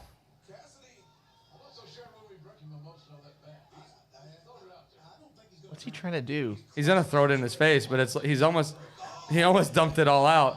Orange Cassidy was able to get over to the ropes and dump some of that mimosa into a cup. and throw it into Jericho's face to break the walls of Jericho. Well, we know why Aubrey tried to repair the glass. Orange Cassidy is now taking kind of control of the match. I'd say this pay-per-view from start to finish has been maybe a couple steps short of a train wreck. They've had a lot of stuff go wrong. Whoa. Oh, a foot. Jericho's foot went in, but he's got to be fully submerged. That seriously looks like high C. High C is more of a you can see through kind of thing, though. Canadian destroyer into the vat. Well, that would kind of almost put both people in. It'd be a no contest. Ooh, ouch. Ooh. Yeah, Matt, I knew that you could get it online. I knew it was pretty heavily priced. That's why I've never even really considered or thought about it. But $40, $45. Are you serious? I thought it was like in the 60s. I could be wrong. When it first came out, maybe it's gone down in price some, but when I first looked, I thought I saw it in the 60s and it was sold out. Yikes. I saw it when I first Billy started. says he has it. It's actually good. Huh. Orange loses to the Jack LaLanne juicer. Didn't you say, Alex, that AEW's like big pay-per-view is Double or Nothing? I think that's like their Mania. I think it's supposed to be. They haven't really like. I always thought it would be All Out just to kind of commemorate All In, but Well, I'm just going off. He didn't even get him. Yeah, He didn't even kick. he Oh, he had a missed. huge botch. Wow. Huge botch. Orange Cassidy went to kick Jericho while Jericho was on the ground and completely missed the kick, but sold it. I was Like, going to say Jericho still sold it. both of them sold it like it happened, but it was clearly noticeable that he did not connect. there's a lot of botchamania moments. There's been a bunch of them tonight. Travis they Bird may says have a a little whole- bit of the bubbly turns on Jericho and best friends turn on Orange. Aubrey turns heel. MJF wins. They got really deep really quick. I was going to say that was very elaborate. Hey, real quick, guys. I want to plug our merch just real quick here. These shirts are for sale if anyone's interested. They are our Alex Cole Bebe shirts. They're $25 for a T-shirt shipped plus applicable taxes, $50 for a hoodie. Excuse me. $50 shipped for a hoodie. Plus applicable taxes. It is almost hoodie season, guys. So get your Alex Cole Bebe shirts. Contact me if you're interested in buying one. They are comfortable. They're very comfortable. Very, Well, very I like the name, Alex Cole, baby. Alex Cole, baby. I think one of our fans for that. One of our fans came up with it. It was actually something pretty cool. They are made to order, however, so from the time you order one, it would be about 4 weeks, give or take, from the time you order it till the time it arrives at your door. So just keep that in mind. David says, after the match, you can buy jars of Orange Cassidy or Jericho bathed in high C to drink. Oh, gosh, it just makes me sick thinking about it. Ugh. Travis says $49.28 for a hoodie. It's our hoodies are $50 shipped, plus applicable taxes. Hoodie season not in Florida. Yeah, there will be a few exceptions. I don't think Florida ever has hoodie weather. I'm always in hoodie season, so. What are we doing here? Razor's Edge into the vat. Very interesting. Oh, I was right. I was totally kidding. Chris Jericho's teaching a Razor's Edge into the vat, but it ultimately Jericho fails. almost slipped. Superman punch to Jericho, dangling on the ropes on the turnbuckle. Uh-oh. Orange Cassidy took off the Elbow pad. elbow pad. Superman punch. Jericho loses. Jericho falls into the vat. Orange Cassidy gets the win. I am completely wrong tonight, guys. I'll take the L on this mediocre pay-per-view. I was gonna say I'd rather be wrong on my predictions and have a good pay-per-view than be right with this a step short of atrocity of a pay-per-view so far. Decent match. Wasn't phenomenal, but decent. Yeah, it was basically just like a normal match with a gimmicked ending, I guess. No lazy Orange Cassidy at all.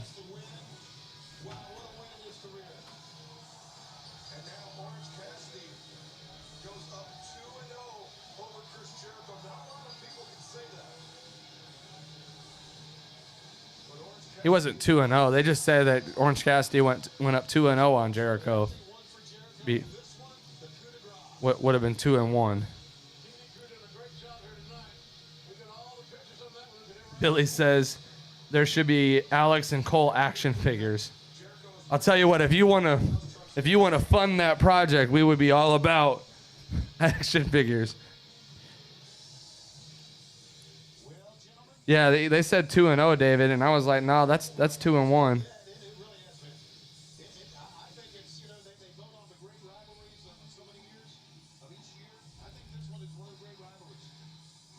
The pay-per-views went so bad that Alex just got up and left. I'm just kidding. Oh, man.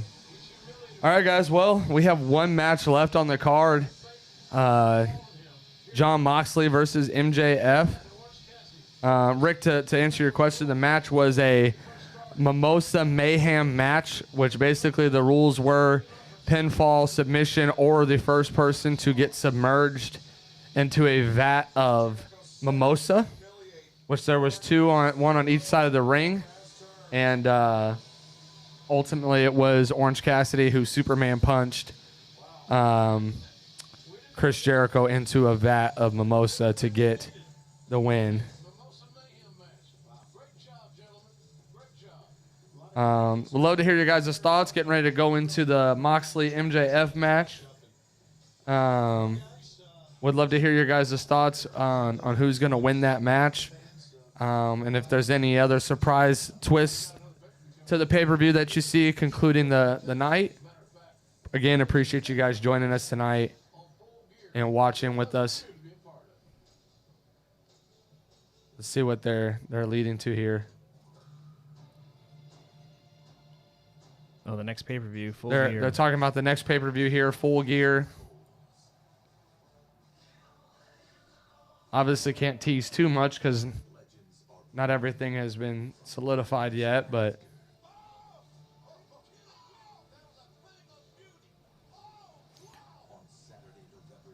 November 7th, a Saturday.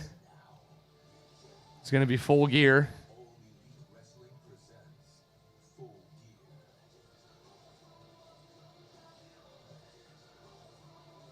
Just watching the preview for it here. So, info we got right now is November 7th. A Saturday is going to be Full Gear. So make sure you mark your calendars for that. Read some of your guys' comments here. If God is real, MJF will win and saving this pay-per-view. Kenny says Mox all day. No way Mox drops to MJF.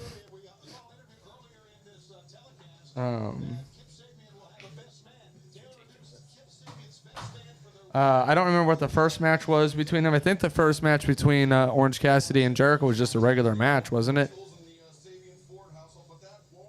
I don't remember. Not exactly sure, but they weren't near the gimmick match that we just saw. Travis says MJF wins with it from Renee Young. Uh-oh. And Renee joins AEW. Ooh. Then he says Dean Ambrose turns to WWE. I actually think that I don't think Renee can debut for a while.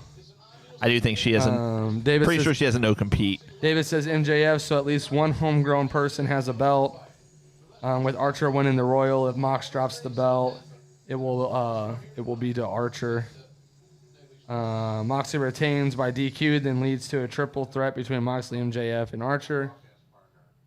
And David Tilley also says Renee Young debuts and turns on Moxley because MJF is a real man. What does that even mean? All right. You guys have some really weird ways this match is going to go down. So I'm very interested. Now the question is, what does he pull out as his finisher? Predictions. That's a great question. Is if Moxley is to win this match, what does he use to win the match? I would say submission. Didn't he? Death Rider. It's the same move, but he changed the name. Yeah, it's the same move, guys. That's what they call it in New Japan. He did win one on a choke not too long ago. That's why I said submission. What that was? Who was that against? Was it Darby? Help us out, guys. I don't remember either. I know what you're talking about. Not long ago, Moxley won on a submission. Did he wrestle Ricky Starks? Whenever he was feuding with Brian Cage. Ricky Starks came out after that. Because it wasn't Brian Cage wasn't a submission. That was a finger poke of doom. That's what I was gonna read. Finger poke of doom. That's hilarious. I don't know. I could see a submission. I also could see maybe this is a way to actually debut a new finisher move for Moxley. Maybe Moxley wants to get away from all the WWE branding that he had and wants to get rid of the paradigm shift and maybe switch to something else. Oh, that's right. He beat Brian Cage by submission. Yes, he did through the towel. Well, that was a. But I thought he tapped somebody out, like made someone pass out. Either way, he definitely could use that submission again. But maybe this is secretly the way to get a new finisher for Moxley, who might be done with the paradigm shift and want to do something different.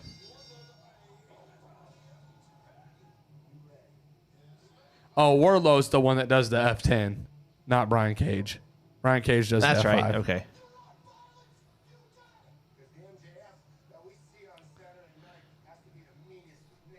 I will say this about MJF. He still has what is, in my opinion, the most intense segment in AEW's history with him and Cody in the belt. Yeah, for sure. So, I mean, he's definitely more than just, good on a mic. I mean, he can sell a promo, a segment, and I don't know. I just think he's due for getting the world title. So Kenny says, what's MJF's finisher? I'm predicting he uses his own finisher.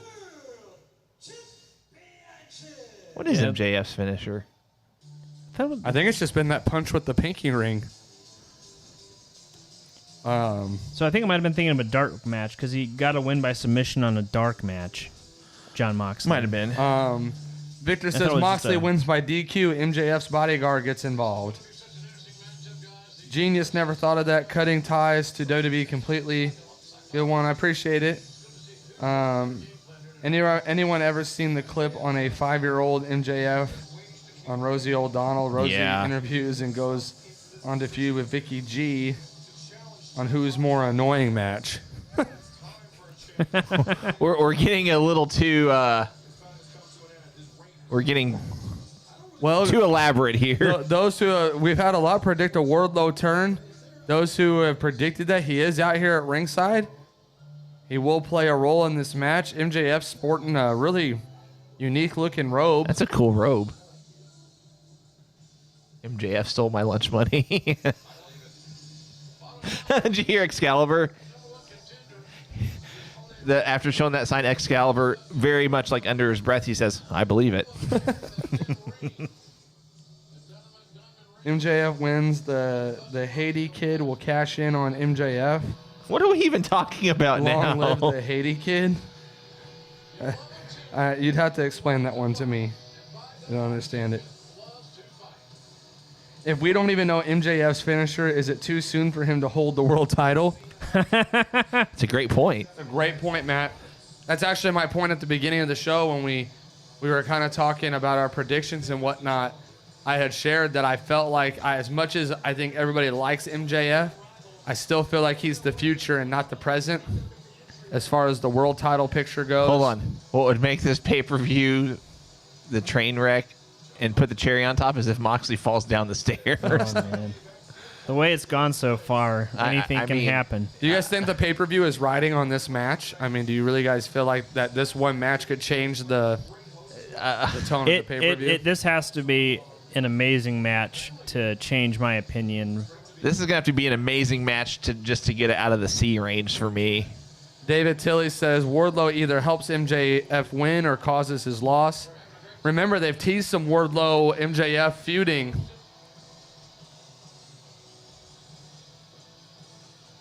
They've teased some MJF and Wardlow feuding in the past couple of months. And this could be the payoff for it. So this could be the payoff for that. Rick says the Haiti Kid was a midget wrestler back in the 80s. Oh, I knew what you were talking about. I just didn't know where, what the... Matt, I love your point. He says out of all the memorable MJF moments, none of them are in-ring ability. Kind of makes you think. I completely agree with you. I think MJF's mic skills and ability to cut promos definitely makes him relevant. He does need that good match, though, to... Not that his in-ring work is bad, but I do see what you're saying.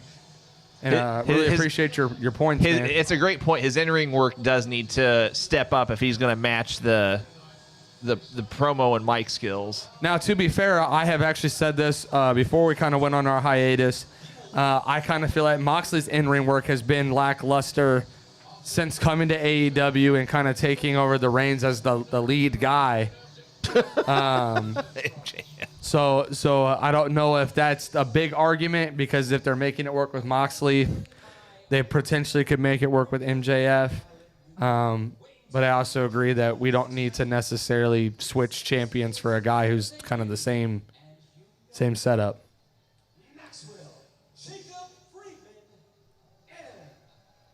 He's got an American flag inner liner on Also, remember, guys, that Hold on a second. This is my favorite Justin Roberts intro. Oh, my apologies. Fighting out of Las Vegas, Nevada. He is the fighting pride of the east side of Cincinnati, Ohio. The east side. Weight 231 pounds. He is the reigning and defending All Elite Wrestling World Champion.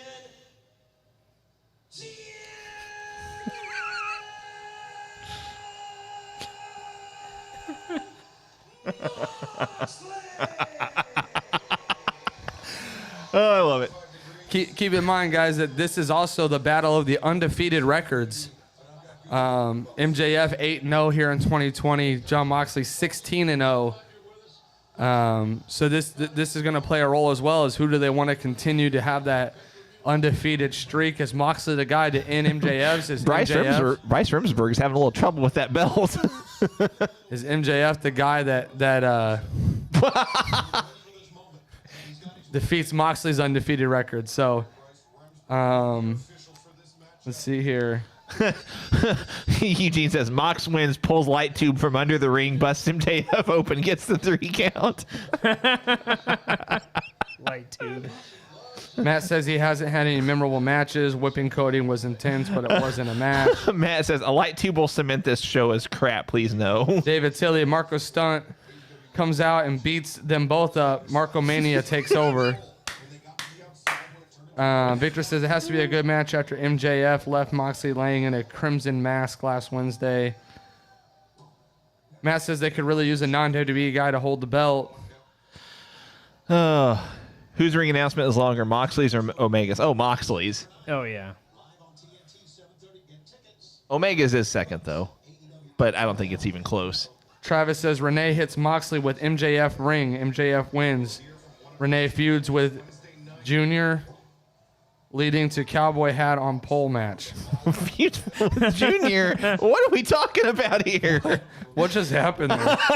This is not WCW. We do not need a gimmick match. Our chat thread's gone off the rails almost as bad as this pay-per-view.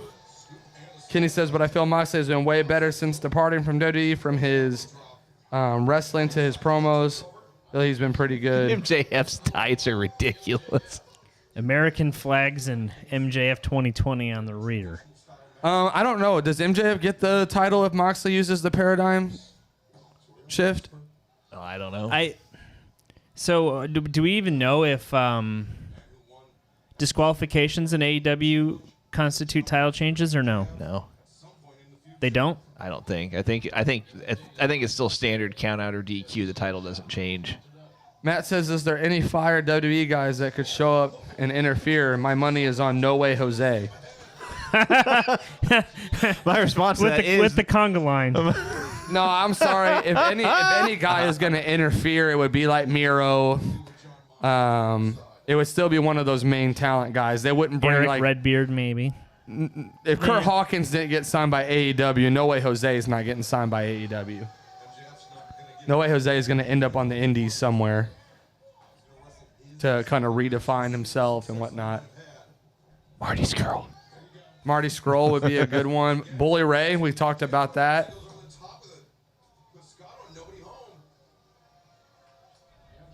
Mark Marrow. Hornswoggle. Yeah, I know Kurt Hawkins is in Impact. I'm just saying that there's a lot of guys that AEW could have capitalized on over No Way Jose.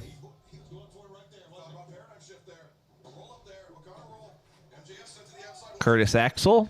Where's he been? Did the B team get released? Are they the B team? Google machine. Maybe they did. Maybe late after all the other ones.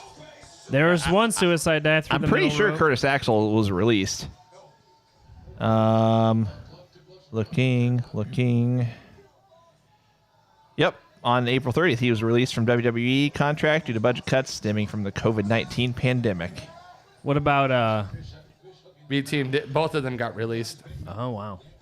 So he's well outside of the Kenny says 90 day. Vampiro makes an appearance. Oh, Vampiro? He's pretty old. Yeah. Showed that in his Pentagon matches in Lucha. No Way Jose is serving chips and salsa somewhere. No way Jose will make his way to the BK employee line. Again, going kind of back to the if someone's going to interfere, it would have to be somebody prominent that could jump right into the title picture, which isn't many names to be. We're to the point where we need to pick a comment of the night on our chat thread. These are great. Travis says WWE Hacker does run in. The lights start to flicker. David says, is the gobbledygooker Gobbledygooker available? What's Retribution doing in AEW? Yeah. Victor says Bo Dallas will be a part of the new Wyatt family. The murderer, Marty Jannetty. Oh, jeez.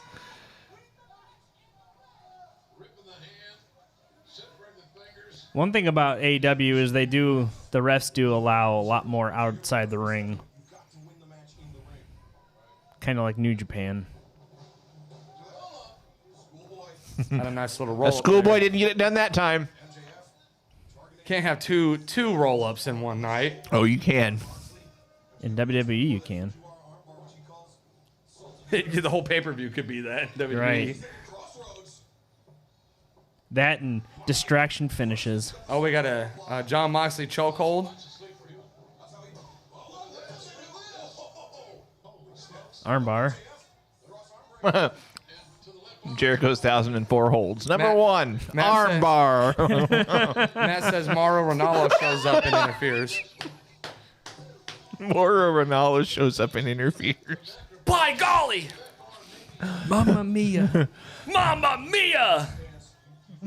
Oh my gosh! Oh my gosh! Have a Jim Ross, Mauro Ranallo face-off. It's a slobber knocker! Oh my God, that killed him! The boogeyman interferes. Ooh, that looked bad. Sami Zayn's signed, though. Sami Zayn has literally been on SmackDown the past 2 weeks. He just hit him with the Mamma Mia. The kid that was dressed like Orange Cassidy who pinned Cody gets his revenge on MJF. A lot of you guys are saying Renee Young's going to show up. I'm She interested. can't be here. She cannot show Did up. she quit or did she not get re-signed? I don't know, but everything I've read said that she has 90 days. Christopher Daniels is Curry, man. Renee Young shows up and leaves Mox for MJF. I don't think AEW wants to do a Lashley, Lana, Rusev type storyline. Yeah. I hope not. This was bad here. Oh, did he really actually put it out? I don't know. Griff Garrison interferes. Griff Garrett. Jungle Man. Jungle Man. That's funny. Isn't that him right there? Yeah, that's what I was saying. Button up. Button up all the way to his chin. He's just a taller jungle boy. I'm shocked no one said Brock Lesnar yet. Dun, dun, dun. They've had to play his music in reverse. Just to get away with it. Because you know Brock's going to like show up lazy if he ever does something like that. It would sound almost the same though, but they could make the argument that that's not the same. We just played it backwards. Brock Lesnar would show up like Thor in the Avengers movies at the end where he's like fat Brock Lesnar. Just shows up for the paycheck. Dave Hebner comes back and screws Mox out of the title. Time for a Griff Garrison push. He said, who was the dude with no legs who wrestled in the Battle Royal? That dude shows up and hits a Hurricanrana. I don't remember. He didn't have no legs. He had one, didn't he? No, he was no legs. In the first Double or Nothing Battle Royal, there's a dude in there that had no legs. And MJF eliminated him. Yeah. Marcus Cross debuts. Who? Just reading the comments. MJF misses the punch with the ring and hits Wardlow, and Moxley capitalizes. That could be a very legit ending. Matt says it was just a torso. That's so awful. Was that his wrestling name? Was Torso? El Torso? The masked wrestler? This is terrible. I'm sorry. What's the Spanish word for torso? Gotta look it up. El mid body. What?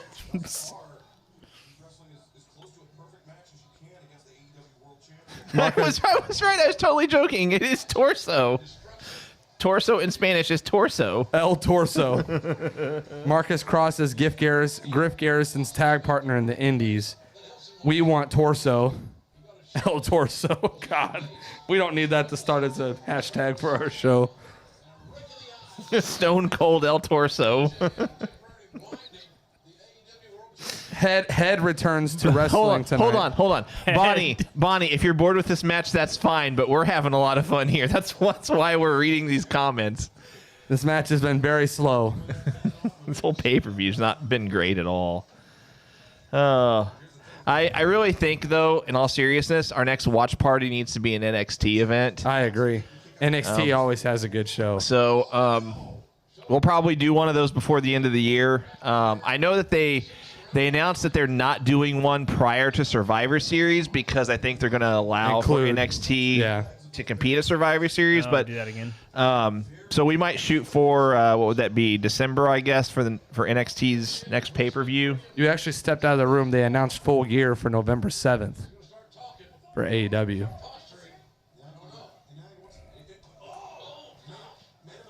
So,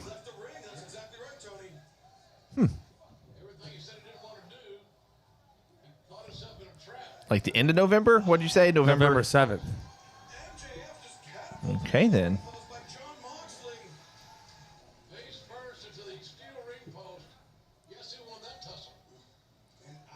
Slow match so far, but right now Moxley seems to be kind of in control of the match. So I'll tell you what. Let's just decide this while we're on air. Why not? Let's do. Someone said El Torso was still taller than Rey Mysterio. Whoa. MJF bladed. Wow. Now we're talking. That's like Dustin Rhodes bad. Now we're talking. That's a lot of blood. Oh, That's like Eddie Guerrero bad. oh Yeah. no, that's not that bad. No? No, It's a lot of blood. He said timeout. He said timeout. that's a lot. But I mean, that's probably a standard Flair job from back in the day in the 80s. How often has MJF bladed though too? I don't know.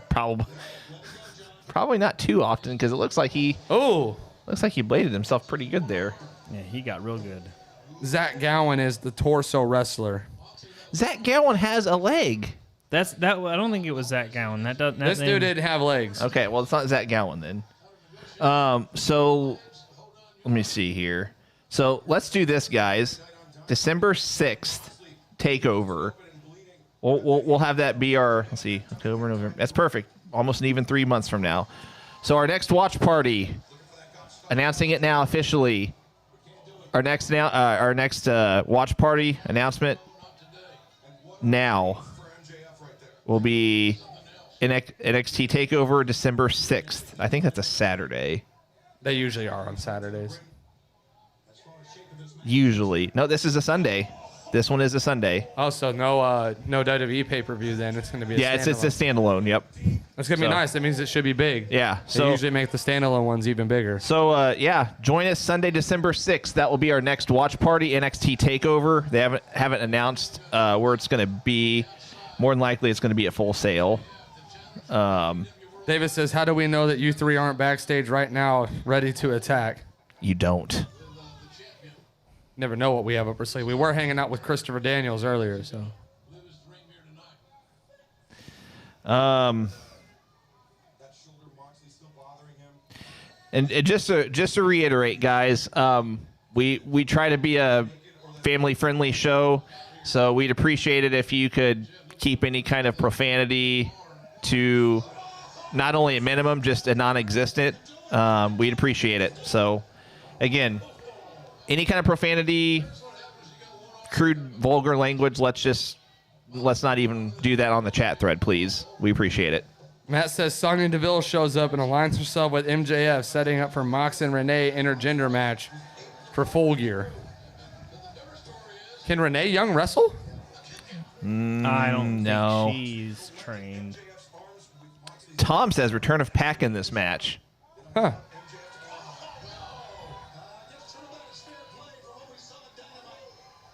A lot of biting going on from John Moxley here.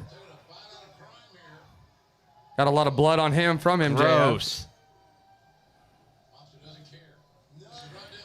Steven, as Cole mentioned earlier, we never confirmed nor denied any kind of a contest. Not saying we're having one, not saying we're not, but if we do anything, it will be a surprise. Let's just say it. Let's leave it at that.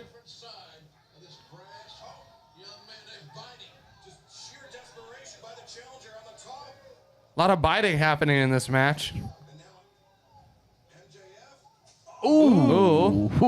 Double kick off the ropes to John Moxley's apparently injured arm. Did MJF get did he use a towel to wipe off his blood or something? No, it's probably all on John Moxley. Oh, yeah. No, the mimosa tubs are not near the ring anymore. I wonder how they got those out of there. They must have been on wheels or something. Victor, to answer your question, we actually only do the watch parties about once a quarter.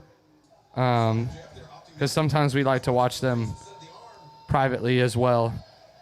Yeah, and we like to space them out just so it's has a more special feel to them, and we just he didn't connect with that super kick at all. We also don't want to get in the habit of doing a watch party for everything because that's a lot to take on. So we try to do one of each every so often. We did a WWE one at the end of last year. Beginning of this year? Was it Backlash? It is earlier this year. Beginning of this year, we did Backlash. This is our second one. And now we are planning our third one here for NXT in December. And hopefully the one after that, maybe we can do like a New Japan. I mean, it won't be live by any means because New Japan airs their pay-per-views at like 4 a.m. our time. New Japan, Impact, ROH. We might switch it up. Yeah, I'd be down for New Japan pay-per-view. I don't know if I want to do Impact or not. I mean, a lot of that is just because I don't follow it enough. This would be the time with all the new rosters. I don't know. Impact still doesn't really interest me yet. I feel like they need to get a couple big names for me to like jump on board with wanting to follow it on a regular basis. That's not to say we won't talk about it, but if I watch something, I want to be more invested in what's going on with the product on a weekly basis, and Impact just isn't there yet. Ring of Honor actually intrigues me more than Impact does once they return. We could consider NWA. Ugh. He just spit a bunch of blood in his face. David, we appreciate you. Remember, you can always go back and watch those podcasts on Facebook and YouTube, and hopefully here soon we'll have our Apple and Google podcasts back up and running. Oh, yeah, he just teased going back to the paradigm shift. And I agree, David. I think Impact's got a lot of interesting stuff. Travis Burt said Otis cashes in on the winner. I think Travis is winning comments of the night. Plot twist. R-Truth shows up. Thinks he's on WWE. Wrong show. 24/7. I'm just looking for Is R-Truth the 24/7 champion? Yeah. I think so. I'm just looking for little Jimmy. Little Jimmy. Little Jimmy.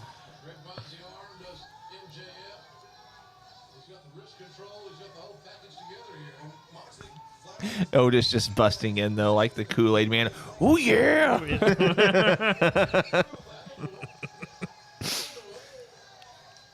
A lot of biting happening in this match. Yeah, someone said earlier, anyone else cringing at Moxley biting MJF given the pandemic? I'm sure they're tested. I mean, Man, I'm sure. I know COVID's that they're already ran tested. through his house, so. That's true. I feel like the blood. I wonder if that was like a packet that MJF It did. disappeared because awfully it's- fast. Like he's not bleeding anymore. That was a lot of blood to clot up, and I don't even see where he would have bladed. Looks like it was by the eye. Well, it was definitely coming down from the forehead. Ooh, that was nice. That was innovative. MJF's got control of the match. I remember. It was during the Cole and Gargano match. One of them used that on the other. That move? Yeah, that pile driver off the rope, Oh. or from the middle of the rope, I guess. Victor Nash, I'm not sure what you're speaking on. David Tilley says Norman Smiley returns. Big Wiggle returns. Matt says MJF is a human Slim Jim. Moxley's new cannibal gimmick. Yeah.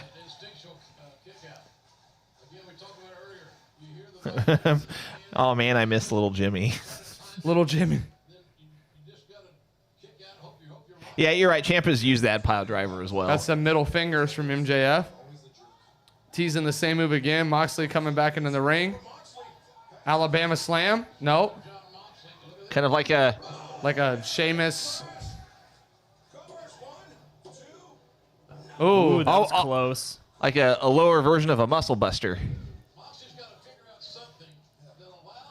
Travis, this is Rosie great. O'Donnell turns on MJF.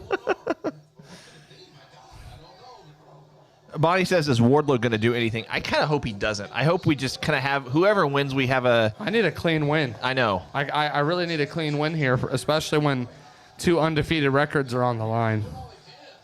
Yeah, Victor, I think Cole's aware. He knows that's Booker T's catchphrase. We just didn't know in particular what you were responding to. Oh, got you. Yeah, I wasn't understanding what it referenced to. Tell me you didn't just say that. I see what you're saying. Ooh, some slaps. John Moxley enjoying it. Yeah, I wonder if Austin's right. I wonder if MJF just had like a blood pack or something. David Tilley says Betty White joins AEW. No. Let's get a whole Golden Girls reunion. How about we?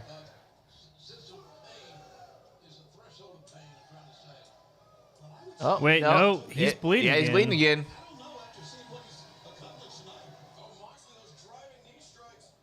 Yeah, he's going to bust him open again.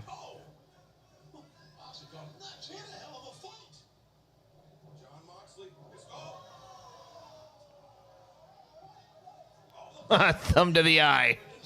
MJF, thumb to the eye. Oh, yeah, he that was a legit. That's weird cut. how it stopped bleeding. MJF rebusted open. His blood clots quickly, I guess. Bet he signs lifetime contract. Good thing is, if that's the case, it won't be probably won't last long. Oh, wow. MJF's in a chokehold. Got blood dripping off his nose. He's gonna low blow. Yep. Grabbed the referee by the head and then low blowed Mox. Rolled up for a pin. Schoolboy. Moxley kicks out. MJF really bleeding hard now from the head.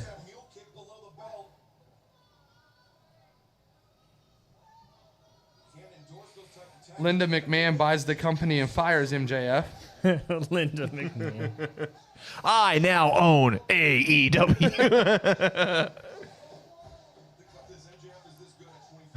If it was gonna be anybody, it'd be like Eric Bischoff. Yeah, or Chris, you're absolutely right. This is one of AEW's longer pay-per-views. extra long, and it's been very underwhelming. This match is kind of redeeming a little bit. It's been decent, a little slow of a start, but MJF getting busted open twice has definitely brought this match to life a little bit. It's helped the cause of not just the match, but the pay-per-view as a whole so far. Let's see here. MVP and IRS interfere and announce a new faction with MJF, the acronym boys. Travis says John Cena shows up and says MJF is his love child, then turns on him. What are we even talking about now? Oh, we got the diamond ring. Tony Khan interferes. On. The ring was thrown in. Oh! Hits him with the paradigm shift when the ref's not looking. He'll still kick out, though. That's the match. Referee was distracted by Wardlow, which some of you called would cost the match, and it did. Wardlow was distracting the referee when the ring was thrown in, and when the referee wasn't looking, Jon Moxley hits him with the paradigm shift, and we have a retaining champion in Jon Moxley, and we also have an 8-1 now. 8-1 MJF. With Archer and Jake the Snake in the crowd now kind of staring down Moxley. So I wonder if this is how they break up Wardlow and MJF. You guys are right. Wow, almost 12 a.m. Eastern time for the end of this pay-per-view. Yeah. David said, darn, there is no God.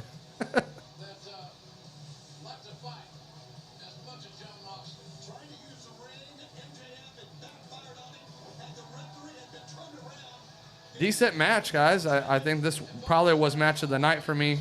That or the women's match, I think, were the two best. Yeah. I know the Young Bucks match with Jurassic Express was decent as well, but I think there was too many botches, though, and Yeah, I'd say this was probably match of the night for me. Just barely, though. That women's match was very good. I'd say this is probably like a 3.75 out of 5. Travis says maybe a 4 out of 5. If I'm being generous. Travis says the snake turns on Jake. Oh man. So now where does MJF go from here? Someone just said MJF on AEW. I never lost. He cheated to beat me. Very likely. Yeah. You didn't think it would be clean. It would have to be somewhat of a... To protect MJF, it had to have some kind of a twist. Right. It looks like the end of the pay-per-view, guys. I would still say a very underwhelming pay-per-view overall. Yeah, it just went off the air. Couple saving graces there at the end, but ultimately not their best. No, I mean, it was underwhelming is the best way to put it. In my opinion, AEW's worst showing for a pay-per-view so far. By far, yeah. So is unfortunate, but nonetheless, I still had a good time. Yep. Like I said, our next one is going to be in December for an NXT takeover event. What did I say? December 6th, I think. It's a Sunday. They already have it announced?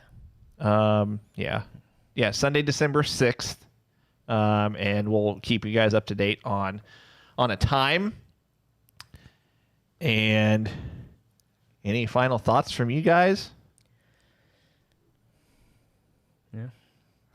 I mean, nothing. That's a great thought. Guys, it's great to have the greatest wrestling podcast back on the air. We're super excited to be back hanging out. Thanks for hanging out with us. It seems like we kept a pretty consistent audience tonight, so thanks for rocking out with us all night long, for enjoying the pay-per-view. Yeah, I mean, for almost 4.5 hours, especially basically. an underwhelming pay-per-view. So we really appreciate you guys for joining us, and I can't wait to get back on track with you guys this Thursday and start the show back where we left off. Agreed. Real quick, Joe gives it the show a final grade of a C. Let's give our final grades real quick. You guys can pipe in with your opinions as well.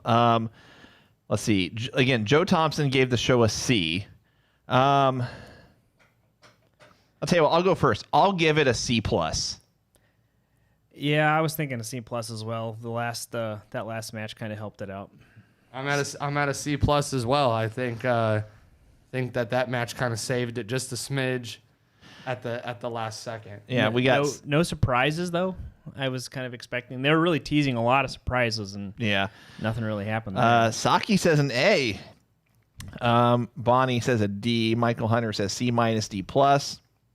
Tom C. Victor Nash says B-. David says the show a C-, you guys an A. I appreciate it. Steven says AEW show C, your show A+. Again, thank you so much. Jimmy England says C+. So I think in general it was an average show, but average for AEW is, to this point, is lackluster just because the product in its entirety has been really good lately. So you only have one decent to bad pay-per-view out of it's bound to happen at some point. 6 or 7 of them that they've had so far. I was gonna say if you do a few things that really, in my opinion, would change the pay-per-view. So if you don't have the Matt Sydal botch, if you switch the tooth and nail match and the tag match, or just cut it out. Well, yeah. Eugene brings a good point too. The Matt injury definitely changed the pace of the show too. Yeah, and I was thinking about that injury the whole time, and it kind of took away from. Yeah, I mean, just really those 3 things: the Sydal botch. If you would have flip-flopped the tag match and the tooth and nail match, put the tooth and nail match on the pre-show and the Dark Order private party match on the regular card, and if Matt Hardy doesn't get injured, if those 3 things don't happen, I think we're actually looking at more of a B+ pay-per-view. But I think because you had the Matt Hardy injury, I think that led them backstage to basically saying, okay, Kenny, FTR, Paige, we're going to give your match more time, and they should not have done that. Like, they just should have kept it how it was. And, so all around, though, I still had a good time. It seemed like you guys had a good time, and we appreciate it. So, again, final thoughts. Going once, twice. Have a good night, guys. Thanks for rocking out with us. Yeah, we appreciate you guys. Again, catch us live. At least Cole and I. As always, Austin's welcome anytime. But we're going to be live every Thursday morning at 10 a.m. Eastern, 9 a.m. Central. And until then, guys, we'll catch you later. And so, goodbye. And good night. Bang!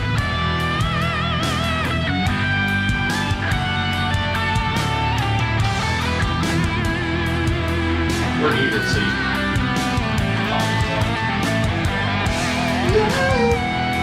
I was wearing one off and one on. That's what I was doing. Yeah, I got it. Well, this is my good ear, so I want my good ear to get it. So my bad ear just like man, that sucks. It wasn't bad, but it was just it was what like it was, I guess. you go into it with an expectation, given what the rest of the pay-per-views have been, And Especially looking at the card ahead of time. This podcast was a presentation of LightUpMedia.fm.